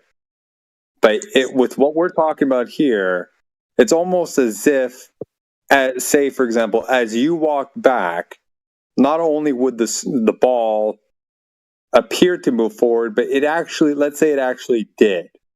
So it actually offset in the opposite direction that you traveled. So as to no longer be on top of the first ball, in the initial ball. Follow what I'm talking about? Yeah. I think I'm following along. My issue is not necessarily moving horizontally when taking the measurement, it's the altitude. Right on. That's going to give the different positions to the star. Yeah. That's the main point. Yeah. Okay, well, that's a whole. That I wasn't even thinking that. I was just thinking laterally too. Yeah, no. With altitude's the problem, right? So you're in your room, right? You look up, you see your light, right? From the surface of your room, like your floor, you can measure that angle up to the light. It's got a ground position underneath the light. You've got all these lines of distance and angles and stuff. That's awesome. Now, you stand up, and from your eye level, you measure the angle again. The angle's decreased. The triangle's got small because you've moved the level up, right? You following me so far? Yep, good. Now, we understand that angle is going to decrease. When we try to do this with celestial objects, right? When we gain altitude, climb the mountain, the angle doesn't change. In your room with the light, you change the height, it does. Of course it does. With the star, it doesn't. Which consequently, you make those two angle measurements, you notice, star's position's moved.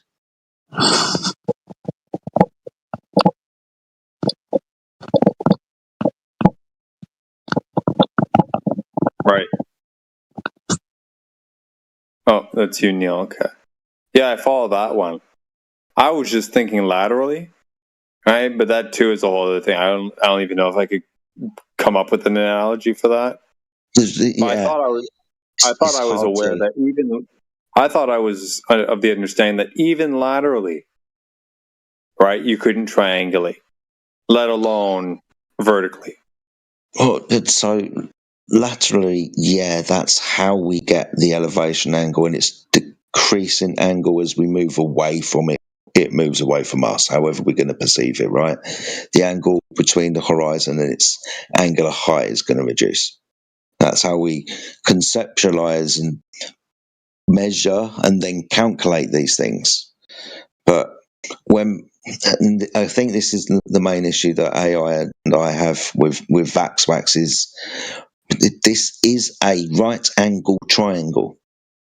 No, it can't be one. I mean, conceptually it is one, and functionally it does things that we can use it for, but we can't reify this triangle because of what I mentioned before. If we do this all the time, the height of the sky changes. Because it's also been described, right, as a celestial rectangle.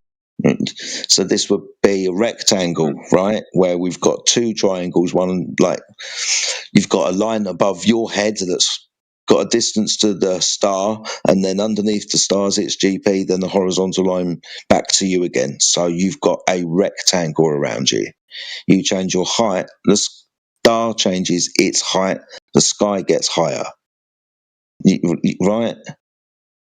The closer you get to the sky, the further it maintains its distance from you. It's a little bit like the horizon. Right? You keep going forward, the horizon, on, all things being equal, will maintain the same distance away from you. As you keep walking towards it, it's not going to get closer. Same thing with the stars. You get closer to them, they still maintain apparently that distance from you. Right. Yeah. Yeah, the altitude change thing. Yeah, that's trippy as shit, man. Like, the reason why the reason why the analogy came to mind was because I thought I understood earlier, or at some point in the conversation, you guys were talking about or posing the question: would the lines of sight intersect at the right point? Yeah. Right. Yep. Even if you're just on the ground, you know what I mean? So that's why it's like, okay, well, if something actually shifts over apparently to you as you move around, there's like an analogy where no, the lines would not intersect at the points in question, right? Like in the analogy with the two balls, one shifting around or whatever. No, like they were in the line of sight of the person that's walking away, right? That line of sight would cross lower, right? Intersecting the line from the guy below the first ball, lower than where the ball is above that guy, right away because the other ball is shifted over, let's say, further down the room. You know what I mean? It creates a more acute angle, so to speak, from the guy moving around. Does that make sense? I'm sorry, it's just kind of rolling off the tongue right now. Forgive me if it's not coherent, but that's kind of like, that was just the first part. And then again, like you were saying before, like the whole altitude shift part is a whole other part of the question that's discombobulating. Mm-hmm. Anyway, yeah, no, it's crazy shit.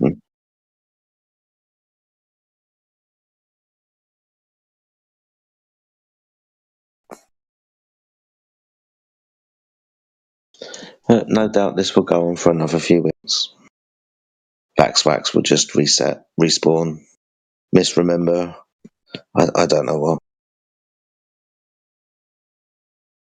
I mean, it feels quite simple to speak about these things with, like, you guys. When somebody comes in and just can't entertain the idea from inside the hypothetical without getting triggered, like AI pointed out, and start rebooting the fucking script all of a sudden, like factory fucking settings. Something needs rebooting, you're just going to start again.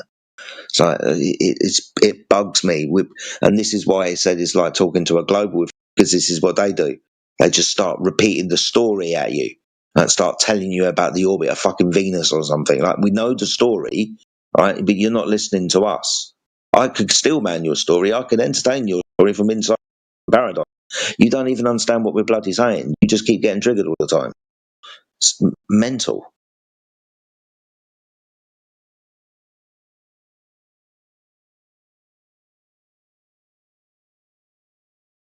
And when I say you, I obviously meant him, not you.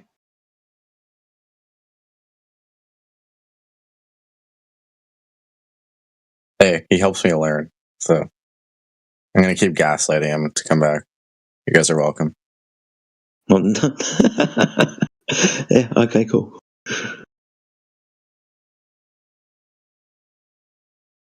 Because I'm slow as shit. It takes me like 1,000 times to repeat things, and then Yeah, don't apologise, dude.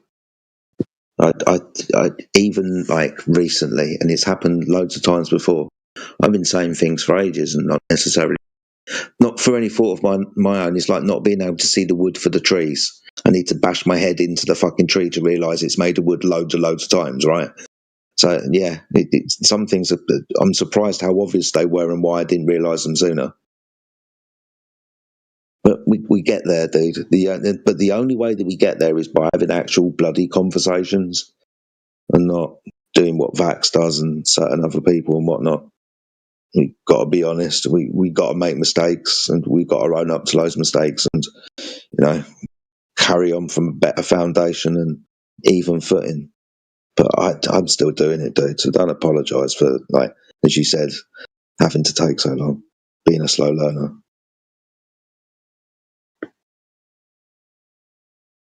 thanks, bro. Well, DBDBD, that's all, folks. Take it easy. Later, man.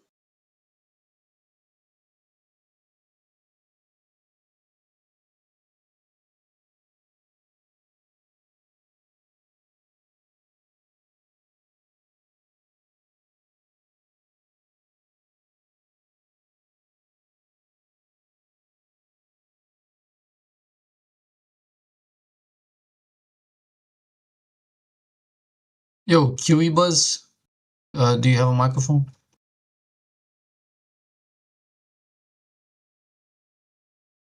In about 10 minutes.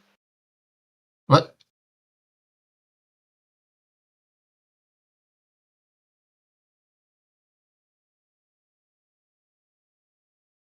Did anyone catch that?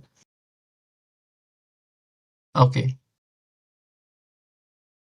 He was Australian for something. I'm not quite sure what.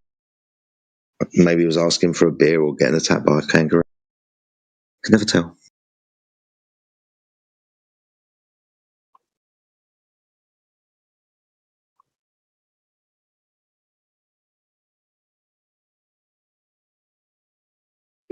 Well, I understand that. There's not much difference for us, yeah. Getting attacked by a kangaroo, drinking a beer, fighting someone. Just a regular day in Australia. It all the fucking sounds the same to me, AJ, mate. Good to hear your voice. Yeah, how are you? Yeah, good, man. Good, good. I'm still mowing the fucking lawn. I'm still whippersnipping. Another hour or so. Yeah, but your lawns are in Australia like millions of hectares, dude. What the fuck? No, I got How about is the 2 new place acres. going? All right. No, I got about How's 2 acres. cool, man. That's quite small in Australia, isn't it? Manageable. No, that's about normal, I suppose, for a normal. My last one was 200, but you don't mow 200 acres. You just leave it grow. Awesome stuff, man. Are you enjoying life though? Yeah, apart from the mowing. Yeah, pretty good, eh? Good stuff, dude. There you go. I put a photo up for you. That's my front yard. Oh, And I she's got about the beauty, same man. in the back. Yeah, that's beauty. Is that the caravan you were living in? Yeah, On the that's left. my caravan. Yeah. That's awesome. mine, yeah, I got to sell that now. No need for it anymore, no. No, the kids have all sort of grown up now, and they don't want to come with us, so it's too big. That's got 4 bunks in it. So I'll probably buy something again, but just something for me and my wife, something small. Might do a camper, or I don't know what I'll do. Oh, looks good, man. How's summer going? Is it hot there? 32 today. We had 37 the other day, so yeah, it has been hot, but not too bad today. Yeah. How far north are you now? I'm in Townsville, so what are we? About 1,200 kilometres north of Brisbane. So it's probably about another 1,200 kilometres to the tip of Australia, something like that. Oh, okay. 1,000 maybe. Yeah, not Yeah. but North Queensland. Ah, good stuff, man. Well, I'm glad you're well, dude. It's nice to hear your voice. Yeah, same. Sorry, I haven't been around much. I've been really busy with work. So, but just been listening in when I can. Yeah, I've seen you pop in from time to time, dude, but you haven't been vocal, so I just assumed that you've been busy and stuff, mate. Yeah, just flat out. But that's all good. It's been flat out, everyone. Of course he has. It's flat. Couldn't be anything else, That's would it. Flat out on flat earth. Right, I'm going to go represent. Talk to you soon. See you in a bit, buddy. Take care. Yeah.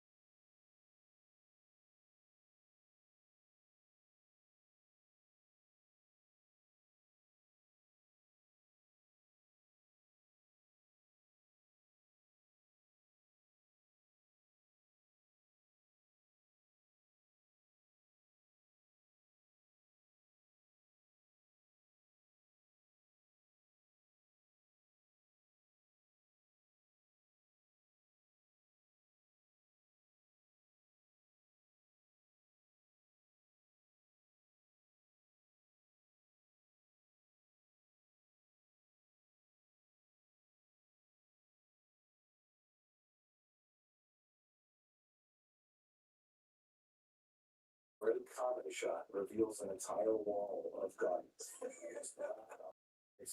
It's the most amazing scene.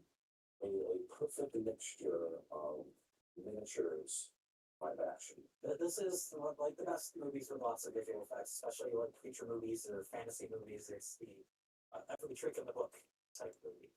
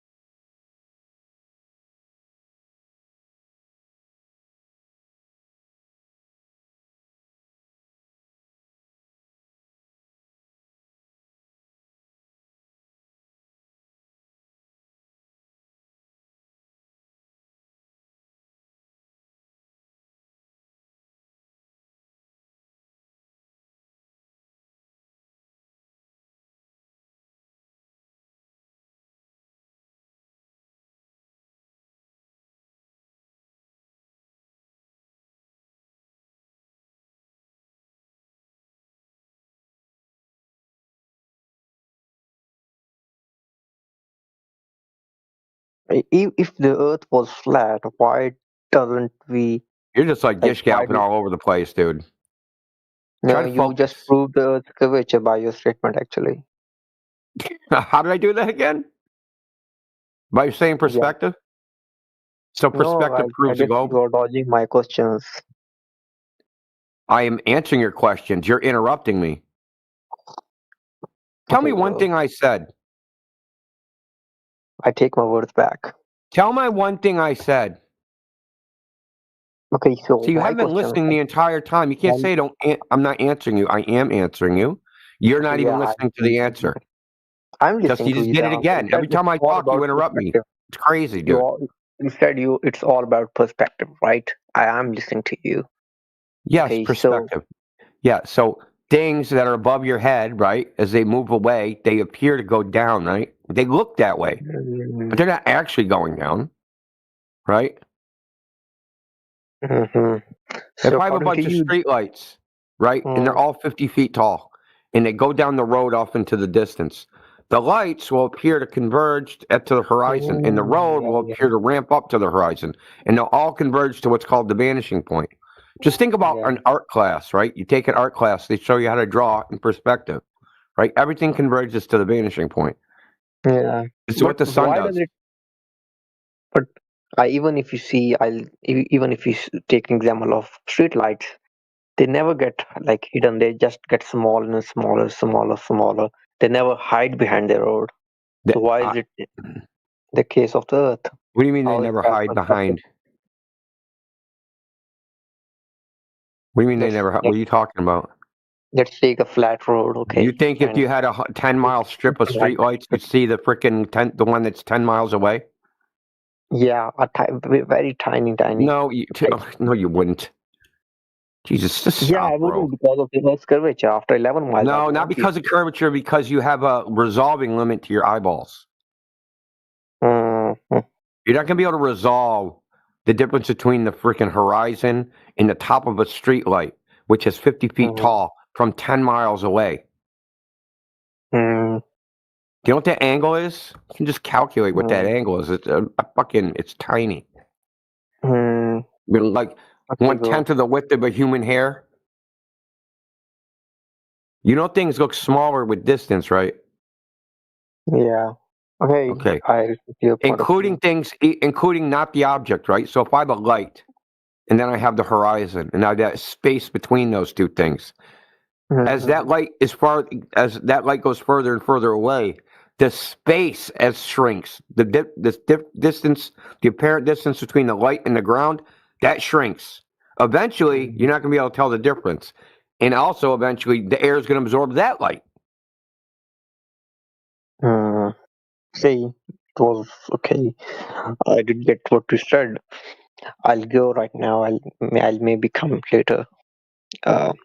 And discuss That's more. ChatGPT. Hmm?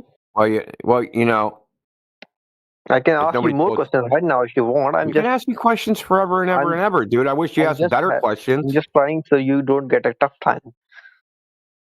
You're just doing what? No, I'm not asking any more questions. I don't want you to get a tough time. I don't know what you. I didn't understand the last part. That's okay. No, I'm saying I'm going right now because I don't want to ask you hard questions that would make you put in a difficult situation. I doubt it. Ask me a hard question, dude. Jesus Christ. You know, you're pretty arrogant for someone that don't know a goddamn thing. I really do respect all the knowledge that you possess, and you are far better than me in intellect and knowledge. I might be wrong about my claims. So, how do you explain? I know Zeus, you might have. hold on, Zeus. Slow down. What you need to ask yourself is that if you don't know the claims of the globe, why do you believe it before you even know what the evidence is? Because you believe it right now. And if me and you keep talking, you're going to have to go look for the evidence for what you believe, but you already believed it beforehand. Do you understand? Don't you see that as a problem? I was a kid and my teacher taught me that. She brought a globe in the class and she told me the Earth is a globe, so I believed her. Okay. Well, you know why she did that? she was told to do that by Yeah, her. exactly. She was the kid in the class too, and her teacher walked in with a globe and said, "Earth is a globe," and she believed her teacher, and her teacher had the same thing happen to her, and so on and so forth, ad infinitum, back until frickin' till forever, right? So this is just an idea that's passed down and down and down like a frickin' like a goddamn disease. India, That's can what I I ask you think one it is. more It's a thing? disease. Can I ask you one more thing if you're finished? Yeah. Okay, so you have said me that we can't see the sun just because the air it's so much at the distance that it gets absorbed, right? Look, brother, I oversimplified it for you. The real answer is this: the horizon is not the edge of the Earth. The horizon that you see, that's not the curve of the Earth. You know how we know this? Because I can go to the ocean and I can see the horizon 6 miles away. And then I can wait a couple hours and then it's 12 miles away. Then I can wait a couple more hours and it's 30 miles away. And then I can wait a couple more hours and then it's 3 miles away. So the horizon, where it seems to be, moves around. And if the weather changes, it moves around. So the horizon's not physical. It is completely created. It's completely optical. It's created by the meteorological conditions and the very shallow viewing angle you have to the surface of the Earth. Okay, so why does Greenland and why does Norway and Antarctica experience 6-month day and 6-month night while we don't, especially living in Asia or America, we face 24-hour day and Now night. you ask me why that happens. Because you might have what more causes knowledge it? than me. Yeah. According to How would you, I as know a the flat causal earther. mechanism? How would No. anybody know that? Can you do that No, experiment? globals know that. Like globals say that Earth is tilted 23 degrees, I guess, on its axis. That is why Antarctica. Why do they say it's 23 degrees on its axis? Why do they say that?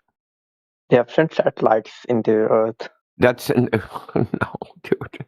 They said it way before satellites existed, dude. You know why? No, I don't know. Because why. when they look in the sky, right, and you imagine that the sky is a hemisphere, right, a hemisphere like a dome over you, you have the celestial equator, and the sun cuts through that celestial equator on its yearly path at 23 degrees. Okay, that's why they say the Earth has a 23-degree tilt.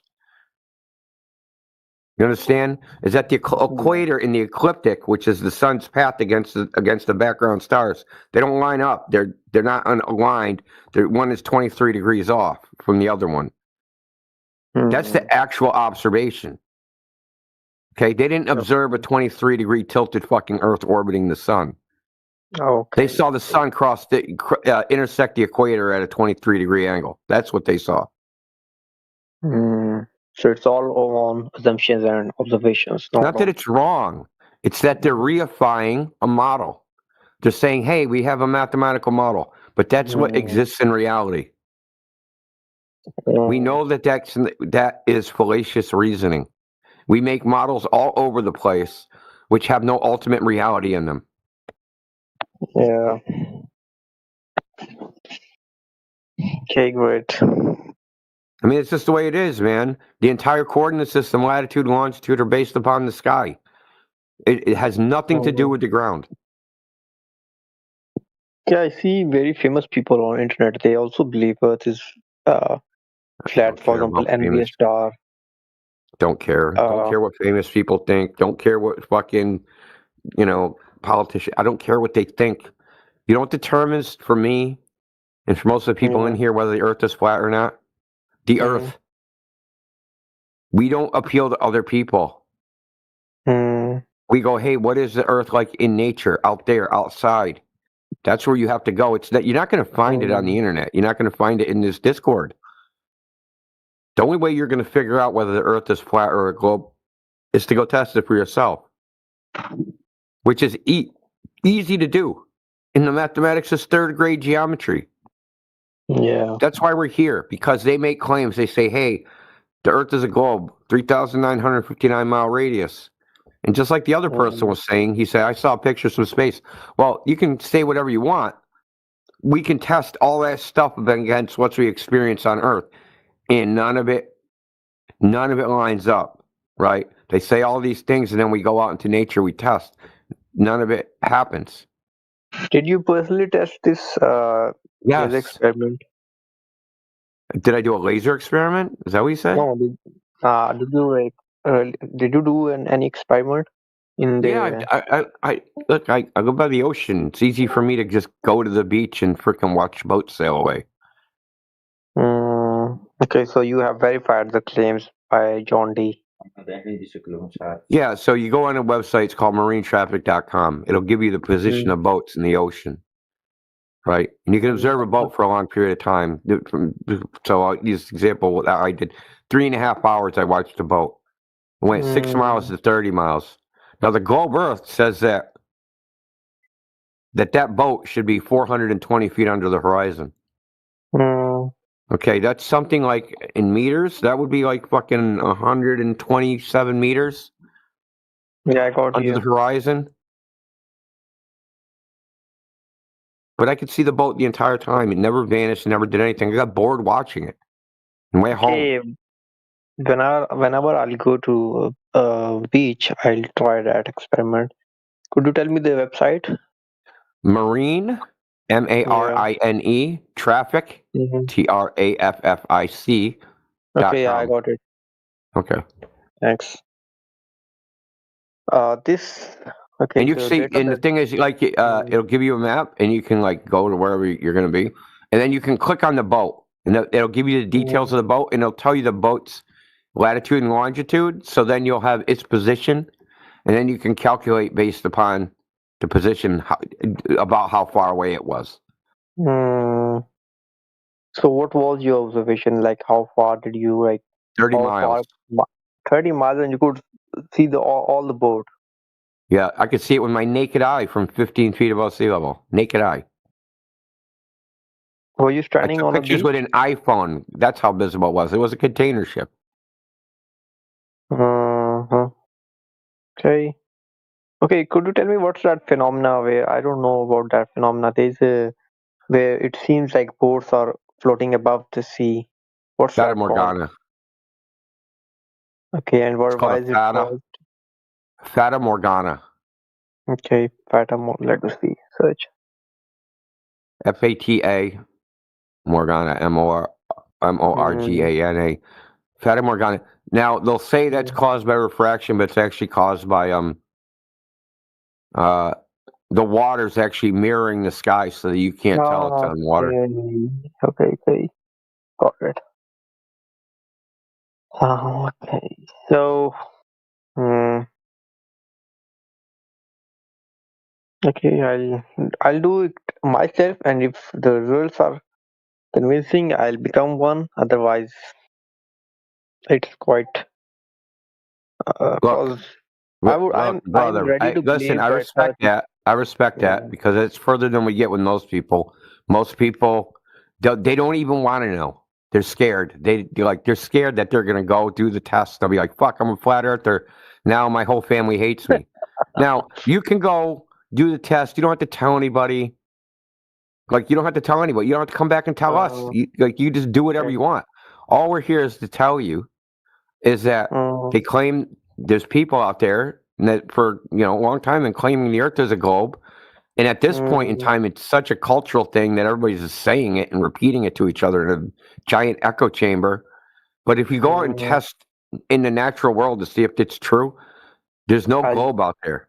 It's just not out there. I don't know what else to say. We go do the tests. We see there's no globe out there. What do you want us to do? So are we supposed to ignore reality and keep watching TV and go, yes, it's still a globe. I don't care what I went and did. I don't care what the ocean says. I don't care what the fucking ice says. I don't care what the mirror says. Right? I don't care what, I'm sorry, but I'm going to trust my own eyes before I freaking trust the television set. So, according to you, all that Big Bang thing and solar system, this is all bullshit. Not true as they say. It's kind of different. So, what do you think about the solar system and all those things that they taught us in the schools, the Big Bang and all that? Are they also telling us wrong information about There's the no space? evidence for any of that.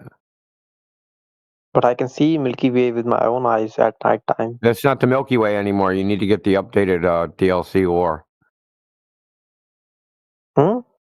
That's not the Milky Way anymore. Why is that not the Milky Way?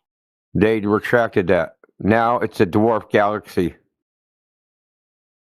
I'm dead serious. I'll post you from Astronomer, dude.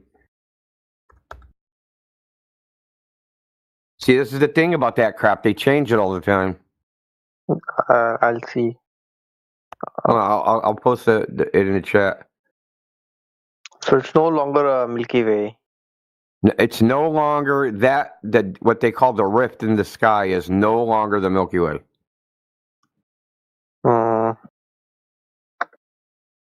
I don't know if I can play with this with the bot. Okay. I'll try and play with the bot. Hold on.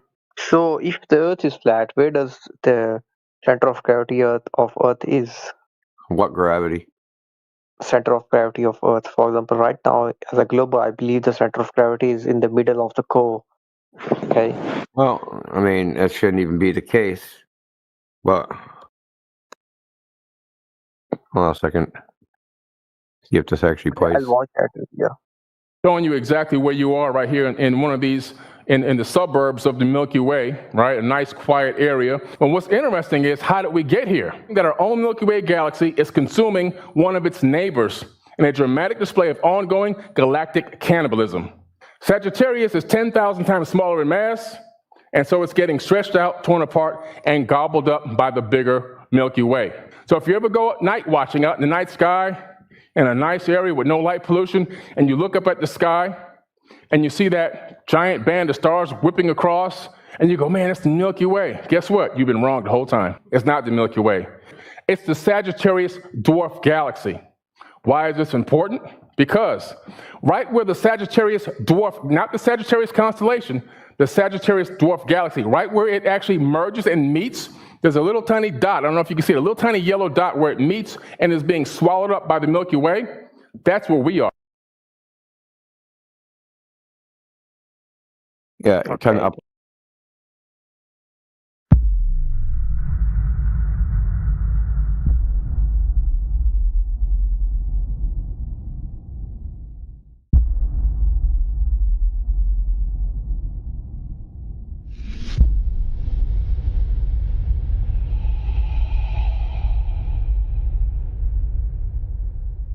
I can't understand Matthew Never Learns. It's like, what's going on with that guy? It doesn't make sense. He must be lying, because how can he be around all the facts and listen to all these facts over and over and over so many times and still like just completely just dismiss everything? It's like there must be something going on there. I can't figure out how someone could actually.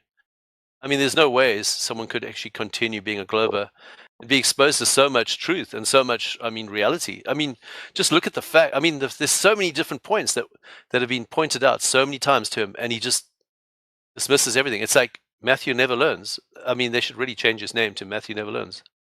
Yeah. I mean, so hold on. We'll get to you in a second, Jack. I'll unmute you. So a while back, Matthew, I showed him like the GNOME experiment, the idea that, weight changes by latitude and that thing's way less on the equator.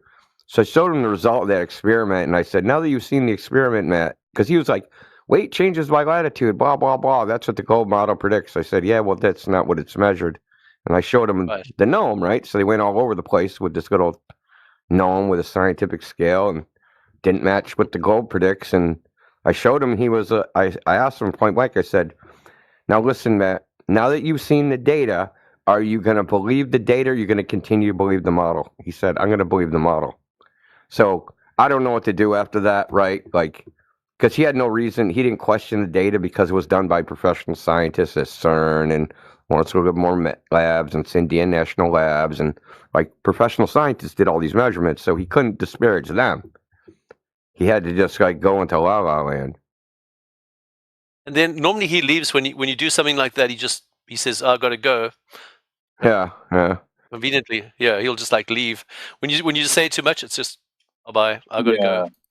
Yeah, it's Yeah, just and really those- weird that he openly rejected the data for like his concept, man, which is very. Every time. That even caught me off guard. I didn't expect him to be like that.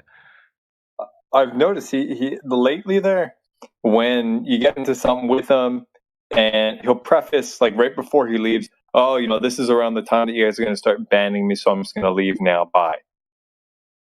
So I'm gonna unmute Jack here. He's a newbie. He's got no role, so let's see what's up with him. Welcome. Coconuts have water in them. Goodbye. What? Okay, next. I couldn't hear what they were saying. What did they say? I do not know. They said, "This is the time you're about to ban me. Goodbye." I was too. So we got another one. We got Ultron. We got Ultron dude here. He has no role, so I'm gonna server unmute you. What's up, Ultron? Ultra something. Ultra nitration. Ultra nitration.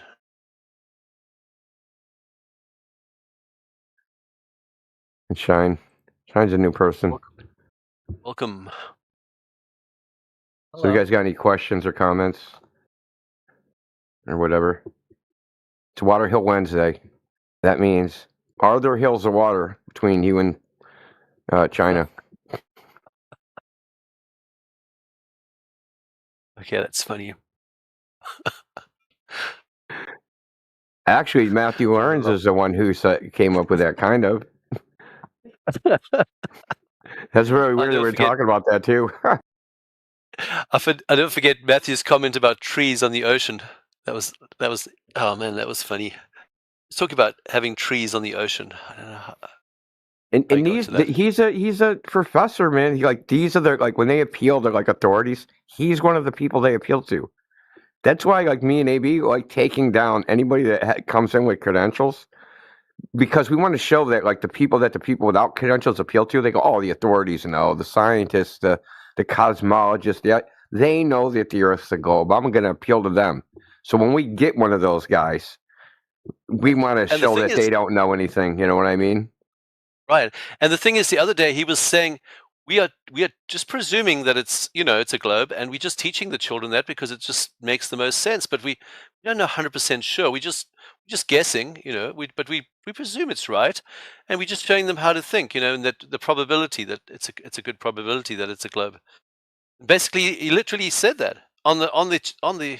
I don't know if you were there when you said that. He said basically we think it's a globe, so we're teaching them the most probable thing. Yeah, and then you start asking them, how do you know that's the most probable thing? And then they come up so they have no idea why they are even saying that.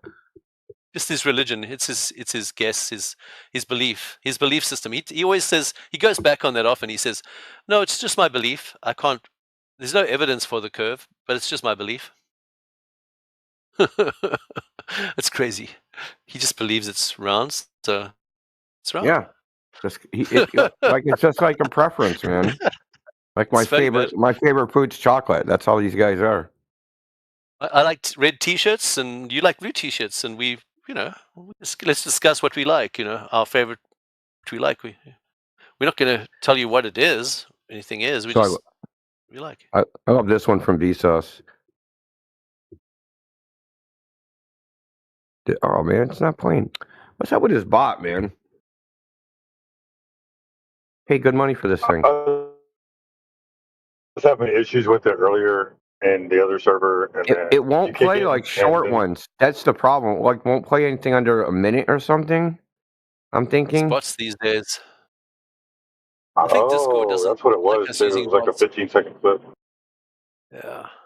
Yeah, that's the problem I'm finding. It won't play any clips longer than 60 seconds or something. Ultron, you have no questions? What's up, Sheepdog?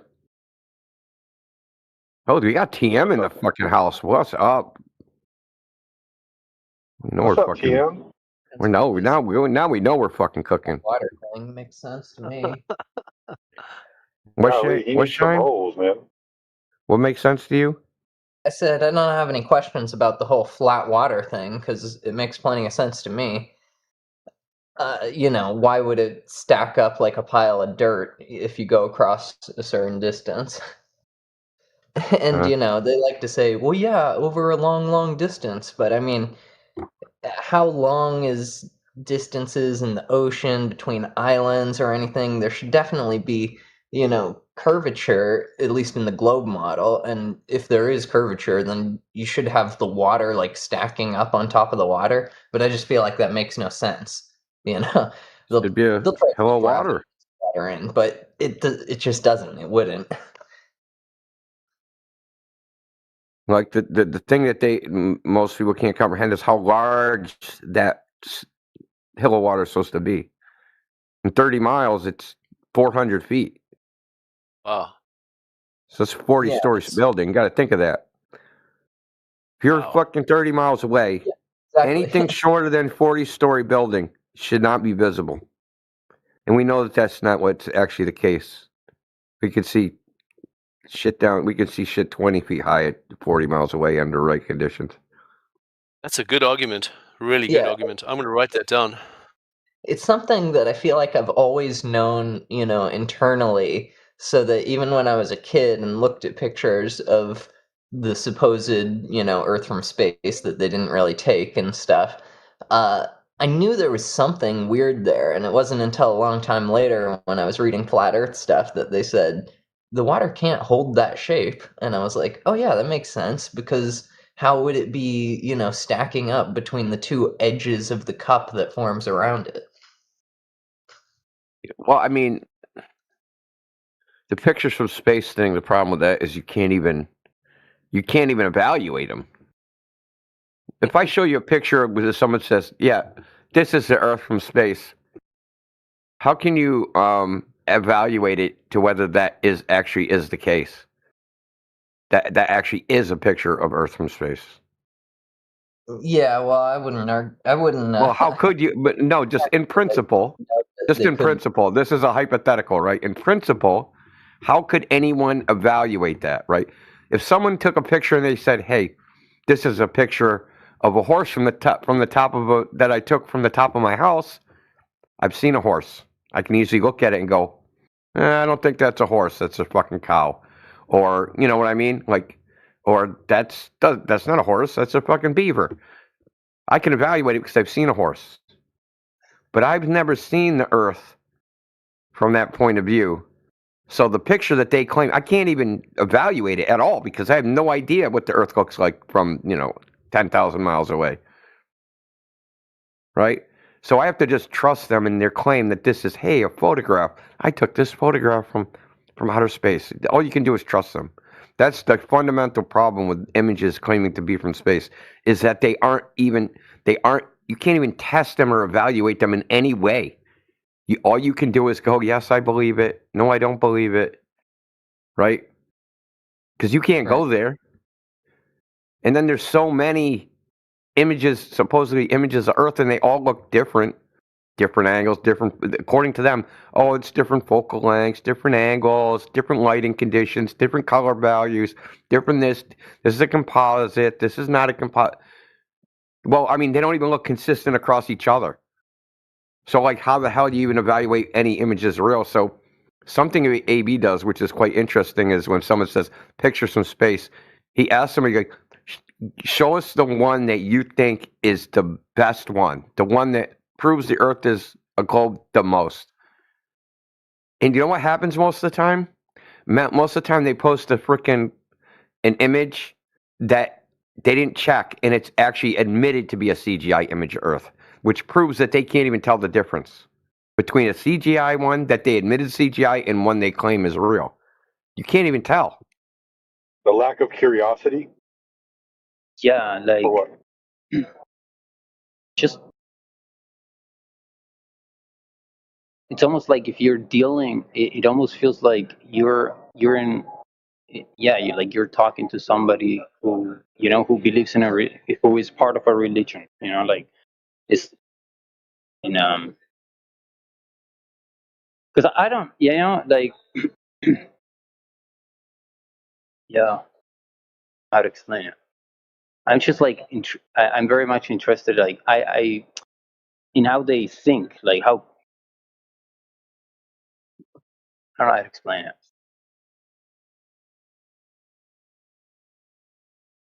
Because you're curious, right? I mean, like you're curious, you're interested, like knowing. Um, I mean, like having an open mind, yeah. being open to the idea that maybe we're true. Yeah, you know what I noticed? Yeah, at the end of at the end, like for example, at the end of the day, like it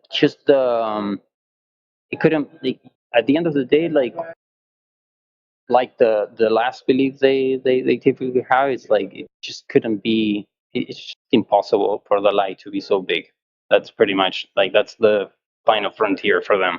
I think what I noticed. Well, it's not really that. There's a subconscious thing to it where they're like they don't think they're stupid enough to fall for something. So there's an ego involved.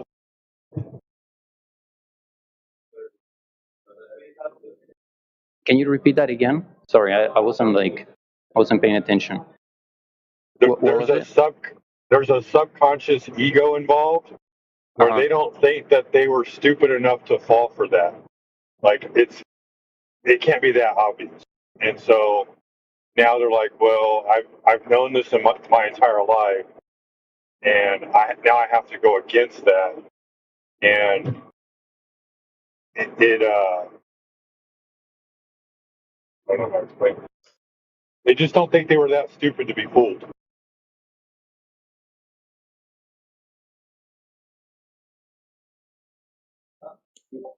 Yeah, what about like for example you personally? Like are you 100% like sure? You know, because are you 100% sure that for example you're definitely standing on one side, right? So like are you still open to the fact that like the earth might not be flat? Like are you still or definitely I know we already changed. We did already change once. You shouldn't be questioning whether we'll flip flop, bro. We already changed. We're globe earthers, and we changed our mind based upon the evidence. Why wouldn't we change back if we got positive evidence the other way? No, I'm not saying about like changing back, but you know, just kind of like just wondering, like, because it's Look, like I just accept the evidence. Whatever the evidence is, that's what it is.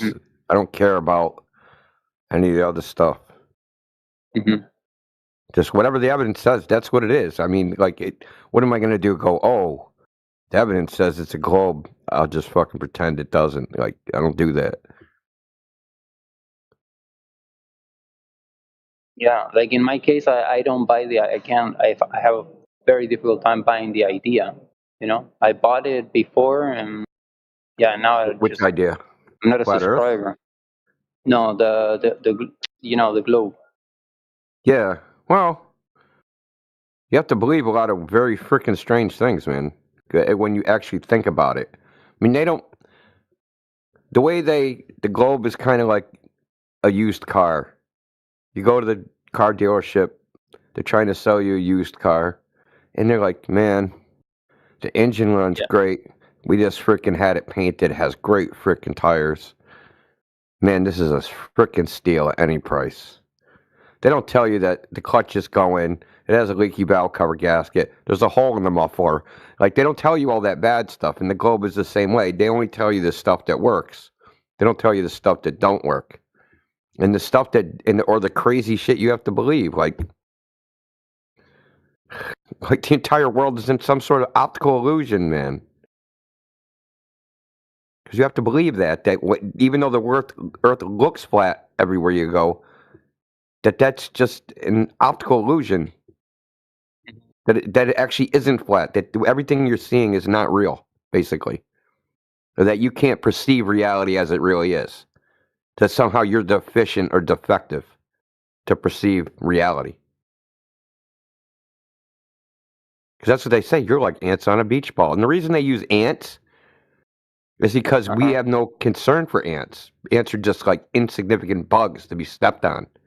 And when they Wow, that's compare you fucked to up. an ant, you're an insignificant bug to be stepped on. You're too Yeah. insignificant to perceive reality as it really is. You're just a Yeah, that's speck of fucked up. dust. It is fucked up, dude. The whole thing is a mind fuck. Yeah, but they're speaking for themselves, huh? Like, It's like, yeah, I mean, I don't want to. Yeah, yeah. but it's almost like this weird cult that everybody like got absorbed into. Mm-hmm. The same way people get like sucked into telling their kids Santa's real. Do you know what I mean? Because I've heard a lot of people, right? They're like, I'm never gonna tell my kids Santa's real.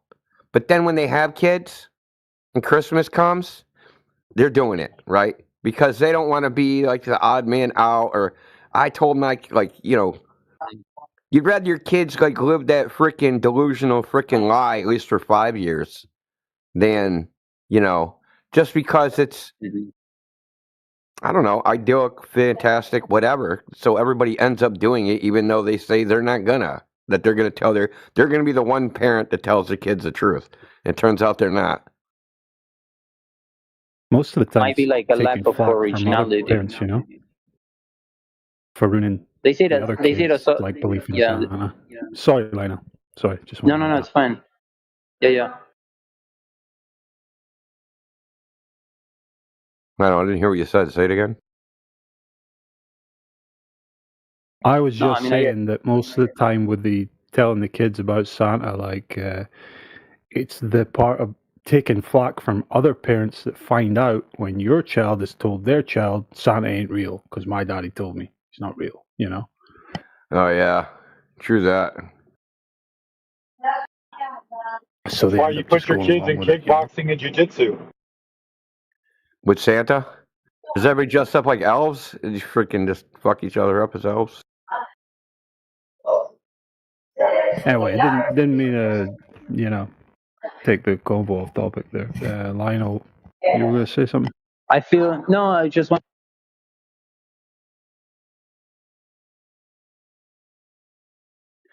You cut out, Lionel. Your audio just. I dropped my phone. Oh, Dude, I feel so fortunate. You know, my sometimes most of the time I look at my family and I see it probably as most people. Like my family seems to be broken, you know. But I'm so fortunate of dude, my parents, both my dad, even though they're separated, right? But both my dad and my mom, bro, like they made me question things from a very early age. Like they made me question everything. that's good. Um, They gave you a way to defend yourself. That's what you really have to understand. If your parents teach you how to figure out what the truth is, they're really what they're giving you is a mental defense. mm-hmm. You know, Sheepdog talked about jujitsu, but you need jujitsu for your mind, man, because people will try to frickin', you know, basically psychologically jump you, which is what peer pressure is, right? It's the equivalent of just being jumped by a bunch of people and circle kicked. So at least you can protect yourself now that you know, at least your parents said, hey, man, just don't believe everything you're told like a sucker. Okay, the probably a question, probably something you guys talked about like a million times. But what is like the general explanation for the 24-hour sun? Like, is there like a standard or like a general idea? Or because for me, for example, I accept that knowledge is limited. You know, like you know, but is there like is there a general idea, general like perspective about the 24 hours? Because dude, I lived in and I lived in South. I lived in the considered like the last city in South America. It's in Tierra del Fuego. It's in Ushuaia. Dude, and I experienced. I lived 4 years there, and I experienced. I didn't experience like a 24-hour sun, right? But like for example, in summer you have only a few hours of nighttime. You know, so when I watch the video, you know, supposedly that it's real, but you know, I can understand why that is real. You know, because like I lived like I said I lived in Ushuaia and I experienced, you know, in summer days are like, you know, you only experience like a few hours of nighttime. So I imagine that I mean, that going happens south. in the Arctic too. Yeah. Let me Go ahead, ask you. Chief, go Let me ask this. Yeah. Okay. In order for the Earth to be a ball, water has to curve around the surface, right? Mm-hmm. So if water has to curve around the surface, but you can't measure any curvature anywhere, the surface of water is flat everywhere, then it can't be a ball, right? That means the Earth is flat, right? Yeah. I mean, yeah. I mean, So if the surface of the Earth is flat, then whatever's happening in the sky can only happen over a flat Earth.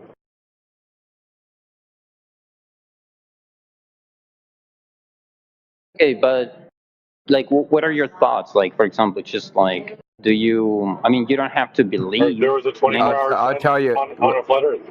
Yeah, this is so. I hate going into this shit because it's Because long. even if you explain it to me, I would have a I am going difficult to time explain it to you. understanding it. So, Okay. so But don't get too technical. okay, you please have to with me. start. So I know you have to start at like, how is the 24-hour sun even a globe prediction in the first place? Let me tell you, it's not. For sure. It's not a globe prediction. It's not no, a globe it's not prediction. a globe prediction. No, it's not. Okay. Okay, so the way they predict solar time, the sun, sunrise, sunset, how high when the sun's above the horizon, all these things, they don't actually use any globe in the mathematics themselves. They only use the celestial sphere. They use the celestial sphere, celestial equator, and the ecliptic, which is the path of the sun through the sky. And that's all that's used. It has nothing to do with you or what you're on at all. So the methodology, the point is, if you look at the mathematics, the formulas, there's no globe in any of those formulas at all. You don't even need a ground at all, because you know why? Because it's an observer-centric model, meaning you're at the center of the coordinates. Your eyeballs, not the fucking globe, your eyes. And that's where all the mathematics is done, from using you at the center coordinates. Now, that means there is no globe model to predict the sun. Doesn't exist. There's no flat Earth model either. There's also no pineapple Earth model, but there also is. So there is a globe Earth model, and there's a flat Earth model, and there's a pineapple Earth model, because the model works no matter what surface you're on. Because you only look at the sky. You do not look at the Earth to determine when the sun thing happens. Right? No, I want to know what sunset is. I want to know what time. How do I figure it out? I go, hey, how many degrees is the celestial equator above the horizon? Oh, there it is. Okay. What longitude am I at? How would I know the longitude? Well, I would need a clock, because I need to know when the sun rises and when it's noon in Greenwich, and then I can use my fucking clock to figure out when I'm going to see the sun. You don't need any references to the Earth itself to figure out how long the sun is going to be visible, right? You don't need the Earth at all to figure out any of that shit. So there is no globe Earth model. There is no flat Earth model. Yeah, the globers just have an explanation, and we've already debunked the basis for that explanation, so that cannot be valid. Yeah, to even make a globe Earth model of that, think of how complex that would be. You'd need to plot the fucking orbit, compute the eccentricity, the fucking, what is the other one? The obliquity, how you're fucking facing the sun, and then project it onto a plane, and then to see what it would freaking look like. And you have to do this, and you figure out where the Earth is in orbit at that time, how far away it is from. You'd have to do all these computations. Okay, we don't do any of these. Okay, because you would have to take the computations and then flip them into orthographic, basically like a 3D environment, like a video game, to figure out what it would look like. And I guarantee you, it would be off. So we don't use that. We just use the celestial sphere model, which is what we use for the sky, the sun, all that stuff. So it's a it's a myth that all that's based upon a globe. It's really not. The explanation is based on a globe, but the actual model itself, the mathematics, is not based on a globe. You understand all that, Lionel? I can Easy. follow it. Yep. No. Yeah. So I'll show you. I'll show you something.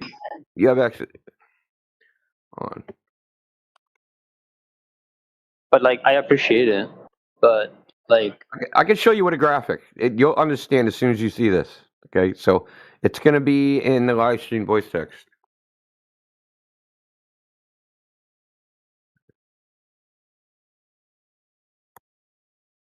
I'm gonna.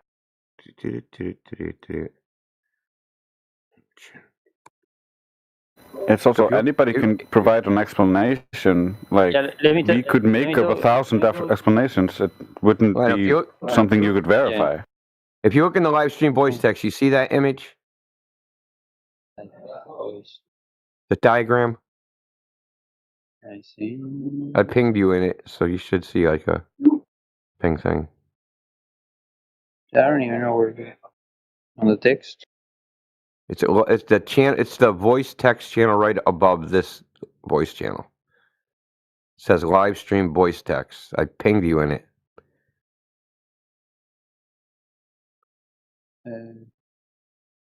Apologize. I'll do it again. Voice? Does that help? No. Did you collapse the channel or something? He's probably looking at the bubble where the instructions are or whatever. I'm on my phone, and it's like I always struggle. You have to collapse. You have to collapse the chat you're in, and then you have to go to live stream voice text. Here, There's a text channel above the voice channel.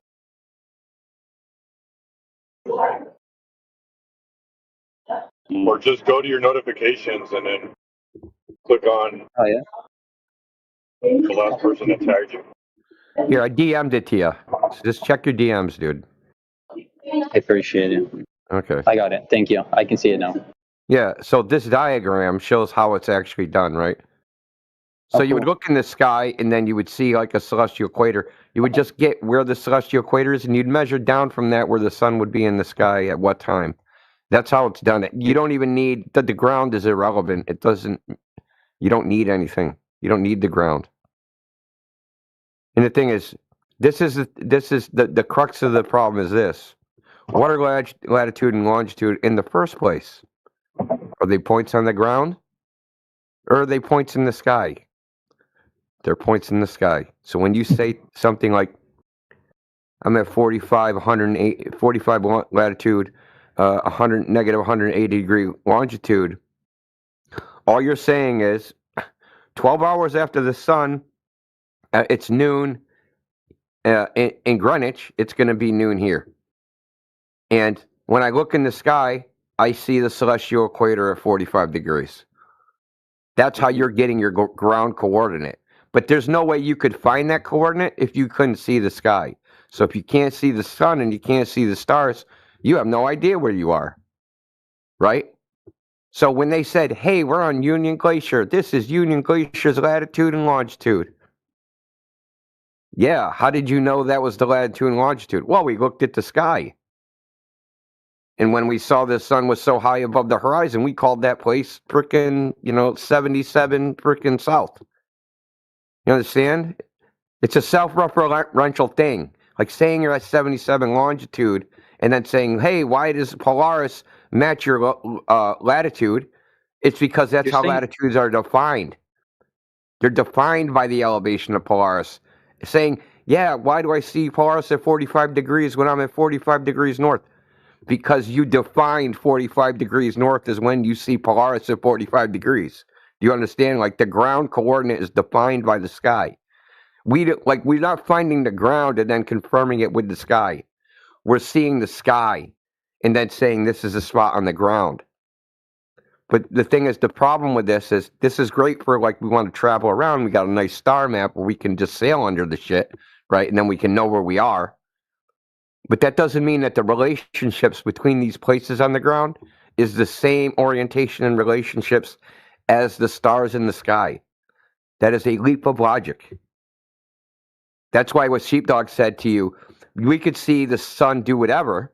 if the Earth measures flat, it has to be doing it over a flat Earth, because everything about the sky and its relationship to the Earth is hypothetical. It's very limited because like typically we match, and like the sun go in circles around the flat Earth, right? Yeah, And I mean, and we it does, don't know if and they're it makes circles perfect or not. sense. Yeah, yeah, Well, we yeah. don't, but because the thing is, saying they do circles around the flat Earth is just you're basically falling into the same trap they're falling into. Saying that the sky's relationship to the ground is some circular way. No one's ever measured a circular path of the sun above the Earth. No one's ever measured whether the center, like, so the North Celestial Pole, right, Polaris, that's the center of anything. How do you know the stars ain't asymmetric? So how do you know a lot of, like, because there's a problem if we take a compass as north and south don't line up with the celestial sphere at all. Did you know that? Magnetic declination. Have you heard of this thing? Magnetic.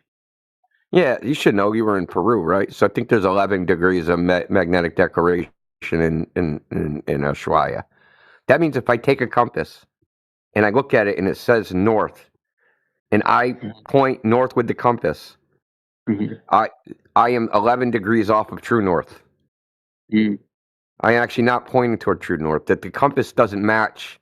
And when I say true north, I mean north as would be designated by the celestial sphere, North Pole, South Pole, the center of rotation of the stars don't line up with the compass, is what I'm saying.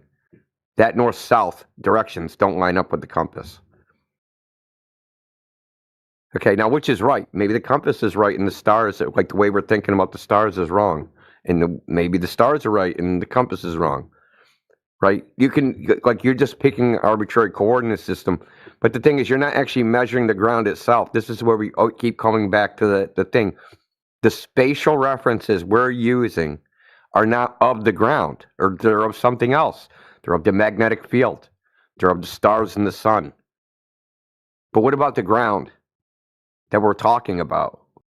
Where are those spatial references? Where we use just the ground to figure out what the ground is? See, we're always appealing to something else. That's not the ground. That's what we're always going to.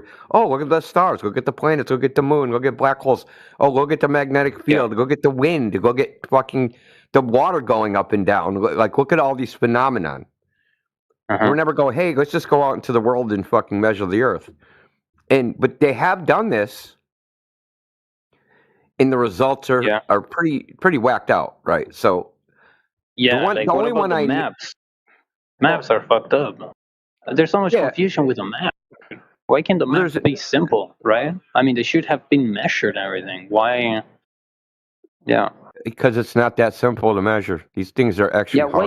Why can't we have a map? Why can't we just have like one? Why is it so difficult? Like, for example, when I ask, like, like the Globers, like, what's your map? Like, what's the real map? Like, we should have a fucking photographical map, like a real map, no? They don't believe in any map. It's too hard. So what they say, they wouldn't use a map. Like, this is the funny thing is they're like, well, all the maps are wrong, but the globe, like if you had a physical globe, that would be right. Yeah, a globe on your table on your desk, that would be right. That's what they would say. That would be right. I mean, they have they to would say never. that, right? Wait, hold on. Here's the funny thing is they would never actually use that because they wouldn't be able to actually get anywhere with that, right? Imagine like you're going on a road trip or you're sailing across the ocean and you're like, oh man, we're gonna get lost. And you're like, no, we're not gonna get lost, baby. I got this globe I bought from Walmart. And fucking bring it onto the boat. Fucking, you got a globe. Where do you think you're gonna go? You're gonna go right to the bottom of the fucking ocean, right up about 20 miles from the shore. It wouldn't work. It would work, no, for them. Like, I mean, if you know how to use it, I guess, no. How could you use a globe to sail across the ocean? I mean, they claim it's the real, like they have a real map, and it has to be. Yeah, but how shaped could as you a globe. use it? That is what I'm asking. How could you actually use it to sail the ocean? I don't know. I guess you could, if it was like the real deal. How? You know? How? I mean, it should work perfectly well. I mean, if it's a representation of reality, you should have no problem using it. Well, I If mean, it's the the thing real about the thing. ocean is that there's no landmarks, right? Right. So you got the Oh, oceans I on was your about to say physical globe. watermarks. What'd you say? I was going to say there's no watermarks. There's no watermarks. What are you gonna do? Say take a left at a freaking 50-foot wave? I don't know. You have the compass. Yeah, take a left Well, at that's it. the I already next told water you. hill. Bro, don't remember just saying that the compass doesn't match the map, the globe? Yeah, it does, no? No, it does not. I mean, it does. I mean, no, like No, It doesn't actually. That's what we're trying to tell you. It doesn't. The compass doesn't match. So the globe is created by that celestial sphere coordinate system I was talking about. I mean, you But can the go around the compass, but equator, the no? With hold the- on, dude, hold on. But the compass Yeah. doesn't match that celestial sphere coordinate system. As far as east, west, north, south, they don't match. Yeah. They're not even close to matching. They're freaking way off each other. Let me see if Yoder's got it. Doesn't the compass up north point to like some place in Norway or something like that? Oh, dude, the magnetic North Pole is supposed to be like in the North Atlantic or in the Arctic Ocean or something. In the South magnetic pole is supposed to be in the Southern Ocean. They're not even on land. Well, one thing we can agree on is that maps like don't match each other at all. Like the globe course. versus the flat, projection map of the continents and stuff. Everyone's always saying, "Oh, The flat projection maps are off a globe. They actually do match the globe maps. but not in a different way, which is just like public opinion. Like most Do you guys people not probably comprehend this, dude? They're not projecting the land. They're projecting the stars. The entire coordinate system is the stars. So when they go from one map to another, they're doing a transformation of the star coordinates onto, and then they're changing the quote unquote land that's underneath it accordingly. But it's not a projection of the dirt. It's a projection of the stars in that coordinate system, latitude and longitude. Like it's based hard off for of people to what accept you this see. that maps are not of the earth. They're of the stars, dude. It's like really hard for people to just function with that. Like from your perspective, from your vision, you see a bubble around you. Like I start with the circle of vision. That's your horizon. And then, so 360 degrees, that's the limitation of your vision. Then when you look upward over your head, now you're creating a hemisphere. And then if the Earth wasn't underneath you, you would literally see a sphere in a sphere around you. But going back to the hemisphere, it's not even it's your hemisphere. It's not the Earth hemisphere. It gets so much weirder than that. But the whole, like Indio said, they take the celestial sphere and they press. I don't know how to say it.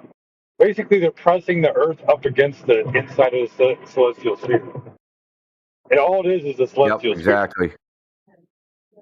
You have to read the there's book no reason to Longitude in assume order to that. understand it.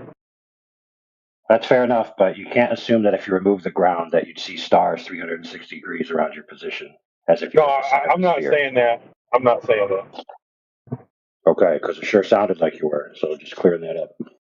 Yeah, no, I'm not saying that. I'm just saying it would be a 360 degree bubble all the way around you. But that's all hypothetical anyway. So they do it based on the stars. Yeah, and they used to be all it more is. explicit about it in old books. And Yoder told me this, is that like they would say that you're under the equator, or that you're under the Tropic of Capricorn, or that you're under the Tropic of Cancer. They wouldn't say that you're on it. Yeah. Like during like the 1800s, you would never be on these things. You'd be under them. based on the stars because for the longest time that was the way people navigated, by the stars. Yeah. It's the way we still do it. The entire coordinate system is based upon it. Just because you're not looking up, we're using a coordinate system developed from stars. And that, like, if you couldn't see the stars, you wouldn't have a coordinate system. At least you wouldn't have that one. And that's why they made paper versions where you could actually have a coordinate system in your cabin. You didn't need to go out and look at the stars.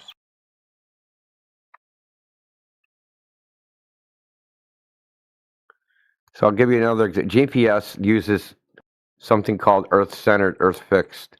It doesn't use latitude and longitude. It does a conversion into that. You can use any coordinate system you want to use. It's freaking dealer's choice, but they just fixed on that one. A, because it's it's easy to navigate using this system, easier. But even it's so easy that before the globe was even invented, Polynesians and people that lived in Micronesia were navigating using the stars hundreds of kilometers without any globe math, right? It's because the stars move so consistently that you can predict where they're going to be. Like, if you know how fast you're going and you know how fast the stars are changing relative to your speed, you can just go, hey, man, at the rate we're going, we'll be there in 2 weeks. In 2 weeks, this star is going to be over that island. So all we got to do is time our travel. So every night when we watch the star, we go, shit, we got to go a little bit faster. We got to go a little bit slower. Okay, and eventually, and as long as you get there when that star is overhead, or some other stars around there, they wouldn't use a single set of stars. They would use a bunch of sets. And they knew what the sky had to look like in a particular location at a particular time. Okay, hey, 2 weeks from now, if we're if the sky looks like this, we're in the right place. If the sky don't look like this, we're fucking lost.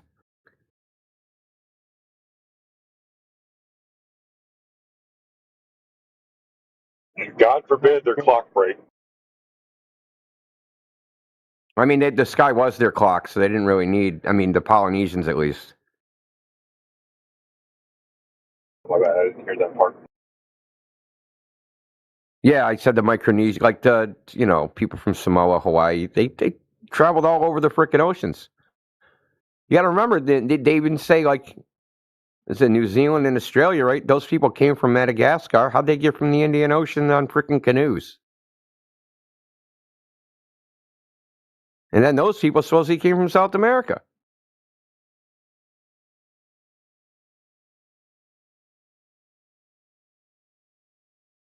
Was Lionel still here? Yeah, I'm listening. Yeah, I'm listening. So what do you think? What do you think of the Bolivian salt flats?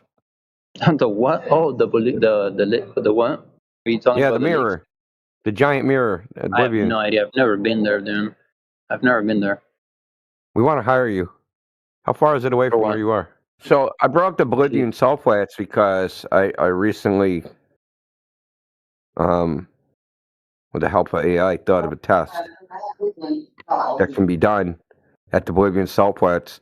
Because if the Earth is curved, right, and it's a mirrored surface, then if you're 200 feet above the surface and you watch the sunset, you should still be able to see the sun, but the reflection of the sun should disappear. You shouldn't be able to see it because the curved surface, it's not a flat surface. Basically, the reason is because you have a line of sight to the sun, but the point on the Earth that has to reflect the sun to your eye, the sun doesn't have a line of sight to there. That's behind the curve from the position of the sun. So you could just go do this test as long as you have like a 30-something mile stretch where you, in a nice crisp water horizon. You can do this test where you see the sunset, but you don't see the reflection of the sun, even though the surface is completely mirrored. So this, I don't trust the sun, man. I don't trust the sun. Oh, now you don't trust the sun? What about 24-hour sun, man? What happened to that? I don't know, man. Yeah, I don't know what now to the think sun about goes the sun. overboard. That's what always happens. I don't know what to Well, think they about the sun. they also surveyed the salt flats and surveyed them flat. And so what you could do is when the salt flats flood, there's water now on the flat level ground, which you can measure too. And so if the Earth was a ball and the water was conforming to a sphere, then you should be able to measure that hill of water over the entirety of the salt flats. Does water freezes like in a curved No. way? No, we've done that too. We've done that test too.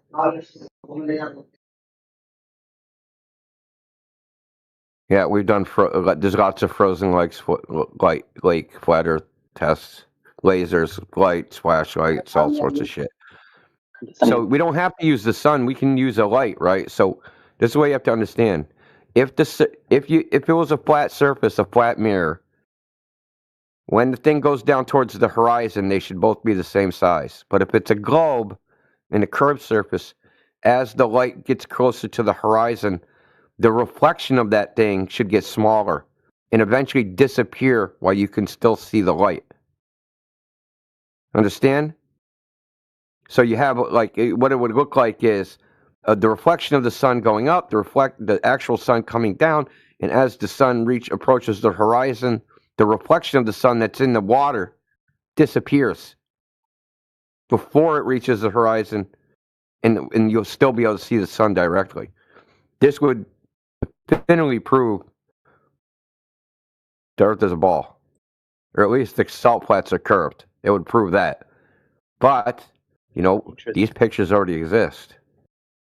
There's already pictures from the Bolivian salt flats with the sun right on the horizon. And the sun and the reflection of the sun are the same size, which they shouldn't be if it was a curved mirror. Yeah, we all have the same observations, and you can see that all the way back into history. We all have the same observations throughout history because we all live in the same world. It's just the interpretations and the zealotry concerning their interpretations being right and everything else being false because they have such a strong belief in their interpretation. Yeah, the more you separate out what you believe and what you actually know, and the more of a foundation you build in actual knowledge, the more accurate your predictions and how you see the world is, because it's more reflective of how the world actually is instead of how you believe the world to be because of somebody hurt me, so I'm going to believe all black people are bad. That's just not true, but it's a fallacious, faulty generalization. But then you're right that the guy might have hurt you, but that is an incident between you and him. That person was bad. And so, there's a distinction in how reality actually is and how people perceive it because of feelings. And part of my take on this is because we know from our evidence and stuff that this model has to be correct and stuff, it just means that so many of our institutions are putting their resources into the wrong things. Studying space, exploring space, but even schools and stuff. Teaching about space, teaching the, tenets of the solar system model and the globe model and stuff. Should we really be doing that if it turns out that it's completely wrong? That would mean most of our institutions designed to empower us are in fact lying to us or making us weaker. Rather, or whether intentional or not intentional, they are, drawing people further away from understanding reality instead of closer. Well, think about it this way: if you were a very powerful person who had a lot of wealth and control in the world, would it benefit you more to have people ignorant and believing things that are inconsequential to them in the long run, and that distract them from what's actually happening to them, that would profit you? Well, Depends what kind of person you are. Exactly. So when you consider the fact that people who are seeking positions of power, influence, where they can have control over you, are generally people of a persuasion that is not positive. It's the Yeah, I know where you're. It's a narcissist. It's the sadists. It's the psychopaths. It's the sociopaths. They gravitate towards these positions because it gives them what they want. And it's hard to believe these kinds of people just automatically, but that's what most of the world does because they're in positions of power. I mean, like, yeah. So, is it meant to be like that? Is it supposed to be like that? Is this like a jungle? Is it supposed to be challenging? Like, maybe this is how nature is supposed to be. Like, I think kind it's of just evil. I think if you look at history and just the history of rational language use, for instance, just in America, for instance, you can see rational language was so common that it was about a 90% range. And then all of a sudden, it just started dropping until it and it coincides with them removing the trivium and quadrivium and the focus on logic, giving you a foundation, something to argue so that you can understand what you're dealing with, and kind of shoved that to the side and then rewrote a lot of the textbooks and a lot of the arguments that you get in the textbooks are filled with fallacious argumentation, and so you learn to use fallacious argumentation to try to justify things or argue things, and that just breaks the people. And it creates perfect factory workers who don't know anything and can't actually like complain about the issues because they don't know enough, but it ruins society as a whole, and it limits how much our scientists can actually discover. And so it makes it so that you can control how much progress is being made, and so you can push it out. Like, so you can be the guy presenting, hey, here I have something better, and not being it's something uncontrolled that you can't control. Because if you give everybody logic, if you give everybody the scientific method, and everybody starts trying to discover something, they're likely to discover something that you can't control. We are not like fully blocked, but shadow banned, so that we think we can speak to the general public, whereas the general public generally doesn't have access to our streams. They don't see them. They don't pop in their algorithms because they don't want us to be seen, but they don't want us to like think we're too suppressed, so we don't go too far out and become too outspoken. I was like having this conversation the other day. I was at the debate flat Earth, Discord server, and they were mentioning that there was like a flat Earth event happening. They asked me if I was like aware of. I'm like, no idea what's going on. And I asked them like, why are you guys interested about like flat Earth debate and this? Which is like good for creating content because they make fun of like flat earthers. I'm like, okay, that's fair enough. And they're like, why wouldn't you be, Leo, interested in like joining one of these activities? I'm like, dude, not me. It's like, why not? And I'm like, I don't know. It's just like getting together with other people. I don't know. But I thought, I'm like, what would be cool? Like, I would join the flat Earth, like a flat Earth community or whatever. Like, if it would be more attractive. Like, if they would do what's the name? Not a strike, but a protest. A protest in front of the NASA department or in front of like whatever, going like a little bit more hardcore. Like that. That's. And that's what the point of that be? Yeah, I don't see the point. Well, the point is to call the attention, because you need to have the attention of people. Dude, if fucking the Earth is covered in 70% water and that doesn't come to their attention, I don't know what will.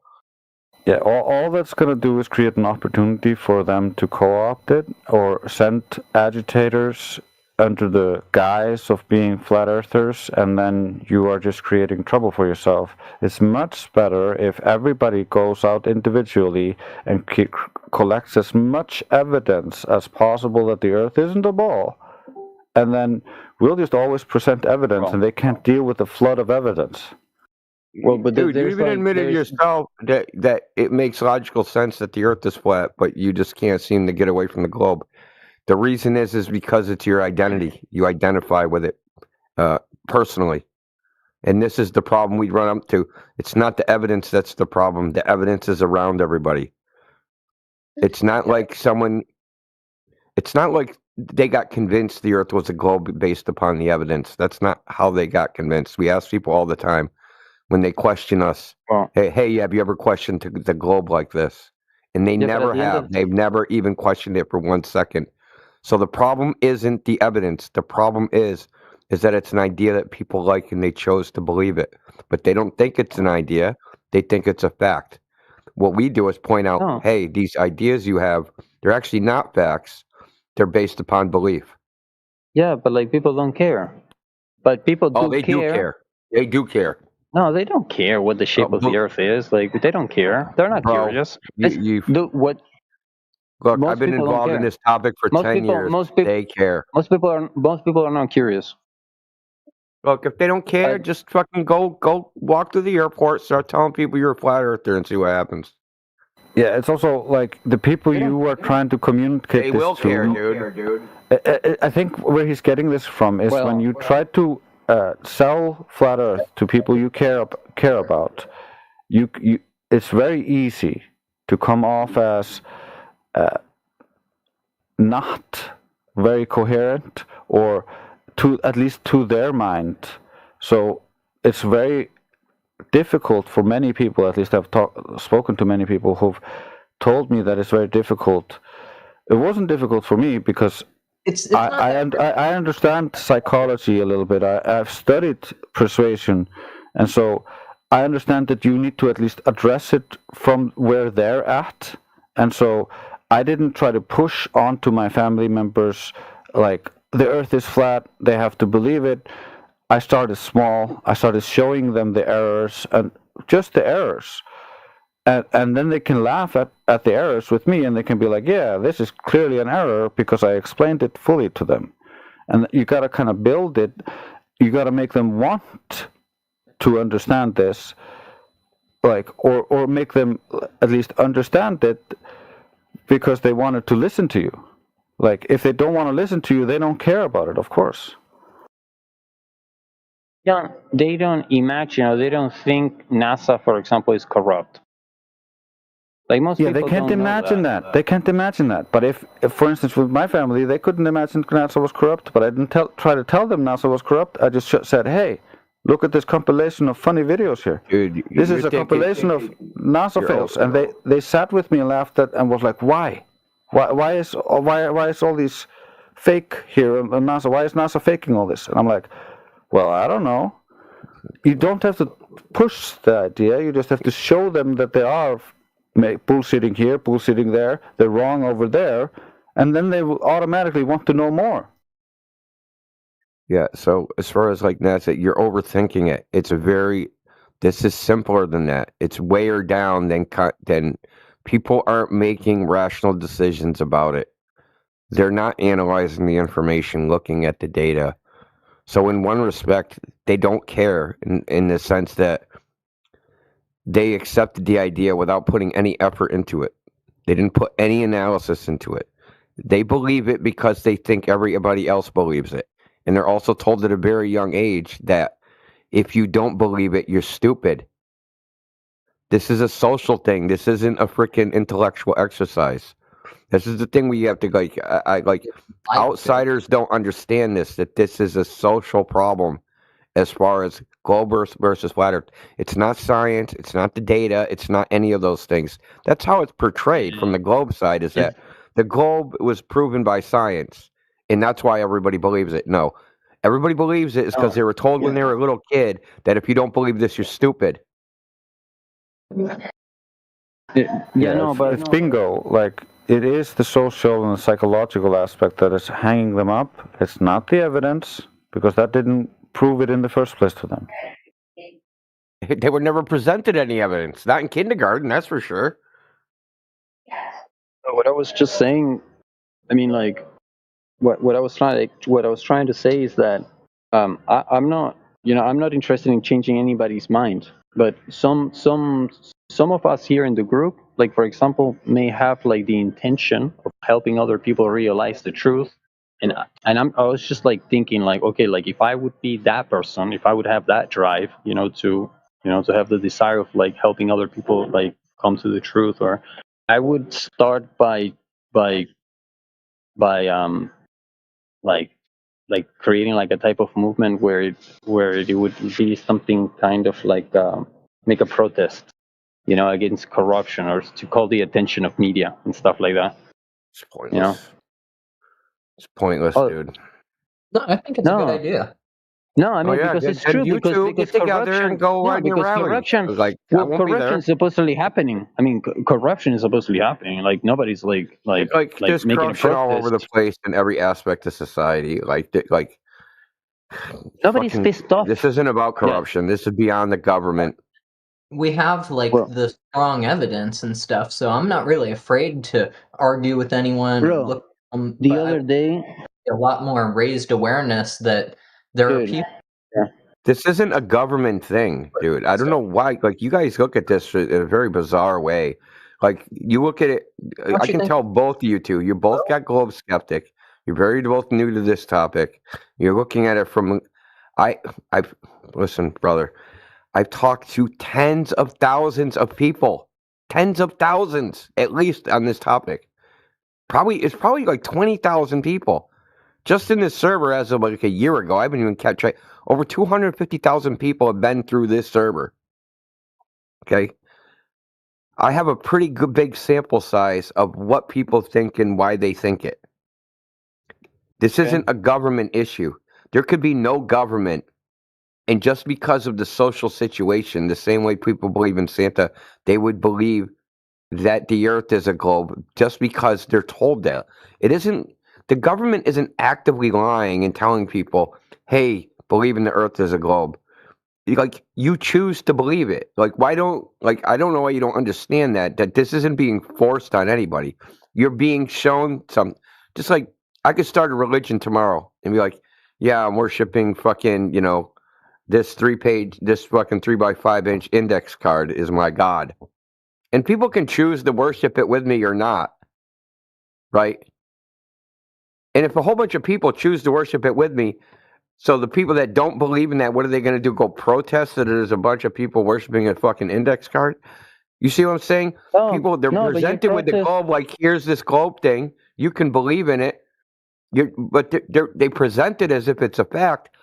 But it's just a belief that people believe in. And the government has nothing to do with it. Yeah, to use that analogy, it's like the believers had children and then taught the children, well, this is the truth because that's what they believed. They just didn't tell them it was based in a belief. It's a tradition of that. You guys are overcomplicating it. This is simpler. There's no conspiracy. There's no fucking group of fucking 300 pushing this on people. Confused because I feel like it does matter that the government, supports the. What are they doing? Globe Earth model. Well, they pay the astronauts for one thing. But why do they support it? It's because people in the government that vote on shit, they believe it too, but they don't know anything. What do you think Trump knows? You think Trump knows one way or another if the Earth is flat or a globe? I would imagine he does. I mean, how? Because he's the president. He's got to have. How would he know, dude? He'd still get that information from some other person, right? Yeah. And he in no way could verify that what that person is telling him is true. So no matter what, Shine, he's going to be a believer. To these arguments and stuff. I mean, the arguments are the thing that sort of give the flat earthers the. It's not. We are based upon evidence, and we don't. Our shit isn't based on arguments. It's based upon evidence. Look, Rogue, this is what you don't understand. Okay, we all this is objectively true, that to everybody that's ever walked the surface of the earth, that the earth appears flat. That's objectively true. That's what we all experience. Nobody experiences the earth as a ball. That is also objectively true. There are a certain segment of people that said that they've seen the earth in its entirety. The Apollo astronauts. Those are the only ones. That's 27 people. In the history of the world, claim to have seen the earth as a ball. 27 people. They're the only people that could ever claim knowledge of that fact, right? Those people, just that 27. Trump don't know. Xi Jinping don't know. Putin don't know. All those people, they don't know shit. They don't have. They would get their information from somebody else, and they would either believe what that person says or not believe what that person says. But they would have no personal knowledge of any of this. Okay, so you can think that the government does all these things. It's just a circle jerk of believers. The same thing with any lower rung of society. Okay, we have a guy that comes in here, Josh Ingersoll. He works for the Amazon. And what he does at Amazon is he works for the Amazon Kuiper project, which supposedly is going to compete with Starlink to do satellite internet. Now we've talked to him over now 6 months, and we've probed him and asked questions and all sorts of shit. He doesn't know shit, and he works directly, as in personal knowledge, at the Earth's a globe, and he works directly with this shit. You're probably right, man. You're probably It's not that right. I'm probably right. I am right, and I've got him to admit it. Okay, but not everybody think like you're probably. matter I'm what not probably expressing myself. I'm not. I'm sure I'm not expressing myself well. I don't understand what we're going to protest, right? People believing in something? Why would we Dude, protest it would that? be interesting. That's all. It would probably not make a difference at all, but it would at least be different. It would be interesting. Yeah, don't we be When you characterized hear- as some sort of when you political hear- movement? But that's when the you problem. hear I when know. you hear a nice debate, about, for example, on the news and stuff, it's interesting. When you hear people speaking with logic, and publicly, it's interesting. I get it, dude, but then they would turn it into a political question. Okay? I don't know. Whatever. And it would make noise. everything would get freaking muddied. No, that's a good thing. We want it to be a political discussion. Why? No. We absolutely What the want fuck? to No, stop we do not. research, space exploration. That's all stuff that political money goes towards. So we totally want to stop the You need to make noise. and bring them to our side. Even a globe earther should want to stop that. resources Even if you're a glober, you should want to stop that shit because it's a waste of time. In essence, you want to go the path of Antifa. You know what they're. Yeah. Well, at the moment, like for example, flat earthers are like fucking crazy. They speak, but they're not. Yeah, like we're not as a we're not making much noise. Yeah, we're not crazy. That's the problem. We're not making noise. in We're the not world. going to go out and act crazy just because you want that. No, And I'm not talking about being crazy. I'm talking about bro, acting. it doesn't matter if it doesn't matter 2,000 if years for the globe idea to take hold. You give us a little time. I'm sorry, it's only been a decade. Yeah, it doesn't matter if Christ, it bro. doesn't matter if you and your 10 friends are not going to be violent in your riot. However, that doesn't mean that 20 other people won't come and be violent and cause a riot, and then that's attributed to flat earthers who are crazy. So you're just undermining the efforts if you do that. Please, dude. They Please. attribute rightness to right arguments. Dude, I'm a follower in this sense. I would join. I would join a protest. You know, I mean, like, and if it gets out of control, I'm out of the way. Why don't you go lead it? Go lead But it, if it's dude. like, no, because I'm not. Why are you trying to get us to lead it? Look, bro, I'll tell you straight. We're not going to do listen, that. man. You're taking this too No, personally, listen, man. no, I'm not taking it I'm personal. not telling you to do We anything. I'm aren't not going to do asking that, you to do dude. Look, That's bro, perfectly fine. you go do We're it. just having a conversation. I'm Then just go thinking do about it. what would be cool. I'm That not would not talking be about cool. anybody. I'm not asking you. I'm not saying anybody should do it. I'm just saying it would be interesting. It's very That's weird all, that there's dude. two fucking clowns in here doing call to arms. Like, no one's Oh, ever tried this sorry, shit. bro. I'm done, dude. I'm done. Yeah, be dude. done. Yeah, create your own chapter of It's really weird Antifa. that Shine and you both fucking Enjoy the on rest the of the fence, evening, man. both globe No, you skeptics. take this too In here at the personally, same man. time. In here at the same time doing the same shtick, dude. Really weird. What's wrong with Really saying weird. to believe in the flat Earth? Isn't that the whole point? The call to arms shit, dude. Every once in a while we get some fucking moron that in here with a call to arms. We need to protest the government. We need to write our senators. We need. No, dude. Come on, it's fucking stupid. No. It's No, not. no. You know. Well, I don't think it's a bad idea. I'm just that's it. Okay, It's thanks, stupid, guys. dude. Thanks. Listen, you're not a. If you think that that's a good idea, you're not a flat earther, and neither is the other guy. Okay. Okay. Yeah, You don't understand, and you don't understand anything. You just don't understand it at all, even at a level. I'm sure I don't. I'm Because sure I don't. because people that act like this, they have they're not flat earthers, and they have a preconceived notion of what flat earthers are, and they come in here and they try to pretend. It's just like you trying to sneak in the Mexican embassy because you got a sombrero on. Like, dude, we're not fooled by this shit. Yeah, you can make your own group and you can hold your own protest. It just has no relation or connection to us. You don't get me. That's fine, dude. Okay, Yeah. thanks, guys. Bye. Yeah, Bye. you and Shine, we weren't fooled by you. Yeah, give up. Exposed. It wasn't me. Yeah, you Shine. Your shit's up too. You might as well leave with him. I'm gonna stay. Okay, so I don't know why with this fucking call to arms shit. You don't understand flat Earth. But Okay, what it's do you not a mean? hypothesis. It's not a model. It's none of those things. Flat Earth is based upon just observation. You are aware that before the globe model existed or the globe concept, everybody was a flat earther, right? Yes, Why? because it was the way they saw the world. Okay, did that change? No. Okay, so people still see the world now the same way they did at 10,000 years ago. It still looks the same. Yeah, it still looks the same. So the only thing that it changed was humanity got injected with an idea. Mhm. And some people chose that idea. They want to actually believe that idea, that experience that everybody had the whole time, forever and ever, going back to the origin of man. They all had this experience. But these other people said, no, that's not right. That's some illusion. And they're literally saying it's an illusion. This isn't figurative. They're saying that you seeing the world as flat is an optical illusion. And the flatter it looks, the more it's a fucking globe. It's almost mind-bending. So you are aware that when you see the Earth looking flat, you understand what the globe Earth claim is, that that's caused by light bending around the curve, right? You've heard this before? Shine? I mean, That's they what they- claim things, yeah. But Yeah, yeah, I've heard- they say it's light's bending around the curve of the Earth, lifting up the surface of the Earth, making it just look flat. yes, that's what they claim sometimes.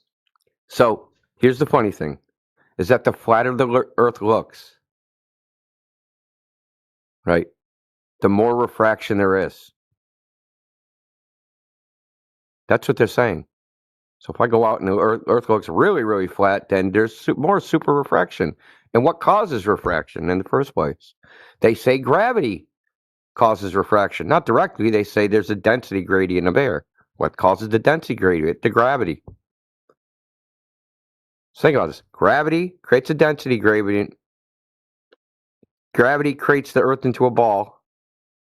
That means gravity created a ball that has a air density gradient that makes that ball look flat. Think of how crazy that is. I agree. It's fucking insane. The thing is that the experience everyone has doesn't change. This is really the point. The experience that everybody has did not change. It's just that people ended up, there's people that said the Earth is a ball and that's an illusion, and then a whole group of people have chosen to believe it. Now, they only have some responsibility because they were a child when they were presented with this. But the thing is, we're just here to tell them that that's the case. That what the situation actually is. That there's actually no evidence for the Earth being a globe. What they just have is a concept and a bunch of ideas. But as far as like experience goes, they've never experienced the world that way, and they never will, and no one they know ever will. Right? But they don't really realize that. People come in here and call us delusional. They say, you flat earthers, you're delusional. Okay, I go out and I see the world and I say, hey, the Earth looks flat because this water looks flat. And you go out there and you say, this Earth looks flat because it's curved. Who's delusional? Obviously, the person saying if something flat looks curved is delusional. Or saying, hey, it looks flat, but it's actually curved, but I can't see the curve. It's an optical illusion. That's delusional. Saying it looks flat because it is flat isn't delusional. That's fucking insane. Yeah. So is your point then that because the Earth is already flat, there's like no point in trying to convince people or argue? They should just sort of see it already. The evidence is all no. We just point out that the evidence is already there. It's already all around them. It's already everywhere. It's like people, oh, how is the government hiding the flat Earth? Like they're not hiding it. How do you hide the ocean? Think about it. How would you hide the ocean? How can the government hide the ocean?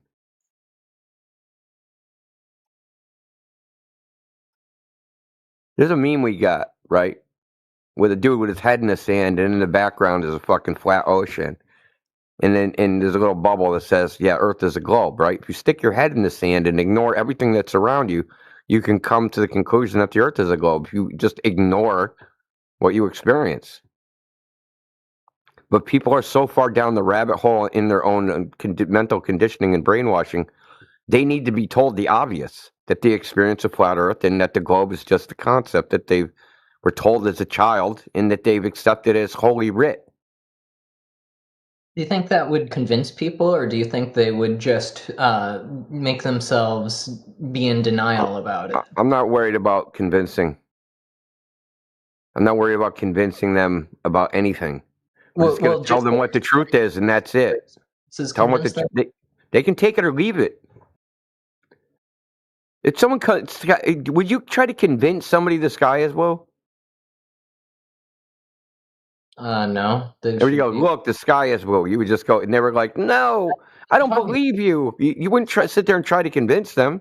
Be like, okay, have fun with that. And use your senses. Yeah, so we're kind of in that position where we go, hey, dude, the Earth looks flat. That's the way you actually see it. And they're like, you chose to believe something else. And they think that there's a lot of evidence. So this is the way it usually goes. They think in their head that there's a lot of evidence to support the globe idea. They don't know what it is, but they're pretty sure it's out there somewhere. And that some magic science guy figured out that the Earth was a globe. And they're relying on that person for their belief, and they're very confident. Really, what really their idea comes from a confidence in what human beings say, even though they don't know these human beings that said it. They don't know anything about that, and that's where it comes from. What we do is just say, hey, those people that you're relying on, they don't know anything either. They don't know anything more than you. They also experience the world as you do. They experience this flat and motionless. And when we ask them, the magic science guy that you think about, when we ask them how they know the Earth is a globe, they also appeal to some other magic science guy that they've never met. And it ends up in this continuous freaking chain of people when we never get to the person with the actual information that knows the Earth is a globe. It's always appealing to somebody else.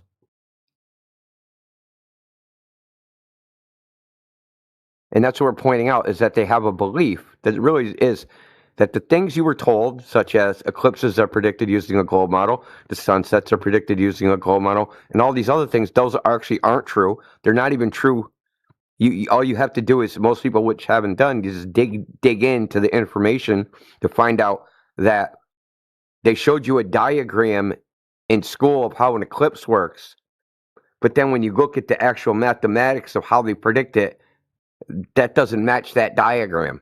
They're not doing 3-ball fucking equations or of spheres, blocking the light from each other. They're not calculating any of that. They're not doing any fucking ray tracing or any garbage like that in the model of predicting eclipses. But people just think that. They just fill in the blanks because of the diagram. We just give information. That's it, dude. We're just giving them the information. Hey, a lot of things you think are true actually aren't true. And you chose to believe them based upon trust in people saying that the things are true. It's really a trust-based belief system where you just like, I believe in this system. Why would all the scientists lie? Right? It's not that they're lying. It's that they don't know. It's that how they we know they believe just. don't? It's that they believe one just more as thing, Jace. You know how we know they don't know? Because we asked them and they said they don't know. Dude don't even know if he has hands. Yeah, at the core of it, it's just a belief. It's what they, in their own words, it's their best guess.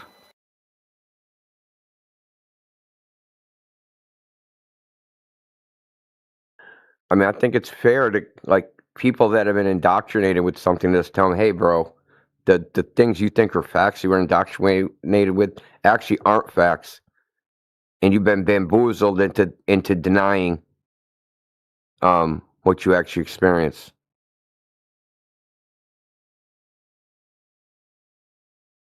But people don't think of it that way. It's so easy. It's like the globe is like one of those ideas where it's easy to just, like, they make it very easy to believe in it. There's no social repercussions. In fact, the social repercussions are the other way if you don't believe in it. In fact, you're poo-pooed for even asking questions about it.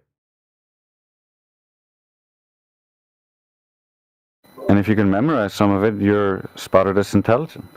Oh, yeah, that's right. You write down a bunch of equations. Fuck, dude.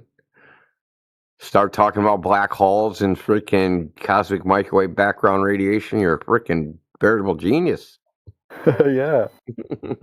So what's wrong with trying to shift the public view so that they don't like look down on the flat Earth idea? Because this is like how do I put it? This is a multivariate problem. There's a lot of gears spinning in this problem. Some of it's social, some of it's psychological, some of it's identity, some of it's misunderstanding of what the information actually is. There's lots of things that are problems of why, like, it's the thing is, it isn't like trying to convince them the Earth is flat. It's more like getting them to stop being convinced the Earth is a globe. Because flat Earth is the default position. Yeah, protesting We're trying is to not get them going to reject the idea that they've been force-fed their whole life. Protesting is not going to improve our image. Like, that's what the mob does, and generally it makes the image of the mob worse. So I don't see a reason for that. And what do we protest? We have no interest in what fucking the United States government does and where they fucking the shit they put on TV. I can't sue NASA for being fakes. I'd have no standing. No citizen could ever sue the United States government for fucking faking space.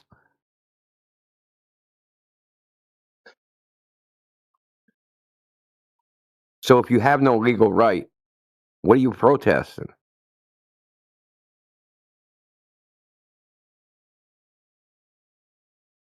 Well, it just becomes like all the leftist protests happening, like, and people are already super tired of that. And so I only see it as a negative. I don't see it as a positive.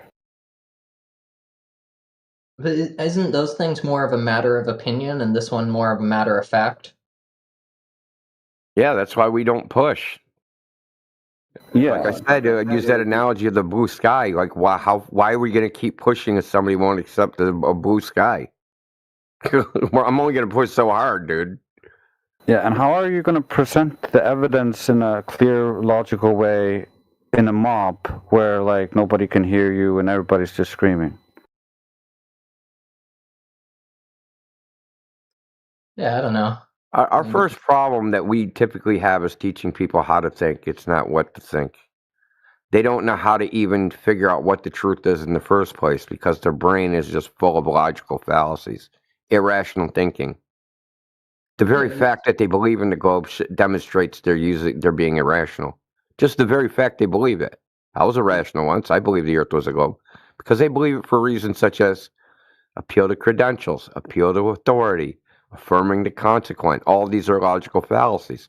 Now, if someone thinks that these are legitimate forms of reasoning, or when they're actually not reasoning at all, giving them information doesn't help because they don't know they can't figure out what the truth is from the information. You understand? Right? Like if you don't know how to sew and I give you a bunch of frickin' thread, people that water I can give you all the supplies I want. You don't know how to sew, right? Use that to start looking into things. No. It's not the information that's the problem. They don't know how to think about the information. They don't know how to determine what's true and false. even in a very intrinsic way. I know that sounds bizarre, but they really don't. I don't know if I totally agree with that, because people have like a logical sense where they can sort of hear the reasoning in an argument. Not in this topic. You're also assuming that they're going to be presented with the evidence, but if they see a protest of flat earthers somewhere and they go like, oh, what's that about? Google flat earth. They're only going to get anti-flat earth stuff. So how is that helping? Let me give you an example, Shine. How many people have come in here and said, oh, if the other planets are round, why is the Earth round? Why ain't the Earth round? How many times I've heard that? That statement is a logical fallacy. It's a non sequitur. It doesn't logically follow. First, and secondly, they presumed the conclusion in their premise, right? When they said other planets, they assumed the Earth was a planet. So the things they're trying to prove, that the Earth's a planet, they assumed in the premise. So you're pretty much saying that's circular reasoning. And I've heard this. Neil deGrasse Tyson has said this. He has a PhD. People don't know how to think, okay? They don't know what reasoning is. They don't know what freaking logic is. They don't know what rationality is. They don't know how to use these things. It's like fucking go to a Chinese restaurant and there's no forks and all you guys chopsticks. I mean, you can slurp the fucking food up. So they can slurp up all the information, but they have no idea how to freaking eat it. They can't do anything with the information. They don't know how to, it's pearls before swine, as they say. So if I go, hey, dude, Earth isn't in the category planet. Why would it be? Why would you assume that the Earth is like the things in the sky? They just have a mental fucking breakdown. They can't even comprehend that because they're so used to being irrational that it's hard for them to even come out of it. Now, that's why we have our problem comes in stages, dude. It's not like there is no one size fit all for everybody that believes the Earth is a globe. It depends on the person. And fucking a protest ain't gonna fix none of that shit. Because each individual that watches the protest, they're gonna think about it in some unique way that needs to be addressed in a unique way.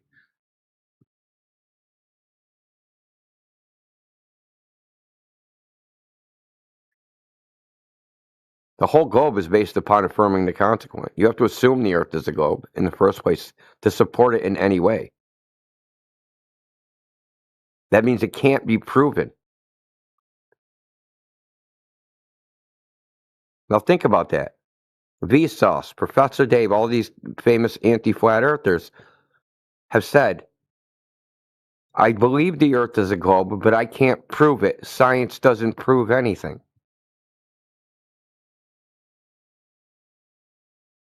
But they'll sit there and they'll do fucking hours and hours of video of how the Earth is a globe. But they never caption it at the beginning and say, well, I don't know if any of this is true. I believe all this stuff is true. That's what we're fighting, dude. Basically false advertising. Are you gonna Stolen fight it? valor in myths about the globe that aren't true.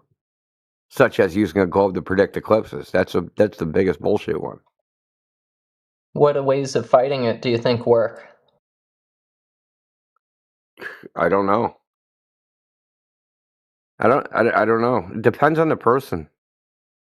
Typically, it's very hard for people to even. It's just hard for them to accept the idea because of the cycle.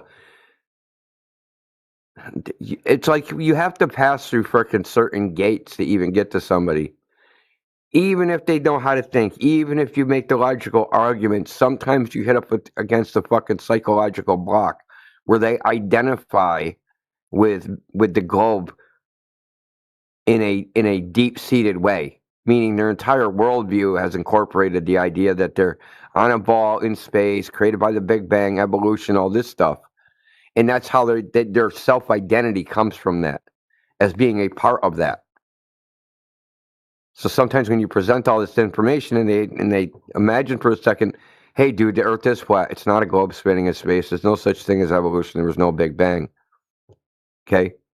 Now they have to reevaluate their entire worldview. And that becomes too much for some people, and they just fucking bug out, dude. Literally bug the fuck out. Yeah, it's the same with dealing with cult members. Like, you can't just tell the whole cult that they're wrong. They're not gonna accept it.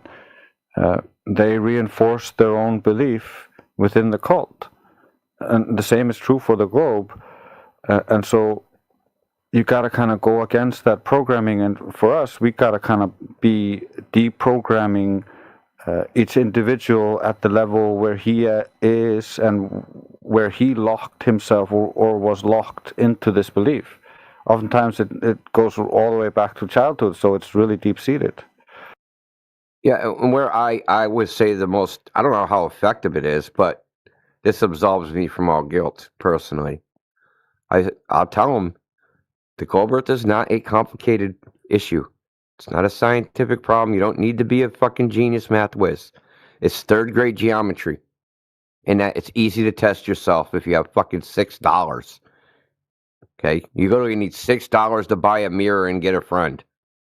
Hopefully the friend is free. We can get a mirror for $4 and buy a $2 friend. Who knows? The point is that I tell them that they can test it themselves. And I'll tell them how to test it. How simple it is. Say, don't believe us. Go test it yourself. And then it's on them. Because it isn't, I'm nobody's babysitter.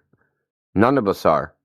We can give you the tools on how, because whatever, there's a flat earth that said, how do you actually prove something to somebody?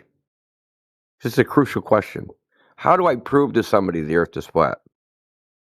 All I can do is demonstrate it. That's all you can do.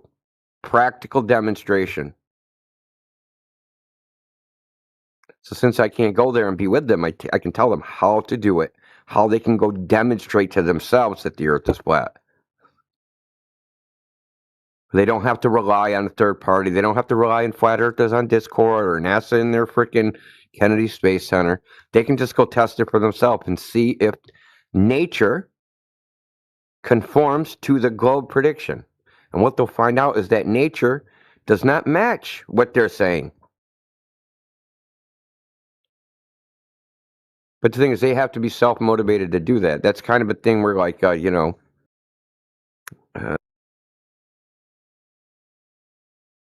lot of, like, you have to peel back the layers of the onion yourself to even get to the point where you're going to go test it. It has to be some level of curiosity. All right. But see, yeah, there's no pressure on anybody for that. You know what I mean? Believe the flat earth now after we talk to you for 5 minutes, after you've been brainwashed for 30 years. I don't expect that. All I can tell anybody is, look, you don't have to believe us. Go test it for yourself.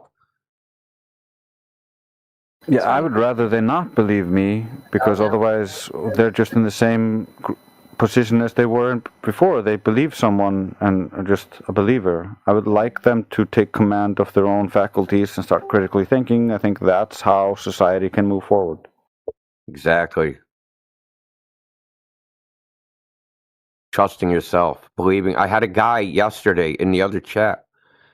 He said, give me a credible source that the earth is flat. I said, you. He was like, what do you mean? I said, you've been to the ocean, right? He said, yeah. I said, it looked flat, right? Yeah. I said, do flat things look flat? He said, yeah. Well, there you go. My credible source is you. And then he tried to convince me how he was not a credible source. Now, what am I going to do with that? What am I going to do with somebody telling me I don't even trust myself?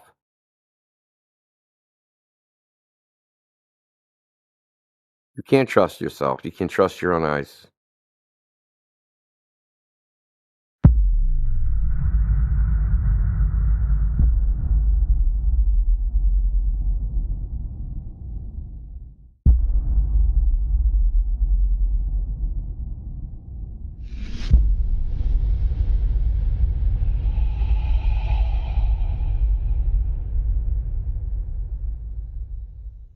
I try to keep everything I say as mainstream as possible. because the mainstream should at least be honest about what they're doing. You know, like the idea that planar surveys are being mathematically bent to a ball. Such a fundamental concept in geodesy. It was described over like 1,300 pages of text by a German, I think he might have been a geologist, but he was also a surveyor named Friedrich Helmert. He wrote a book called Higher Geodesy, became foundational text for the entire field. And he has like a 10-step process buried in there where he walks you through taking physical flat earth measurements. He doesn't call them that, right? But you have to use discernment when you read, because they're setting up a planar survey. And then you have to select a datum. And then here's all the math that you can use for that. And then here are all these corrections that you can apply. Because the mere contortion of a planar survey to a ball is not enough to be consistent with observations. Why? Because Earth is flat. So here are all these corrections where you basically flatten it back out again.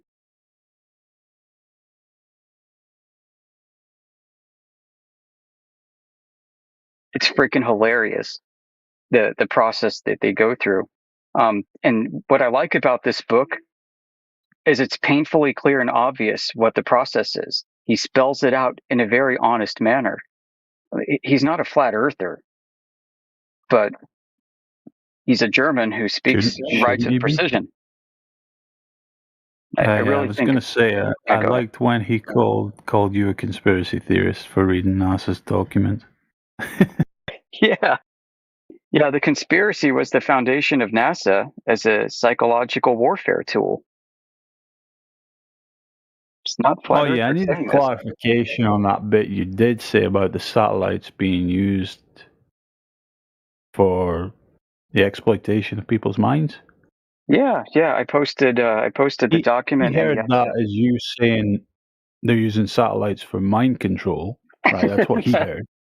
And then I said, no, that's not what he's saying. But I actually wasn't sure what you were actually saying. I interpreted it as you were saying that, you know, that the technology involved in satellites and that whole system and everything surrounding it to paint a perception for people, right? Yeah, Is that how you meant it? Yeah. right. It is. It's exploiting people's minds in a certain direction with it. Yeah, I better be careful because America might be watching me from a place I can't get to. That's really kind of what it comes down to. Listen, when Sputnik was first launched, right, and this is like supposedly kicking off the space race, even though the space race had started before, called the International Geophysical Year. You should look that up, get your history straight. But when Sputnik was claimed, the head of the Department of Defense, Charlie Wilson, called it basically a cheap scientific trick. People weren't convinced that it was real at the time. This idea that the whole world was shocked and accepted it and finally knew that like Earth was not only round, but you could put satellites around it, that this was definitively solved with Sputnik is a refabrication, retooling of what really took place at that time. We've got newspaper articles where physicists, engineers are writing in to the editor saying this is BS and there's no way they could have done this for these reasons. Very similar to rockets in a vacuum that were claimed in the 1920s and 30s. Similar news articles with letters to the editor from physicists and researchers saying, no, rockets can't work in a vacuum. Goddard is an idiot. So this unanimity of thought is a fabrication itself and is almost very suiting and befitting to the foundational documents of NASA, which are supposed to create in the minds of every man and seal America's fate forever as the dominant superpower in the world that nobody else could come close to touching. So yeah, look at all this technology America has. Self-orbiting satellites, folks, to compete with the Russians.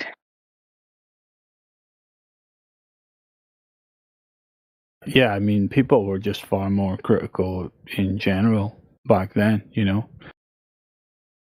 because they probably had to be, and they were just generally more intelligent in that manner. And so, propaganda tool was in place and well funded to reverse that mindset. And look what happens today. They've been telling us that they would put another man on the moon for the last 60 years. That they would have moon tourism like in the 1980s and 90s. I know, I've got that newspaper clipping I like to always post. Because why would they lie? Why would they lie? Well, I got great reasons. I have a foundational document from NASA that says why they would lie.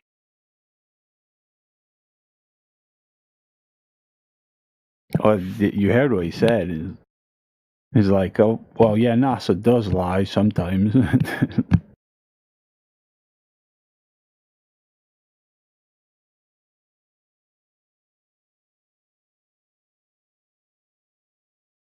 No, but we got to keep it real. I mean, I think this panel did a great job today. We got to keep it real. Like, people already think flat earthers are the craziest retards on earth. And there are lots of flat earthers on TikTok and Facebook and X who post the stupidest freaking shit that make us look like the retards that people accuse us of being. Yeah. We They're can't all be that. shells. Like, all coming out of the government. Like 80% for sure. So we have to keep it empirical. We have to keep it real. The conspiracy theory flat earthers are probably just as annoying to me as the esoteric ones.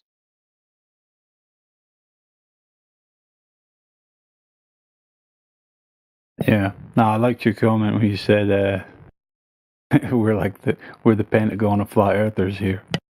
That was good, man. Thanks. Shit. Shit.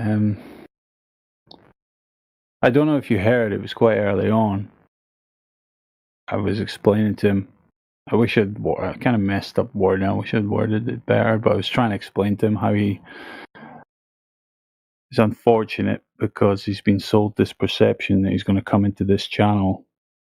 It's actually not a wrong perception because, as you were just saying, if you go into any kind of, if you go to an X space or I don't know if there's like something equivalent on TikTok and you were to join flat earthers there, yeah, you would get that exact perception that's being sold. These just retards making endless stupid claims, and they can't put anything coherent together. So I guess it's not wrong, but I tried to explain to him, like, it's unfortunate because you've been sold this perception that you're going to come into this channel and you're going to be met with people that have no like intelligence about them,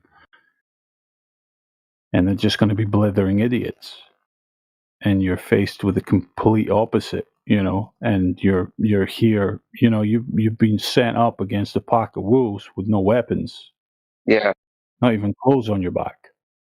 It's that bad. Yeah, man, you're totally right.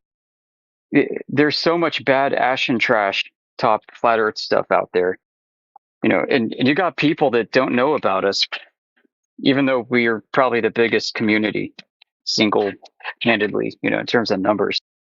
But you got people who spend years hanging out in those channels and maybe stumble into this, and we tell them our position and they're like, no, you can't be a real flat earther. If you're a flat earther, you have to believe in the firmament, right? Aren't you all Christians? Aren't you all Bible believers?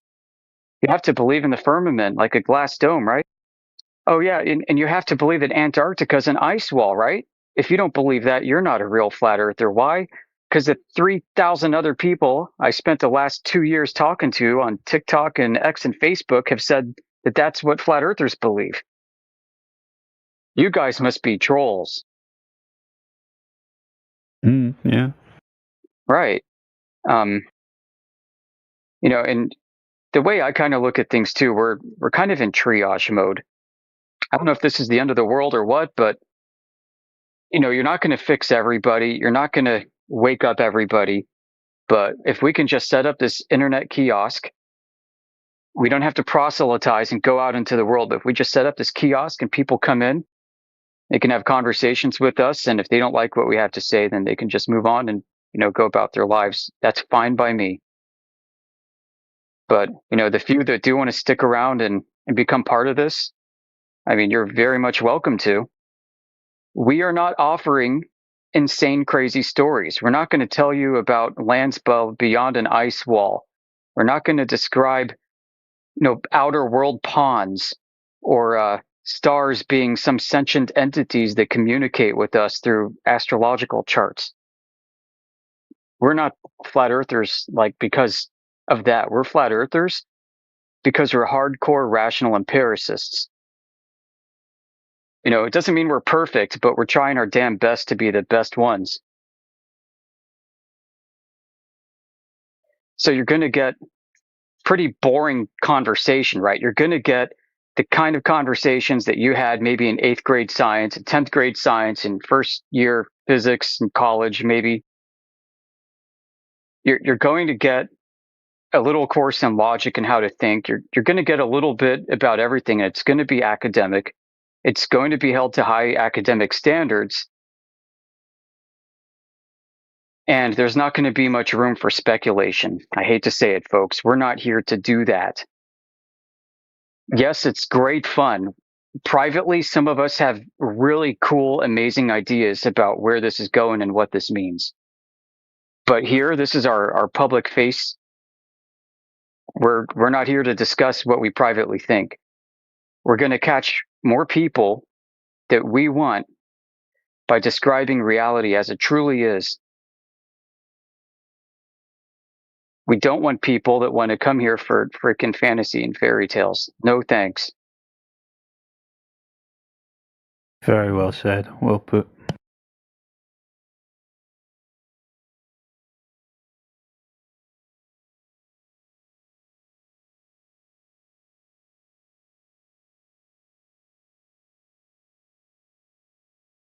I don't know about you guys, but I enjoy telling them I don't know.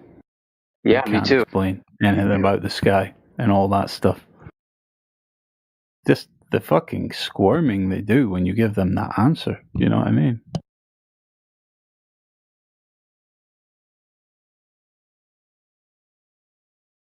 Yeah, it's refreshing. The humility that you can present about this topic is refreshing in a world where everybody claims to have answers and they're all bald-faced liars about everything. You can come here and hear refreshing truth. We don't have a lot of it to give, but we know what little we have to give as far as truth goes is solid 100%.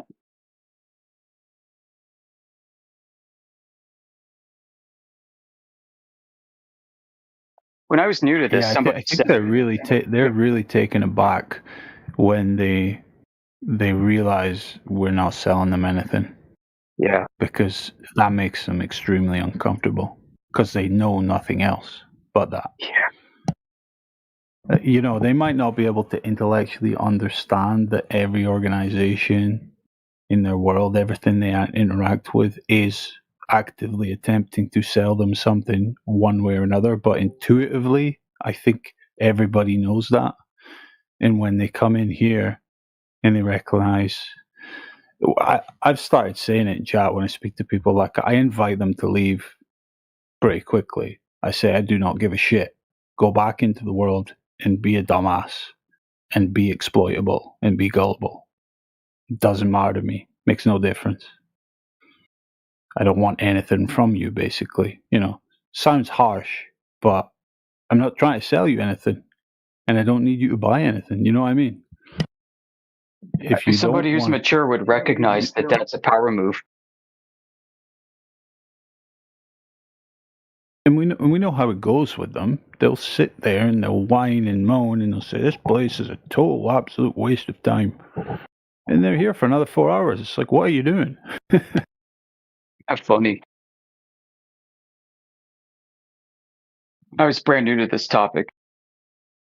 I heard somebody say at one point, you probably heard some others say this too, that when you go to explore what this is, you're going to be spending more time throwing out things that you thought were true then you are going to be adding to what you know is true. You take inventory of all your knowledge. So much of it has to be tossed, folks. Things that you thought were knowledge claims were not, never were. That's a scary process. Well, It's scary. It's like that meme that I like to. I'll drop it here again. Where the fuck is it? Yeah, the unlearning is the hardest part. Yeah, that one, Yoda, inside chat. It's like, that's a big book to unlearn, you know what I mean? And then, there's still a lot, but in comparison, not as much to learn.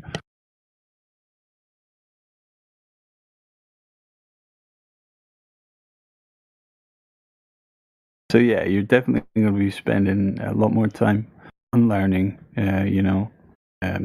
mistaken information.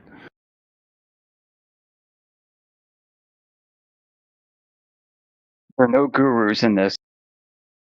There are people who've got experience, but there's no single titular head of this movement. We're not an organization. There are no flat earth heroes.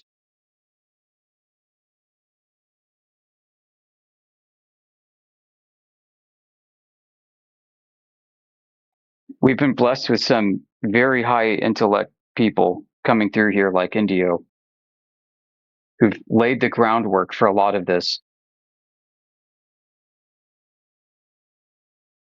But I mean, even he's not a head. Right.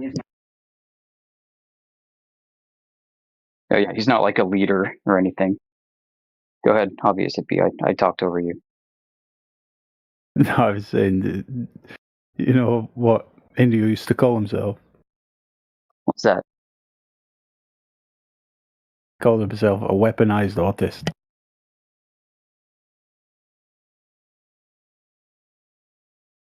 He might be one of the few who actually deserves that title, honestly.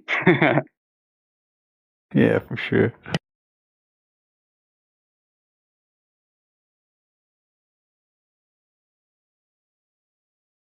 You don't need a 200 IQ for this. You just need to spend time and be honest.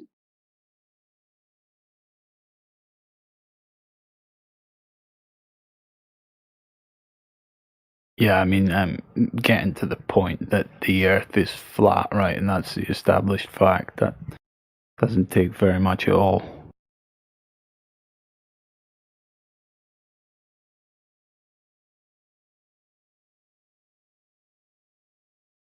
And I've often said I think that's a big hang up for the Globers, is that it's too simple.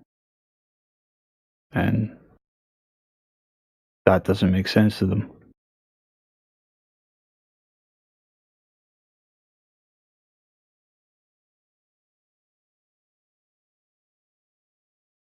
Yeah, I mean, we can. It's almost like we need to add in arbitrary steps just to pad it out for them, you know, because they're expecting complexity. Yeah, I mean, some of us are guilty with wanting to make it technical and complex. I mean, I've taken it there unnecessarily at times. You know, and I'm not like a super wizard genius on any particular topic either.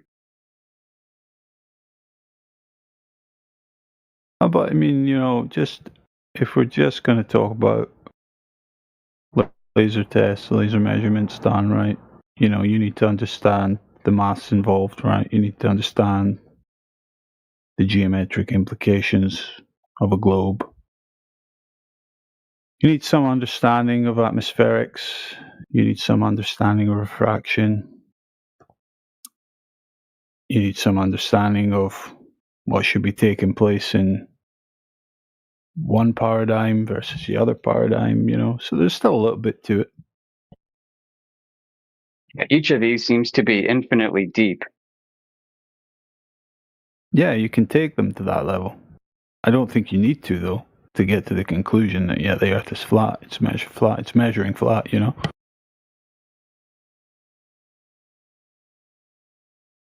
Or put it another way, the globe is successfully falsified.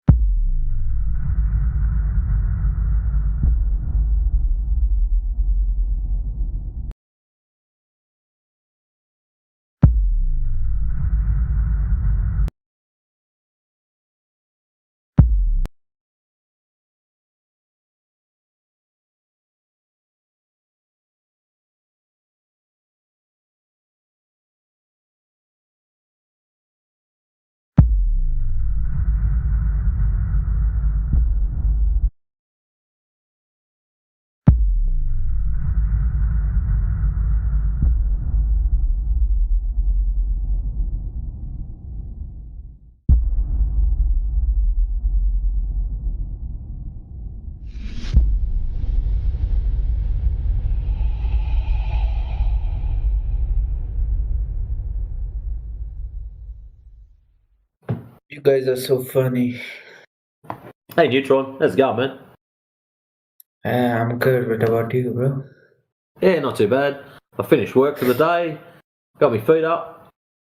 I thought I'd pop in here and see what's going on. Yeah. So what do you think, Neutron? You think we live on a Hmm? We live plane on a globe. with topography? No. Or is it a ball covered in water, spinning, tilting, wobbling, flying through the vacuum of space? Yeah, we live in a spherical globe, geoid. What makes you say that, mate? Common sense. And Common sense? And bunch of evidence. Facts, I would say. Well, let's just start off with the common sense. What common sense do you use to establish that you're on a, a geoid? Well, look, we have to start from gravity, right? We have to start from gravity. So you see gravity and therefore you live on a geoid? Yeah, like if there is any mass, like, any like mass that has gravity, so I would say, it is a... How do you... Okay, so what we're trying to do is we're trying to link a few things to the fact that we're supposed to be on a ball. So you consider it a fact that we're on a ball. So how did you get that information? Did you go and measure it for yourself and you know this to be true? Or is this just hearsay and you've had the information passed down? Well, it's all in internet and in schools, right? Yeah, but they've also got other horrible things on the internet. They've got porn and all sorts of stuff. So that's why I said school, right? So at school, they taught you live on a ball at school? Yeah. Same as me. You wouldn't believe that. Same as everyone else in this panel. We were all taught the same thing at school. But something that's very interesting, and I ask you now, were you indoctrinated or did you learn this? Well, I learned this because it's, it makes all sense, So when you whatever- learn this, what information did they give you to back up the claims of this sphericity or this geoid? So they must have given you something to back this up. Yeah. Look, they taught me that gravity pulls everything towards center. So when the Earth was forming, like about like 4.5 billion years, so it was a hot, molten, and soft, right? So how did they demonstrate that? How did they demonstrate that for you to understand it? Because most people learn, they just get force fed it, this indoctrination when they're in primary school, year 3, year 4. So they told you that gravity pulls everything as a molten ball together. So how did they demonstrate this curve? Did they just have a globe sitting on a desk and pointed to it and say, that's where you live, and everyone just accepted it?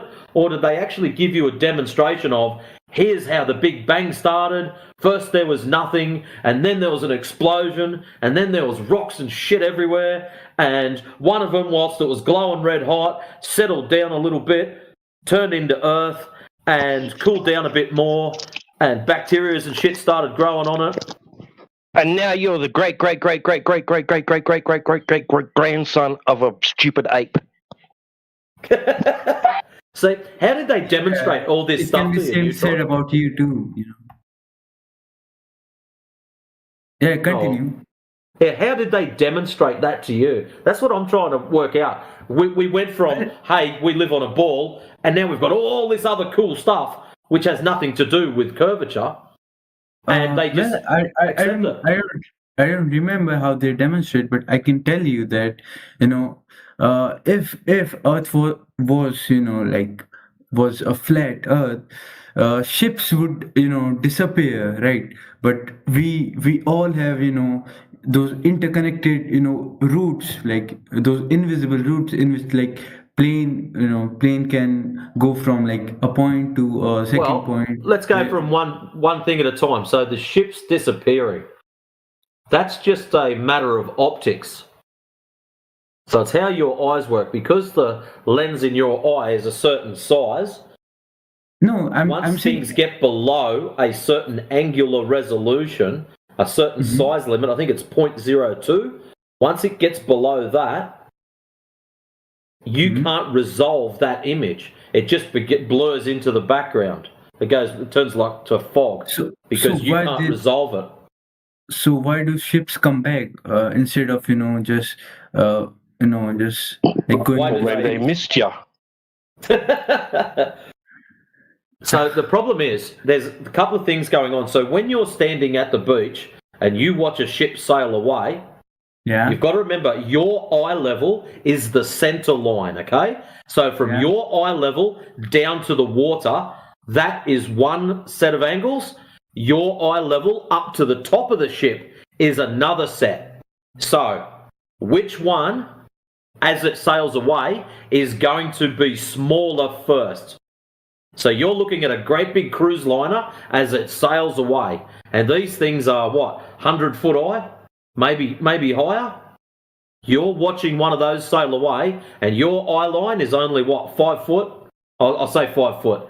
So from 5 foot to the water, as that sails away, it's not going to get very far before that angle that you're looking at becomes smaller, smaller, smaller. And once it hits 0.02, game over. You can't see. But when that one hits 0.02, from your eye level to the top is still really big. So it's bigger than 0.02 and you can still see it. And that's all that's happening. Really, really easy stuff. There's a thing called the Rayleigh criterion, and that is what it is. It's about that angle and but things disappearing. But but first the hull disappears, right? Then the mast, then finally the top. Am I right? And because of what I just said, everything I just explained was because what is that? Oh, yeah. See, it's to do with the relationship of your height. So when you're standing at the beach, how tall is your eyes? How far are your eyes off the water? Like distance between me and the sea, right? The water. Correct. Your eye level. What level is that? How tall? It would be like 6 foot, like feet. So you're 6 foot tall. So your eyes aren't mounted on top of your head. So they're on the front. So we'll just say 5 foot to be nice and easy. So your eye level is 5 foot. So let's just imagine now that we freeze the water and you can walk out to that ship. So it's a great big cruise liner. These things are 100 foot high. So when you go and stand next to it, you've walked out on this frozen water, you're standing next to it. Are you close to the bottom or close to the top? I'm close. Sorry, what? Your eye line, is it close to the bottom? So you've got water level, and as your eye line is closer to water level or closer to the top of the ship? It's close to the water level, right? Excellent. So as you start walking backwards between your eye level, horizontal, and the water generates an angle. And as you get further and further and further away, that angle gets smaller, smaller, smaller, smaller. Once that angle gets to 0.02, you can't resolve, you can't see what that image is. Now, from your eye line to the top of the ship, that's a big section, isn't it? Yeah. So that would be a big angle. So that means you could get further back again. That's why the bottom disappears first before the top does. Oh, yeah. You're right. Because the top is bigger angle. That's all. It's really, really simple stuff. Now, what's really cool, when the bottom disappears and the ship goes a little bit further and then more disappears, more disappears, more disappears, you grab binoculars and have a look, zoom in, and there he is again. So the whole ship, right? Yep. But what is cool is the binoculars have their own optical limit. So when that ship gets to the limitation of the binoculars, then you've got to go get the high-powered telescope. And then zoom in again, and the telescope has its own optical limit. It's to do with the size of the lens, that's all. No, like so okay. If the ship moves more far away, the curvature hides the lower part first, bro. Like it is only possible. I'll show you something. Hold on. I'll show you something really cool. Have a look at this when it loads up. Oh, it's going to load up quick. Alrighty, loading. Alright. In the side chat. Yeah. There it is. Can you see the very last thing posted? There's 2 coffee cans. Yeah. 2 images. Okay. Notice in the bottom image of the cans how the very bottom of the can is disappearing. See the green band at the bottom? So see the top image? You can see the green band at the bottom of the can. The blue and green band. And then in the bottom image, it's disappeared. That's on a flat surface. Well, look. It's about optics. It's about the size of the lens. So the lens in your eye is about 5 millimeters. The lens on a camera is about 6 millimeters, maybe 5. Some of them are smaller. You can look up on the phone. What size? I see. So what happens? So let's just what that is. If you get your phone and you flip your phone upside down, so the camera is really close to the floor, so the center of the camera line has its eye level. So what's happening is it's trying to look at the bottom of the can, and because that angle is below 0.02, it can't resolve it. So it just blends in with the floor. And that's what's happening with the can. The same thing with the ships. From your eye level to the water level is a really small angle, and you can't resolve that image. That's all that's happening, my friend. Well, I'm not gonna try to convince you, but yeah. I used to be like you, my friend. I went to school the same, taught that it was a ball, the whole lot. The difference is, some of us actually went outside and had a look at the stories we told at school that we live on a ball. But if we live on a ball, we should be able to measure the curvature. And if you can't measure any curvature, that does leave a little bit of a problem. Okay, but you see, when let's suppose if the Earth is flat, the whole ship would simply get smaller. It would never disappear from the bottom first. They do get smaller. It's called perspective. So what happens is, as it gets further and further away, because of perspective, it gets smaller and smaller and smaller. Now your eye line is still the same height. So the ship gets smaller at the top, top comes down, smaller at the bottom, bottom comes up, and it converges at your eye line. Now, as we know, from your eye line down to the bottom of the ship is only a very small space. Your eye line to the top of the ship is a big space. So the small angle disappears first. And that's all that happens. Okay. So you can try an experiment. I'm gonna tell you experiment. Like take a coin and a curved ball, right? Turn that ball upside down and place the coin on the far side of the ball, and and then just move back. The bottom first will I understand what you're saying. If you rotate the ball, the coin will slowly come back. I agree with you, because that's exactly what happens. But the problem we've got is you've got to prove that the Earth is the same as the ball. So the ball has curvature, which we can measure. So that means the Earth should have curvature that we should be able to measure. Does that make sense? Yeah, but just as you said, like take those cans, right? Those cans should be the exactly the size of the Earth, or you can say the surface the Same can is thing. placed. The And optics same still as the applies. ship, like the distance between you and the ship, it should be the same size of the Earth, right? To No, we don't have to do experiments that are the same size.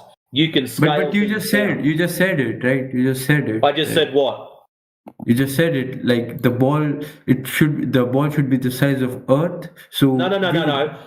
It's a ball. A ball is a ball is a ball. Small ball, big ball, medium-sized ball. They all still are spheres. So if you've got a small one, you should still get the same optical effects as a large one, just on a small scale. It's just the scale is different, that's all. So if you stick the coin to the ball and rotate it, you should watch the coin slowly disappear over the back of the ball. I agree with that as a statement. I don't have a problem with that. What I do have a problem with is you still believe you live on a ball. What you haven't done is proven the ball. Well, you see, it's already proven. Okay, when did this happen? Because there's quite a few people in this panel that would love to know when that actually happened. When Earth was proved that it was a sphere, right? When did that happen? That's the bit we want to know. Well, I don't remember exactly. I think it was. I think he was Pythagoras, right?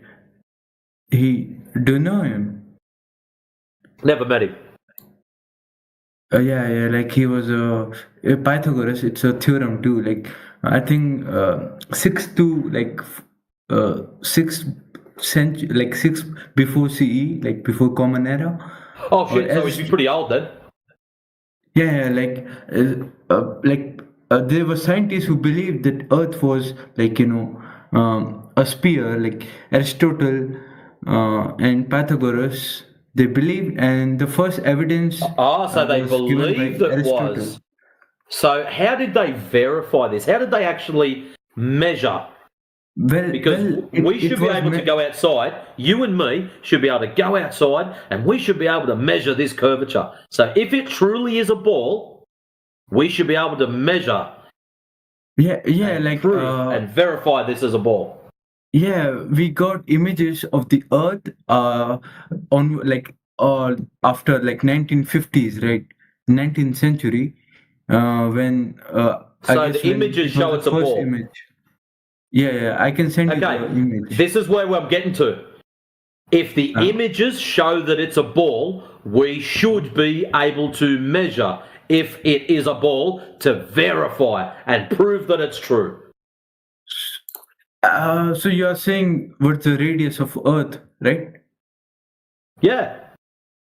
Yeah, I think it's already proven that the radius of Earth.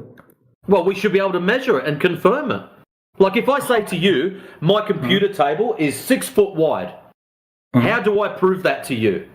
I get you to come around, you get out your trusty tape measure, and we measure it. Yeah. So we should be able to do the same as the Earth. Somebody said it's a certain size, so let's measure it. Let's go out and check it out. I think that's a good idea.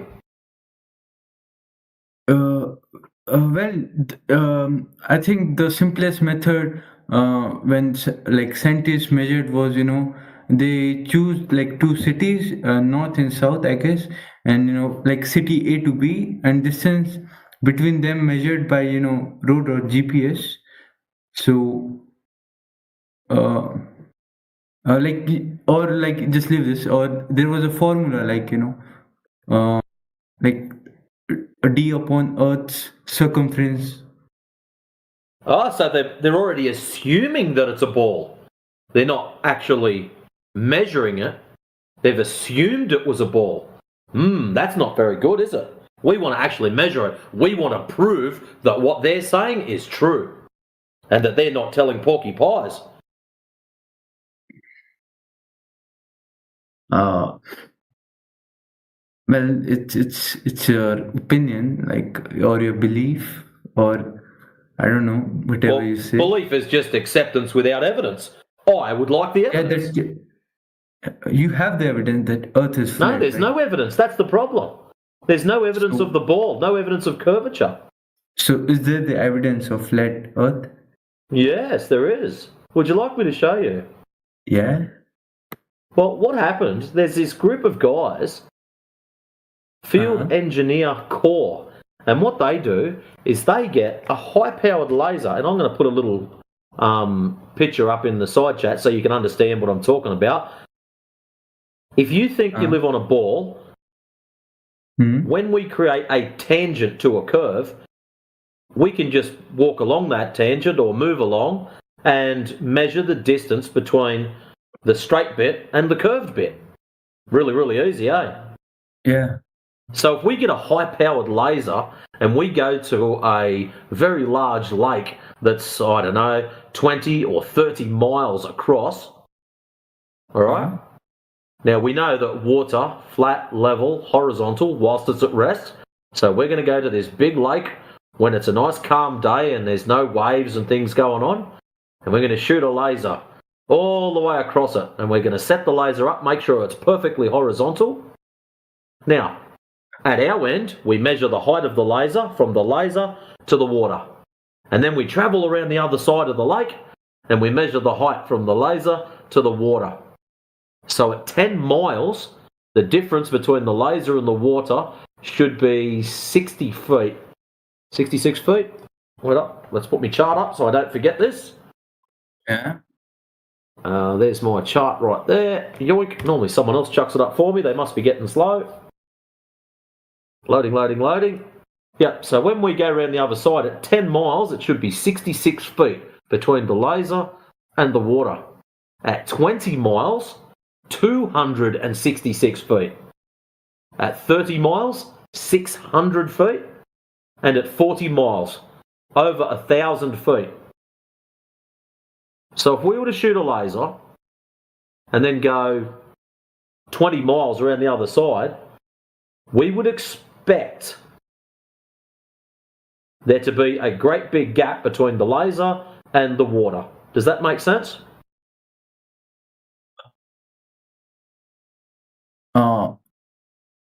Yeah, somewhat. Well, the issue is this has already been done multiple times. And there's this group called FE Corps, Field Engineer Corps, that have very expensive lasers. I think one of their little toys is worth about $35,000. And they shoot these lasers across very large bodies of water and over frozen lakes too, which is pretty cool actually. Pardon the pun. And they go and shoot this, and they hit targets. So the only problem we've got, when they're shooting this laser over 10, 15, 20 miles, they should not be able to hit a target at the other end if there's curvature. And these guys clearly hit targets quite comfortably. I see. Okay. Would you like me to post up one of their videos for you so you can watch it and then go, oh wow, that's pretty cool? No thanks, but I really appreciate you. Not a problem, my friend. Yeah, I think I got the idea. Just well, thank you, Matrix. So that's what they mean by measured. So if some of the guys say it's measured flat, the reason they say that is because these guys go out looking for curvature and they can't find it. And they know if they are told it's a ball and it should be a ball, we should be able to measure for a ball, and they don't find any curve. So how's it go? If there's no curvature, there's no ball. I see.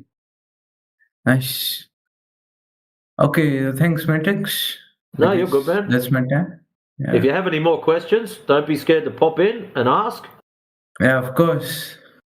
Apparently, I'm a really cranky person, and lots of people don't like talking to me, but the other guys are really nice too.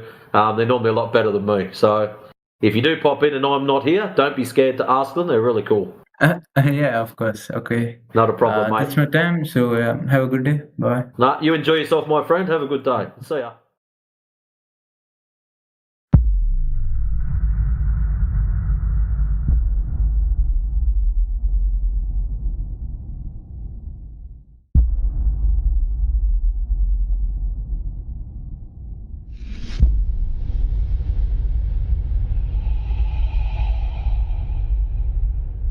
if you want to measure something, you take a direct measurement.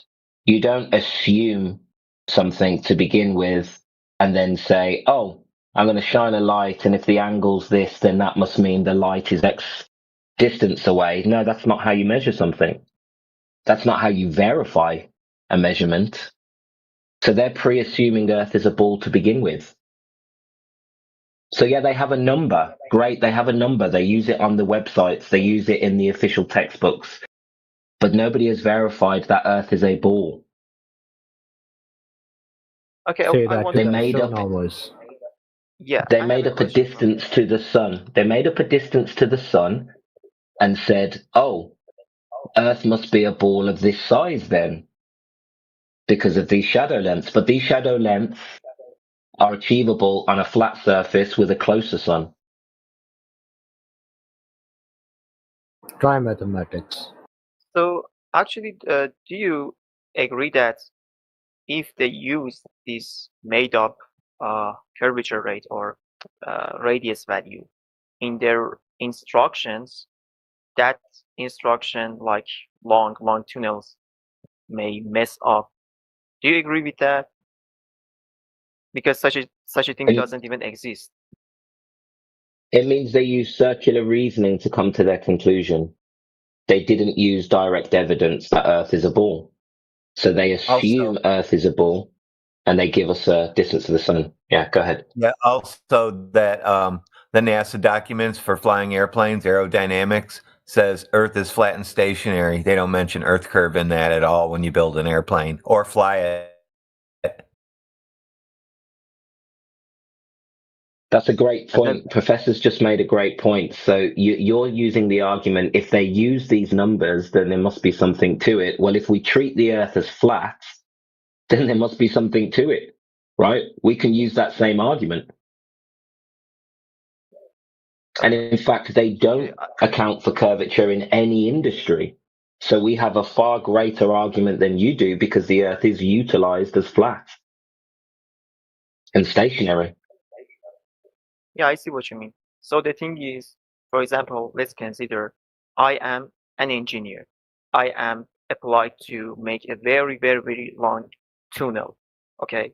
The thing is, if I use that curvature, I'm sorry for that, that radius value in my calculations and in my plan, the thing is, and if I apply it to the construction of the rain train, that rain train would actually will not reach the other side of the road, and it will go downward.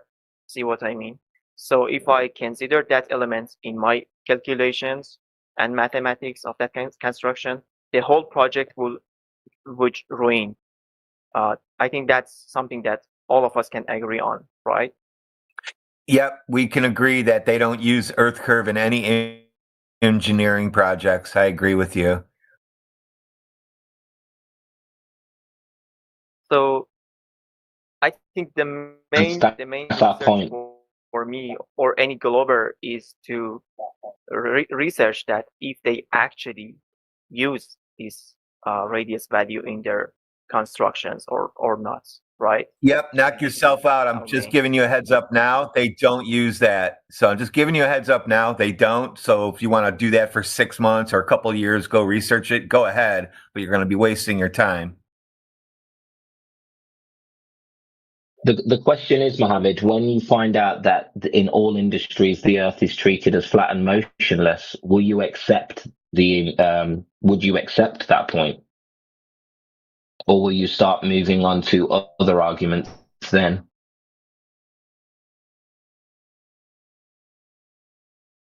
I mean, of course, yes, because it's a very like approvable. I don't know if such a word even exists. Facts for the shape of the Earth, whether it has curvature or doesn't have curvature. So if I go and see that, okay, they don't actually consider radius value, because ChatGPT told me vice versa. He told me that if they don't consider the radius values, the train will go, end up and emerge from the mountain 3 meters away from the road. So if I find out Yeah, that because it actually ChatGPT is dealing with theory. yeah, if I That's dealing actually with the find out that theory, they right? don't But consider it, in that's reality, proof. yeah, exactly. In reality, we have people from the construction industry, from the engineering industry. We have pilots, aviation. You just speak to people of how they're actually practically doing their work, and they will tell you everything is built to in respect to level. They don't have to deviate down for the slope, as you would say. They don't deviate away from level in order to build things in a straight line. You build flat and level, you fly flat and level. All ballistics and aerodynamics treat the Earth as non-rotating and level, flat and level. We got guys down in our shop. One of the buildings that I'm doing now, I'm overseeing some work being done. They actually shot a whole grid over the floor, the walls, and the ceiling, and they just run around on lifts and just go boom, boom, boom along the grid, and everything is exactly where we want it because they use straight lines in a big, giant building. Laser shot, boom, the grid is on the wall. And it's exactly what we want. Not even off by a half inch.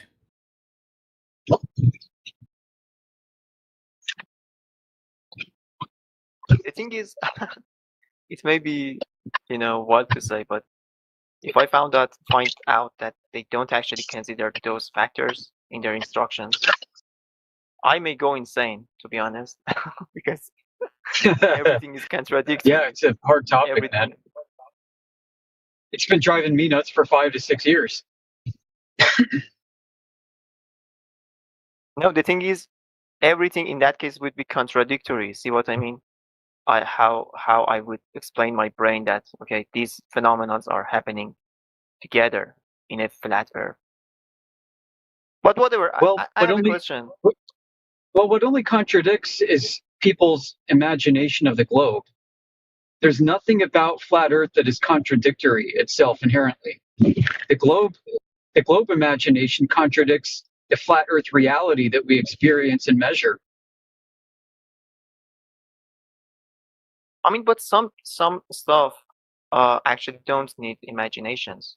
I see your point. We have made a conclusion. I mean, I just want to put it aside because I now know my beauty. But the thing is, for example, if I go to Los Angeles and see that, like, PewDiePie is in Los Angeles, I can't go to Washington City or Mexico City and see that PewDiePie is in Mexico City too. See what I mean? It's impossible. I mean, that's kind of a phenomenon. What happened? I mean, why are you talking about traveling to two places? What, you're talking about the coordinates of these cities? No, I resemble it to 24-hour sun in Antarctica. See what I mean? Like, that's a contradictory. That depends on where Antarctica is and what the sun is. Yeah, dude, we had you all the way back at Earth Curve and how engineering doesn't use it. And then you went to Antarctica, son, again. No, don't get me wrong. I accepted what I have to do. I know my research right now. But I just say that, for example, if I find out that the engineers don't consider those factors like radius value, I may end up in madness. See what I mean? Why? What's wrong with the Earth being flat? What's wrong with the Earth being flat and stationary and enclosed? What's wrong with it? I'll tell you what's wrong, Radwin. The whole world believes it's not flat, and that's what's crazy about it. It's the realization that you are sane and rational, and the rest of the world is fucking delusional. That's what's crazy. I figured people were like that way longer than I knew the Earth was flat. So everything just kind of fell in place for me. I'm fine and content with a bunch of nutheads running around. Yeah, it hits different depending on your experience. That's for sure. So listen, you like the sun. Let me give you a little interesting globe glitch about the sun. Do you know what a tropical year is? I have no idea. I'm sorry. No, it's okay. The tropical year is the number of days it takes place from the sun to migrate from the Tropic of Cancer to the Tropic of Capricorn and back, passing across the celestial equator. So here's what's interesting. If you drive a stick into the ground, and let's say you drive a stick into the ground on the summer solstice, okay? The summer solstice is when the sun has migrated as far north as it possibly can into the Tropic of Cancer, about 23.4 degrees north latitude. So let's say you drive a stick into the ground and you measure the shadow length and you measure the position of the sun. You're going to count 365 days until the sun returns back to that same exact point with the same exact shadow length and the sun is in the same exact position in the sky. That's 1 year. If you do it again, you get another 365 days and another 365 days. But on the fourth year, you will count 366 complete days. How does that happen with heliocentrism, with the globe, and all of it? This idea of a leap year comes from the false notion that a year is 365.24 days, and you've got an incremental day, and so every 4 years you will add up the incremental days and slap it on as a leap year day. But that's not what's really happening in physical reality. In physical reality, every 4 years, there is an actual 366th full day.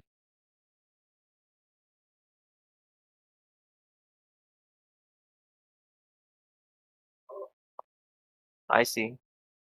Yeah.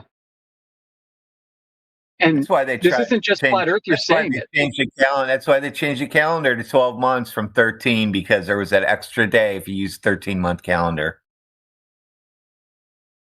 There's all kinds of screwed up stuff with calendars. But if you use the sun, if you go by a solar year, the tropical year, which is how everybody through all of ancient history used to do it, this is the result. And it's very fascinating. How is this possible?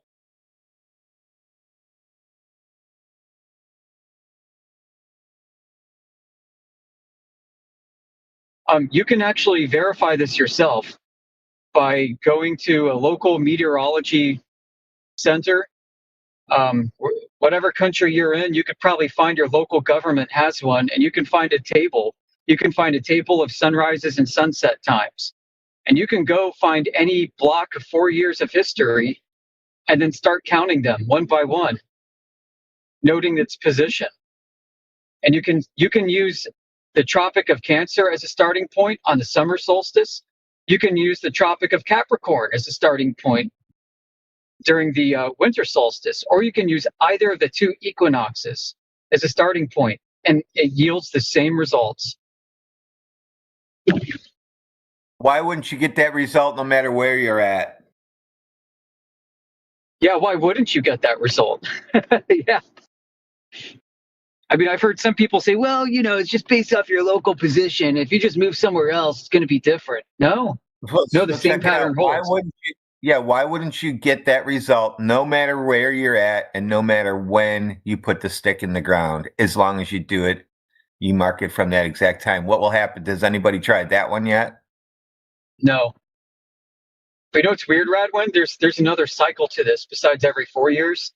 Something like every 500 years, there's like I think there's like another day that's added or something. It's like over a super long period of time, there's another day or something that gets shoved in there. It's bonkers, dude. And this isn't the only weird thing about the sun. If you do equinox observations, if you have two simultaneous observers, one in the North Pole, near the North Pole, right near, like, let's say you use Greenland, and then one in the far south, let's say, I don't know, McMurdo Base in Antarctica, doesn't really matter where, but on the equinox sunrise for each of the observers, the guy in the north is going to see the sun rise a little to the north of east. And the guy in the south in Antarctica will see the sun rise a little south of east. But everybody in the middle will start to see the sun rise exactly due east on the equinox.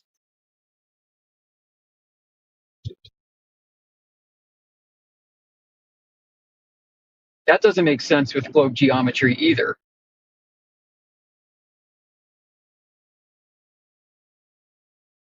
I could map that out, but people won't like it, so I'm not going to do it.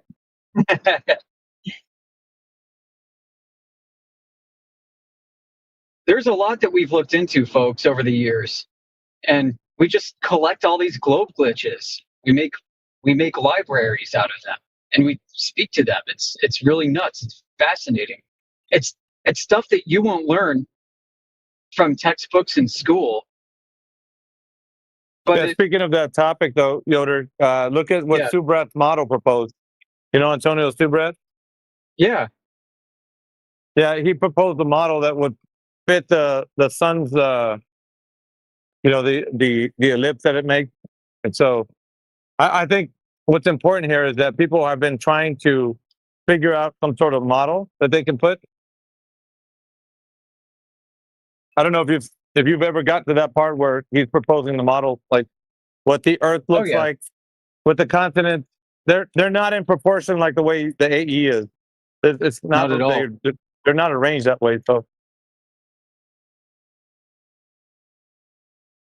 Right.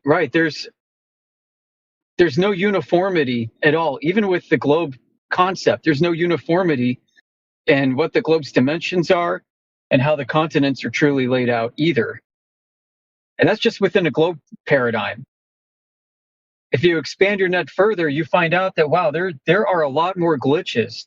There's a lot more uncertainty about the true nature of Earth than I realized. The things that you don't necessarily learn in school, maybe footnotes in the bottom of your textbooks, those are the things that we pick up on.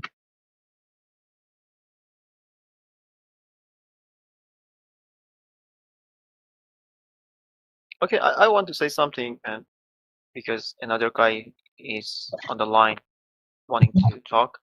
I mean, just for example, what happens when something contradicts these perfect measurements? What will you do?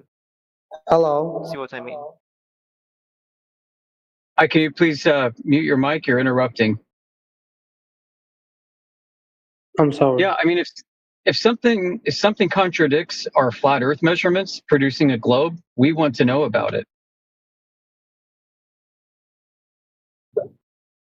But you just said that the measurements, they're perfect, so it's 100% sure. Like, well, I wouldn't say perfect. They do debunk the globe, by not just by a little bit, by orders of magnitude based off of your precision of measurements. We like to do observations that involve scales of objects at distances where the amount of imprecision in your measurement doesn't matter so much. For example, taking an infrared telescope and going up in an airplane and zooming in on the horizon, seeing mountains that should be 10 miles below the curvature of the Earth. Yeah, what I'd like to say to Mohammed is that if you present us with information like that, that would be considered a black swan, which means that you've measured curvature when all we have ever measured is a horizontal plane. So if you ever come up with that information, we would review it, no doubt. But the method would have to be replicated by other people. So it's not just like you saying it, it's people testing it. And that's how we got in the place where we're at now. It's by testing things. So it's not just by listening to somebody say, oh, I measured the globe over here in Ecuador or whatever. It's not that. We have to replicate the method and be able to produce results. That's how we move the needle here. That's right. Yeah, I'm This sorry. doesn't necessarily mean someone had to have verified it, but it at least has to be verifiable. So if I present to you an observation of mountains, an infrared from an airplane, mountains that should be 10 miles behind the curvature of the Earth, but are plainly visible 700 miles away, that is something that is verifiable. What is not verifiable is somebody presenting a NASA satellite picture of Earth. Yeah, I see what you mean. I just want to know if traveling can be another good experiment to see what I mean. For No, example, because traveling is not an experiment. Right. no, Unless you let have me just like precision let me just gyros. make my point. I'm sorry. Let me just make my point. Because, for example, in a globe Earth, as you know, some distances are short. But if we, transform it into a flat map, not flat model, okay? Don't get me wrong. Don't get offensive. I know that there is not one all-known flat model, but in a flat map, we can actually do that, right? Because we have calculations of the distances between countries. No. The distances are equal. If you keep the same longitude and latitude coordinate system on a globe, and you project it flat, the distances are the same as if they were on a globe. It doesn't prove anything. But there would be some spots that traveling between them would be shorter. No, if right? the coordinates are the same, and you project it differently, what you do is you need an updated scale. This is why on an azimuthal equidistant map, there's a variable scale. It's not uniform. The scale allows you to measure distances in the extreme south on the outer perimeter of the azimuthal equidistant map, just the same as you would around the inner Arctic Circle. So if you were to use the scale properly on these maps, you'd measure half the Antarctic ring to be something like, 5 miles, even though it's occupying half the circumference of the entire map. Do you understand what I'm telling you? Because this has to do with coordinate map distances that are portrayed differently, projected differently. These are still the same distances. The distances are still preserved. What's not preserved is the appearance of all the land masses that get stretched out in order to have the projection. But the projection mathematically retains the same coordinates as you would on a globe. It doesn't do any external validation, doesn't offer any external validation of those distances. When we measure Earth flat, we invalidate the curving arc distances on a globe, which means we invalidate the distances provided by the map's longitude and latitude reference system. Plain and simple. I want to disagree with you, but talking would not be enough. I just want to, after this guy Ashen talks, take experiment of an apple skinned and show you some of the points how they get far from each other. So yeah, I will just get in the line and yeah, welcome.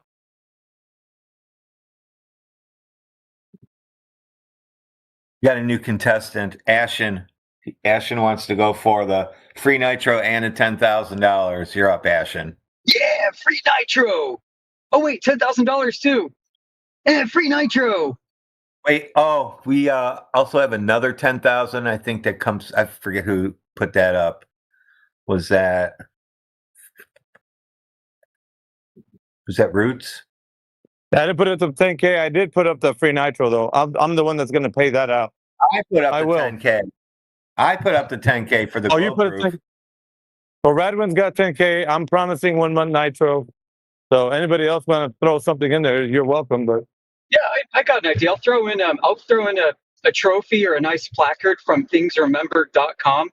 I'll customize a memorable for you. You can hang up in your office, in your bedroom, whatever, so that you can feel good about being the one that proved that Earth is a globe. All right, you're up.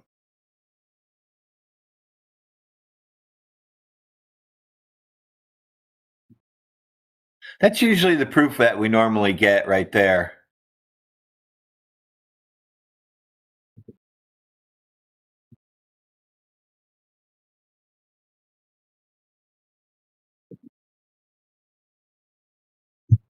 There's a common misperception, folks, about maps. People on both sides of this argument get it wrong all the time. They think that a flat map like the UN map distorts distances between land masses on the outer rim, and that's not the case. The distortion is only apparent in the projection, but not within the mathematical coordinate distances. Those are still retained 100%.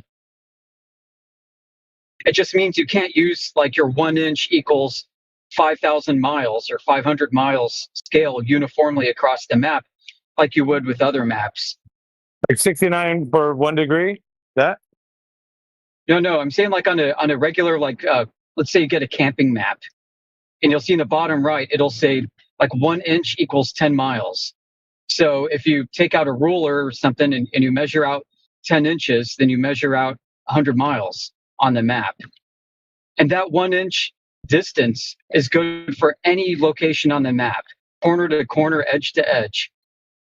On the azimuthal equidistant map, because of the projection, that 1 inch to 10 miles or whatever it's going to work out to be on that map, at whatever scale it is going to be variable.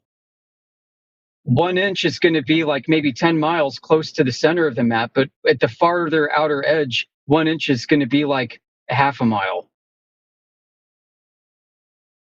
At least going around along the lines of latitude.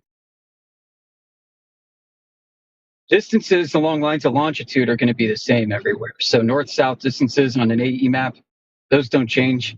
What changes are the east-west, I should say the latitudinal, along the lines of latitude, so going across longitude. Those distances scale differently depending on whether you're at the center of the map or at the farther edge. And this is in order to preserve the distance between coordinates as they are on the globe, because these are globe coordinates that are being projected.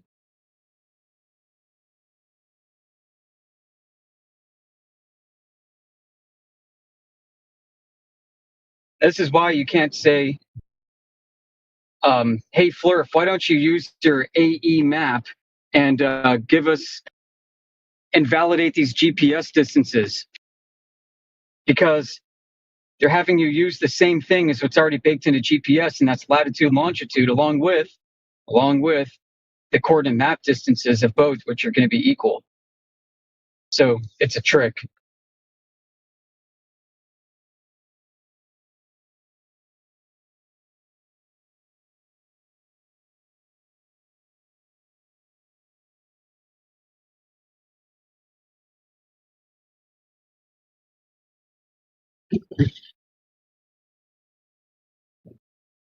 What we ultimately need is a validation of the distances that are calculated between points of reference on that coordinate reference grid.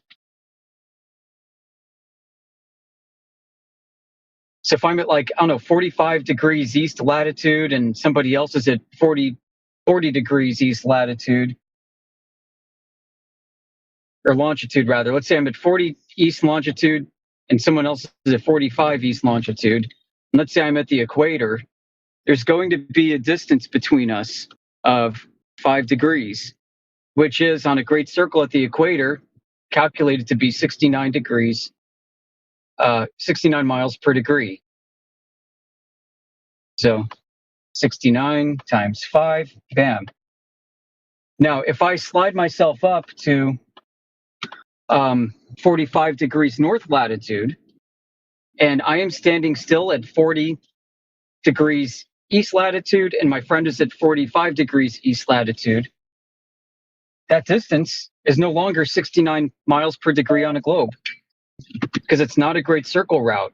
It's going to be somewhere close to around half. So it's going to be like around 30 something degrees, or 30 miles per degree. Or no, it's going to be more than that. No. Yeah, it's going to be about 30 miles per degree.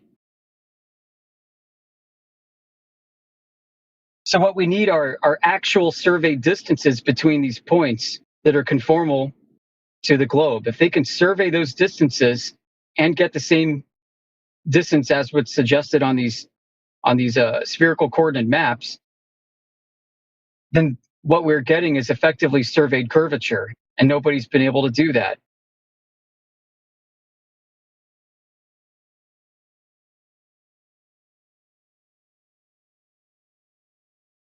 The only way to measure distances that are globe conformal is to measure curvature.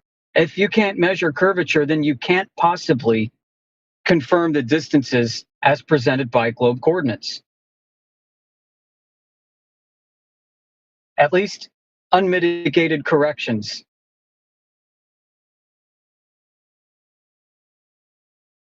For the globe, there are dozens and dozens of corrections that mitigate this discrepancy. Not entirely, though. You've got astronomical refraction, terrestrial refraction, you've got deflection of the vertical, you've got curving plumb lines. You've got all these ad hoc phenomena that must exist on a globe in order for the globe to be true that nobody's actually been able to substantiate. What happened to At the least other in the speaker? manner. I don't know, Mohammed. No, the other guy. No. Well, he didn't want to speak or what? Muhammad yielded the floor for the other guy to speak, and did he get gun shy or what? He ran away a long time ago. Oh, for heaven's sakes! Yeah, Muhammad was asking some questions, and Yoda was telling him, but he yielded the floor so that the other guy could talk. Yeah, it's okay. No, the thing is, I just done a very kindergarten level experiment on an orange, and I just want Mr. Muhammad. Oh yeah.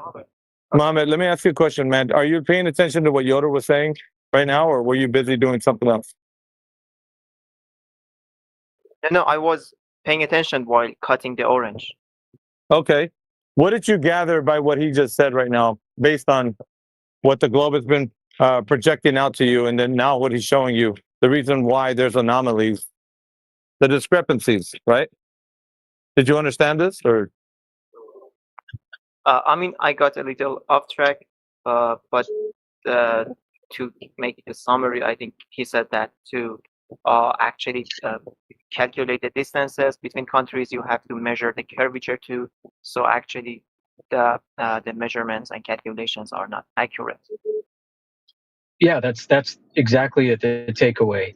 If you want to prove that Earth is a globe and prove that the distances between point A and point B, as given by the globe coordinates, are true, then you must measure curvature of the Earth. There is no way around it.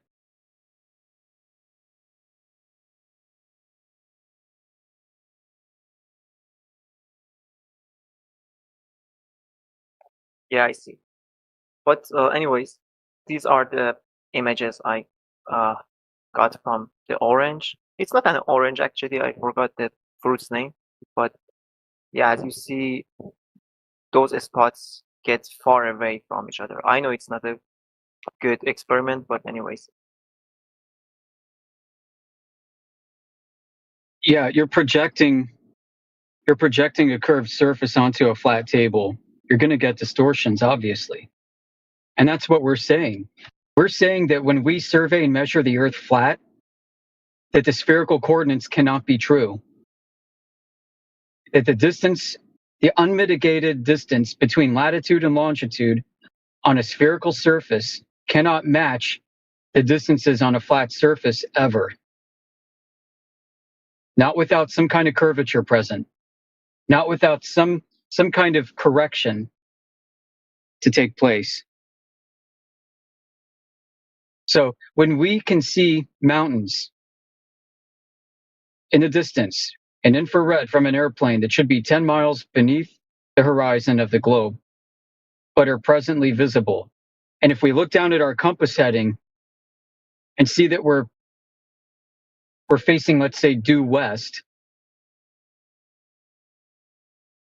then I know that those mountains can't exactly be where I think they are if I think Earth is a globe. There has to be some distortion taking place within the spherical coordinate reference system to make it work on a flat Earth. Do you see how that reframes the discussion? Because if Earth is is a globe, then those mountains should be sunk behind the horizon and should probably even be shifted maybe a little northward a little bit. But instead, I'm looking straight out at them. Yeah, I have seen those images. I see exactly what you're talking about. But what I am trying to say is that somehow we actually are using those distances and calculations for our travels, and they actually make sense. So yeah, they may not be accurate, but I mean, they work, right? Yeah, they work. They're not accurate, but they work. That's exactly right. You don't know exactly how many miles you're really going. You do know exactly how many you're going on the map. The coordinate map miles, you know exactly how far it is, but in reality, you don't know how far you're really going. Same with the map heading. You know exactly which direction you're pointing if you're getting from A to B on the map, without question, but in reality, it's not going to match either. And the problem is the distortions get bigger and bigger and bigger over greater and greater distances. And as those distances become greater, for the errors to become more apparent, our ability to easily measure them becomes more difficult. So that's why we need, for at least long distance measurements, we need tools like high magnification, big aperture lenses. We use infrared. Or it's why for shorter distances, we use precision laser aiming devices, as in the case with FE-Core, with their Lake Balaton and Lake ISIL tests. I can't sit here and chat much more. I have to go listen now. I need to head into my office. It was a pleasure talking to you, and thanks for giving me the floor. I appreciate you. Thank you so much, sir.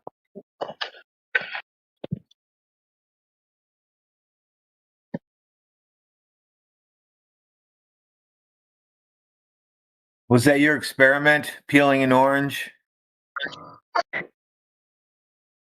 Yes.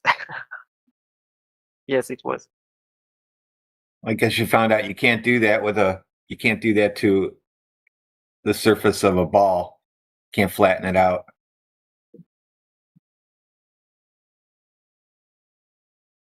But I mean, let's just say it's inaccurate, okay, those distances. But as you said, as there is no curvature on the Earth, and we can use those distances, even though they are inaccurate, to make a flat map. Okay. Yeah, I know they are not accurate, but some distances become much, much, much, much far of each other. That is actually considerable. I'm just trying to know what's the explanation for that. You have a presupposition because you watched maybe some flat earth debunking videos on YouTube, like Professor Dave and that kind of thing, and they've got it put in your mind that the azimuth or equidistant projection is the flat earth map. That's incorrect, although there are some flat earthers that do claim that. So it is fair for him to attack that some flat earthers are using a bad argument and claiming that a particular globe projection is the flat earth map. Okay, we don't claim that that's the flat earth map, and those distances that look like a really long distance on that fake flat earth map, which is actually a globe map, okay, the AE map, that's the same distance, right? That's the same distance on that projection as it is on a different projection, even though on the actual map, if you plot out the distance, it may look like a longer line on one of the map projections than it does on the other one, because there's scaling issues that you need to take into consideration. There's a scale right on the map that says where you're at on the map, use this scale. Yeah, I see where you're coming from. But yeah, okay, let's assume that Earth is perfectly flat. And I'm sorry, it doesn't have curvature. It's not a globe. But let's use that logic vice versa. Let's say, okay, let's assume that if the Earth could have been globe, how much some distances could be shorter or longer? Would there be better traveling paths between some spots or something? So I think this logic can be used for both of the sides. See what I mean?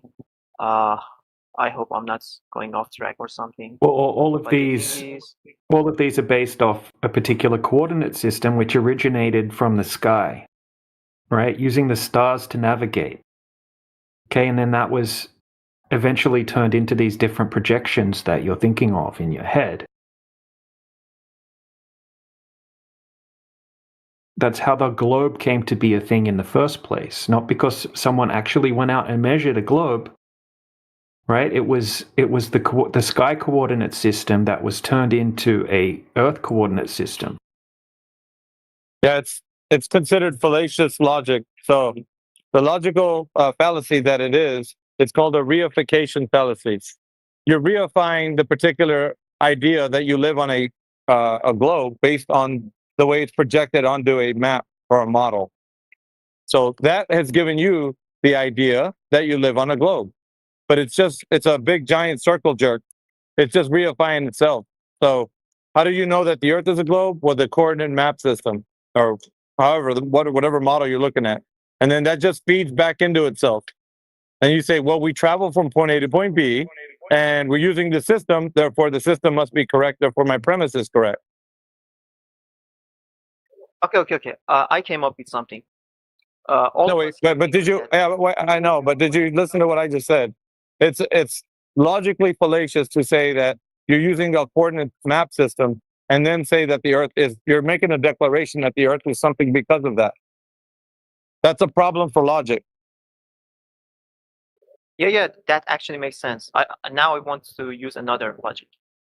All of us can agree that in a surface and non-curved, surface, to reach 2 points to each other, you need one and only one path to straightly point these points to each other. See what I mean? That's all we can agree on.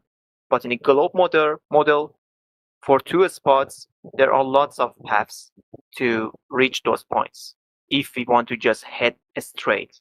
See what I mean? Can you understand my perspective?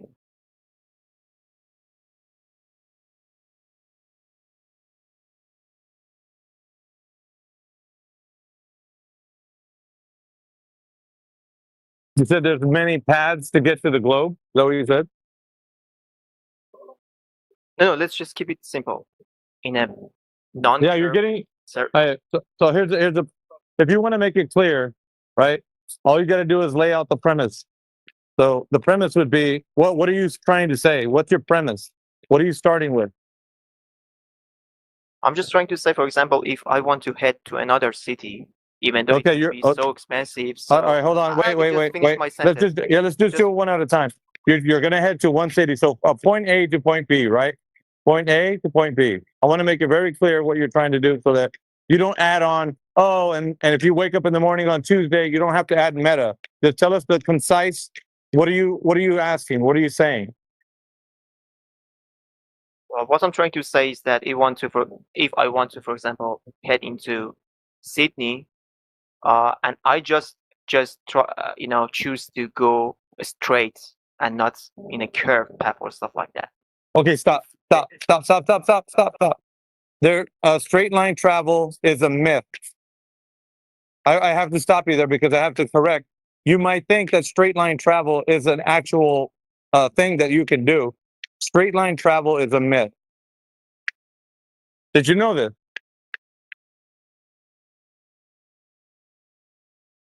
Hello? Hello, I'm here. But yeah, straight line travel is a myth. Is a myth? You mean it's made up? Yeah, it's not real. Yes, it's fake. It's not real. So if you say straight line travel, the moment you say that, that's incorrect. There's no such thing as that. Doesn't exist. Yeah, it's impossible to do on spherical coordinates and impractical in reality. That's correct. You have to follow a compass. I think that's where most of your confusion came from, Mohammed, to be honest. You have like this ideal way that people travel, and you're applying it to your reasoning, your logic. and that's why it's failing you, because you think straight line travel is a reality. Am I correct?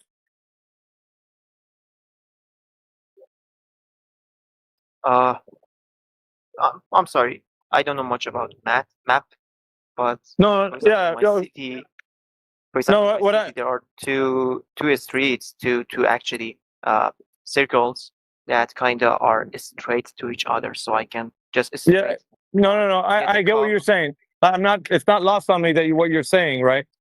But if you're going to travel great distances, straight lines are not possible. So, okay. Do you understand that or no? I need to know if you're listening to what I'm saying or you're not. You don't understand. And give me some feedback. No. I don't understand what you say at all. Okay. You know how like you get a map and you say I want to go from point A. I'm going to start in whatever city, and then I'm going to arrive at this other point on the map. Okay. You know what I mean? Like on a map, you're going to show from point A to point B a straight line on a map. You get me now?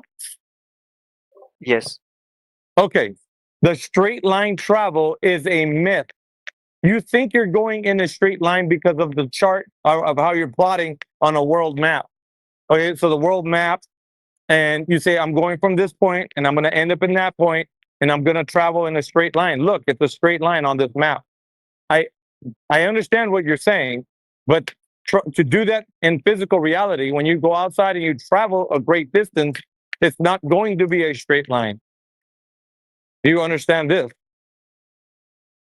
Yeah, but what if I use a compass or something? Yeah, I understand, but do you understand what I'm saying? Yes. Okay. So because you make like using a world map and you draw a straight line, it doesn't mean in reality you're going to travel in a straight line. So now you said compass, right? So if you travel with a compass, what does the compass reference? How do you get your bearing?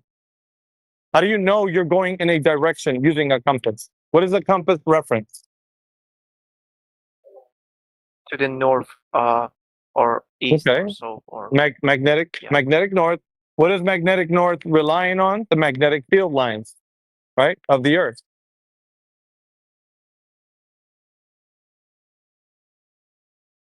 Yes. Okay. All right. So are magnetic field lines straight?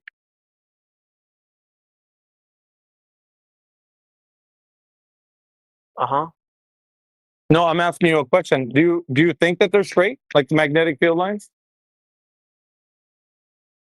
I mean, due to what you said, it must not be, right? Well, yeah, I'm proposing that it's not, but I'm asking for your, like, how are you trying to reason with yourself? Because I think this is where the part of your logic where it's going sideways. If you're trying to reason that, whatever the compass is using, we're using it to go in a straight line. Am I right or wrong?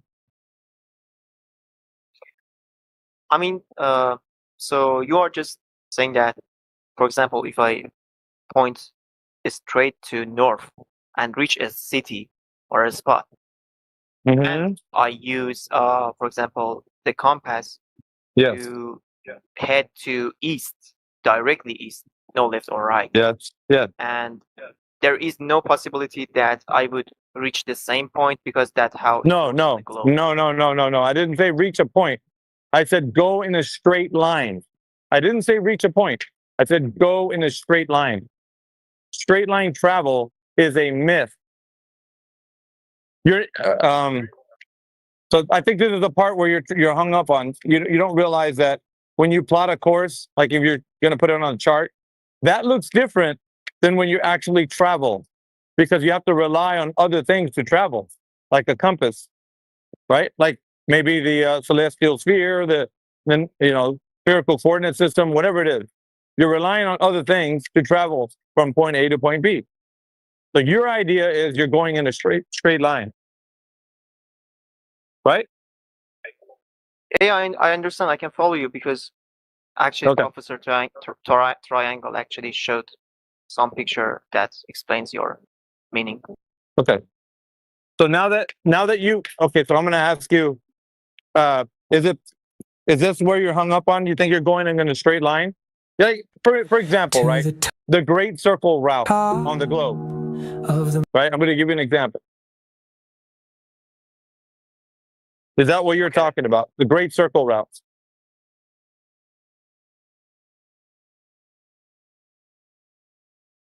I'm sorry. Are you what? The Great Circle route? I don't know. Do you know what this means or not? I'm not even sure if you know that. I'm sorry. No, I don't. Okay. So okay, I mean, maybe we should go a step back.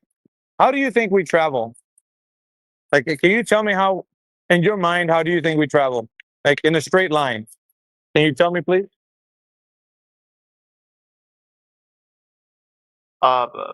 Due to what I think, or due to what you explain to me. Someone's in his DMs. Yeah, based on how Mohammed, based on how you know how to travel on the earth, how do we travel? What do we use, and how is it done? Can you tell us, please? I want to know where you're at with this, because I'm saying things that I think it's maybe surpassing your knowledge about traveling.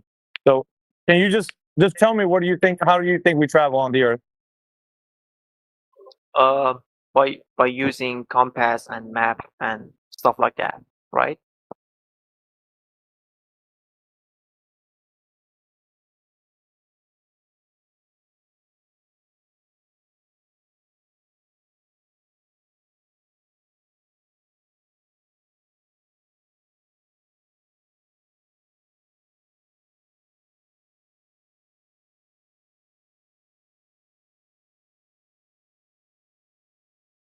Hello there.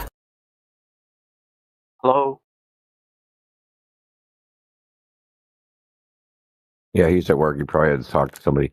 Yeah, you can use the compass, but it's only good for so far, because what he was trying to explain to you is the compass lines up with magnetic field lines, and they don't point north-south. I posted a Mercator map in the chat that shows the field lines of the magnetic field. So as you can see, some of those lines go east and west. They don't even go north and south. So if you were in that area, your compass would read, like, if you lined up with your compass facing north, you'd actually be facing west. If you look at any land navigation map, like for the military, this magnetic declination is accounted for. In the fact, east and west in the first place, they're circles. Right? They circle around like the North Pole in the globe model, right? It's a circle going around a single spot. Going straight is not actually possible for lots of reasons. A, you don't have the external spatial reference. The compass doesn't work because that changes which direction's pointed. It doesn't point at poles. Thirdly, you have like a wind. So what'll happen is you have the direction you're pointed, right? Which would be your heading, but that's not your course. Your course is the direction the plane is actually going. So to even know you're going in a straight line is nigh impossible. You can believe you are, and you could say, yes, I'm going in a straight line according to the compass, but then that wouldn't line up with like the latitude and longitude. And if you did it with latitude and longitude, that wouldn't line up with the compass. So, is there any way, not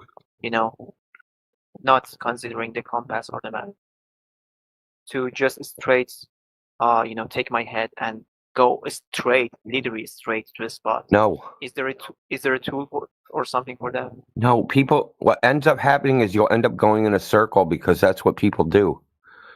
So if you like go on Google and type in, why do human beings walk in circles?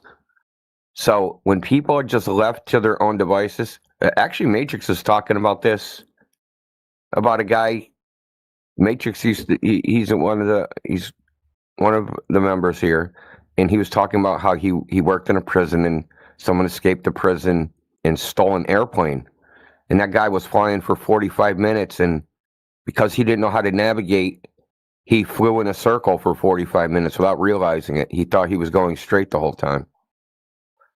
So that's what happens when people are lost, like in the woods or in the desert or like in the wilderness.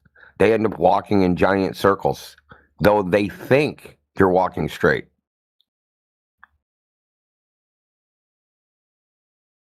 It's not like you can walk straight across your room, you can walk straight across a soccer pitch, but going straight for 100 or 200 or 300 miles, it's nearly impossible, if not impossible.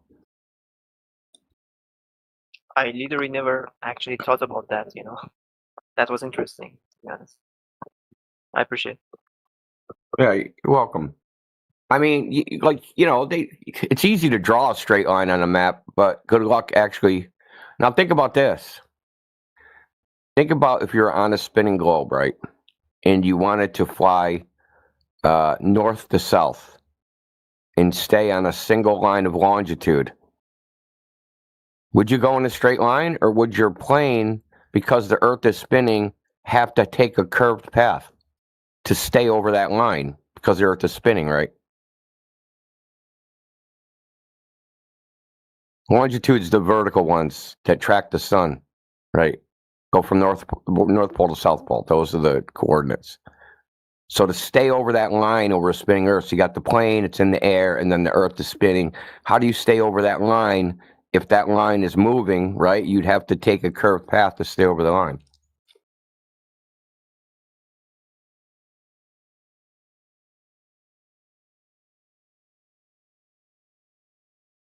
Yeah, that makes sense, actually. Yeah. I actually have a graphic. I'll post in the chat. So I'm sorry, I just want to jump into the conclusion because I know other people want to participate in this discussion too. Yeah. But the conclusion would be that there is no way that we could prove any shape of the Earth by traveling between two spots by using different paths, different straight paths, because such a thing would not be even possible at the first place, right? Well, not for long distances. So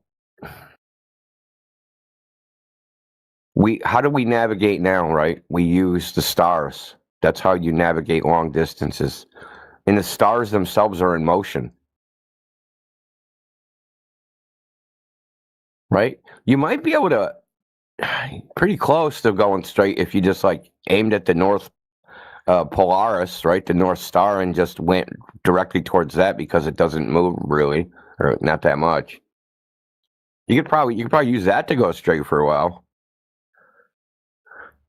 But you wouldn't be using the Earth, right? You'd be using the stars. That's the thing. How do you use the Earth to figure out?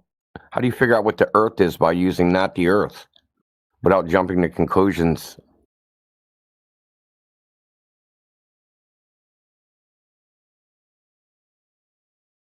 I mean, I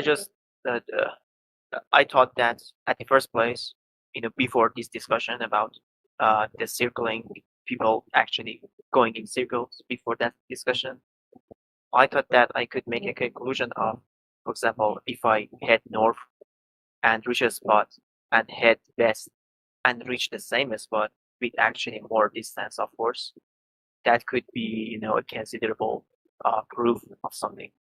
But yeah, but west is a circle. Yeah, I understand. You'd go in a circle around the North Pole, right?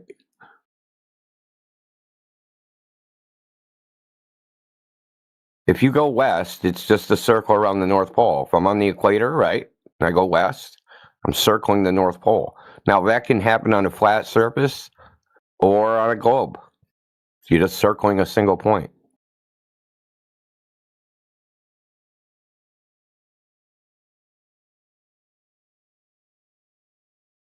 Andy, a quick question.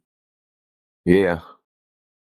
So, hypothetically, just let's assume that we have a method to make that circumnavigation around the globe on a straight line. Wouldn't that be possible only on the equator, or you will have to cut the globe on a half? It wouldn't be possible in the northern hemisphere or the southern hemisphere, because in the northern hemisphere you will have, and if you want to circumnavigate from that region, you will have to deviate a little bit to the right. The more you are in the north, closer to the North Pole, you will have to deviate more and more to the right. And that's the size of the circles. Yeah, and that straight line would be possible only on the equator. And I mean, technically, it's not a straight line. You're flipping over, right? I understand, but I am using their words. Just if there is some glober understand what I'm saying.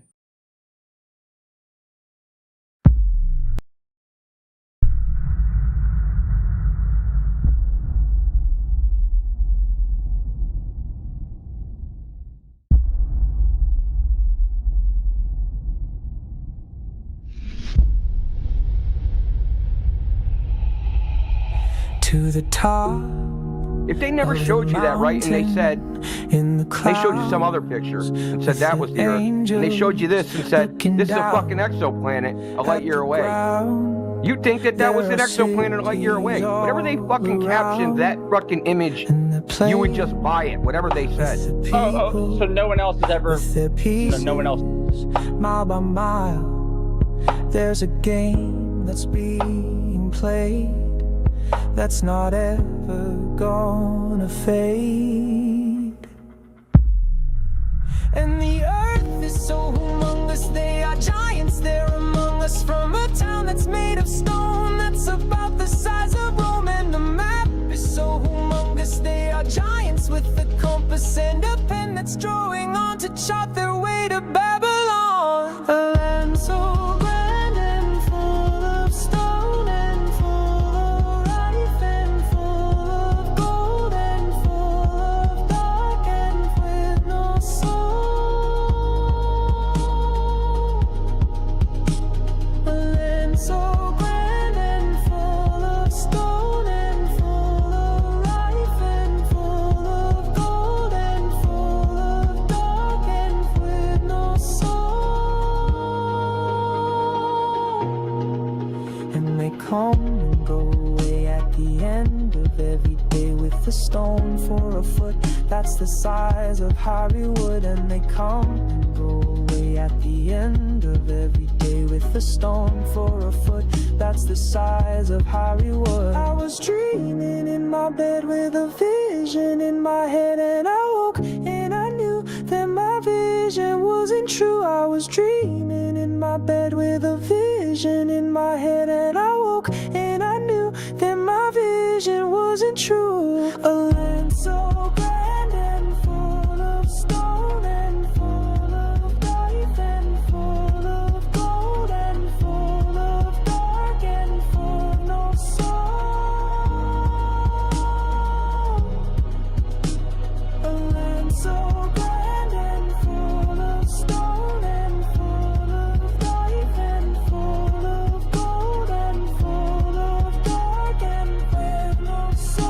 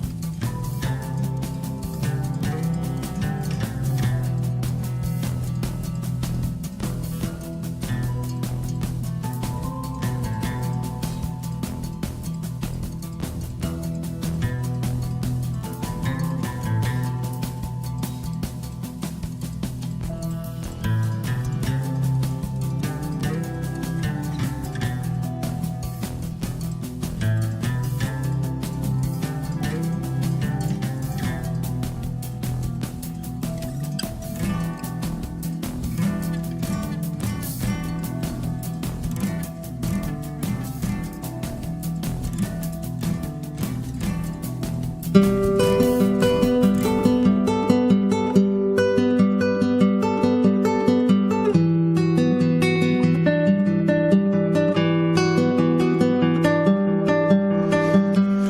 must now tell you why, as you awaken from this global lie. Despite what they have said, Earth is not a globe spinning, but instead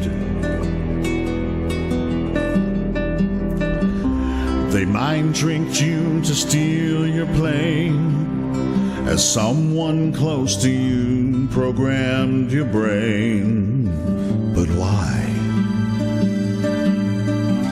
So clear this is, improve your stance.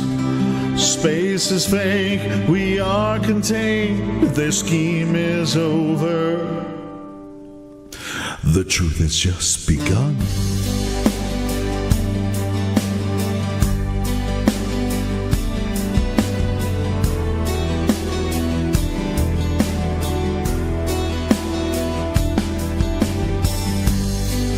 There's a place up in the sky, a pathway for the moon and stars at night.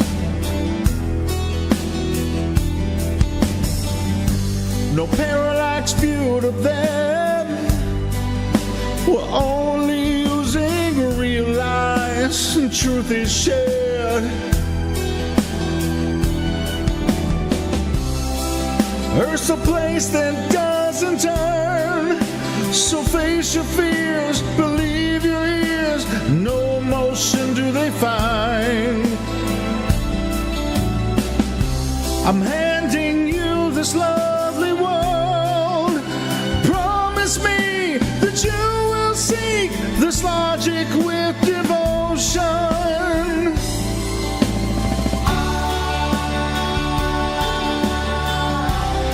I truly see your point of view. I'm gonna teach you how to prove.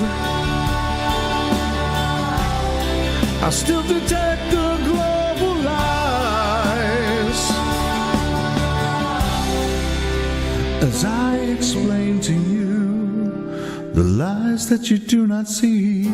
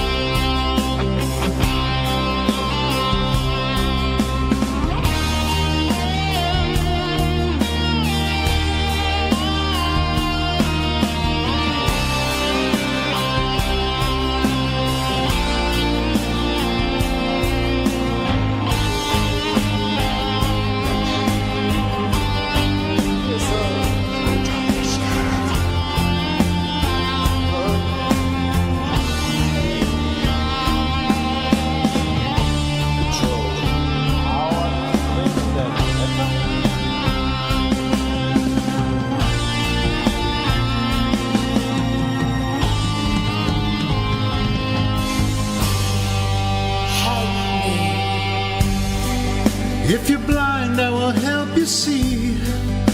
You must deny the vicious lies you believe.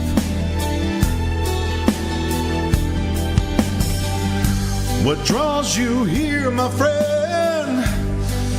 Come listen now and let's fly to truth end.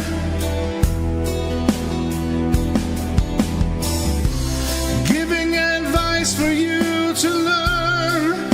Forsake the claims, let truth sustain your soul set free from lies. A heartfelt yearning to be had, blasting the illusion using real lies. You will despise all the global lies, but truly see your point of view. I'm gonna teach you how to prove.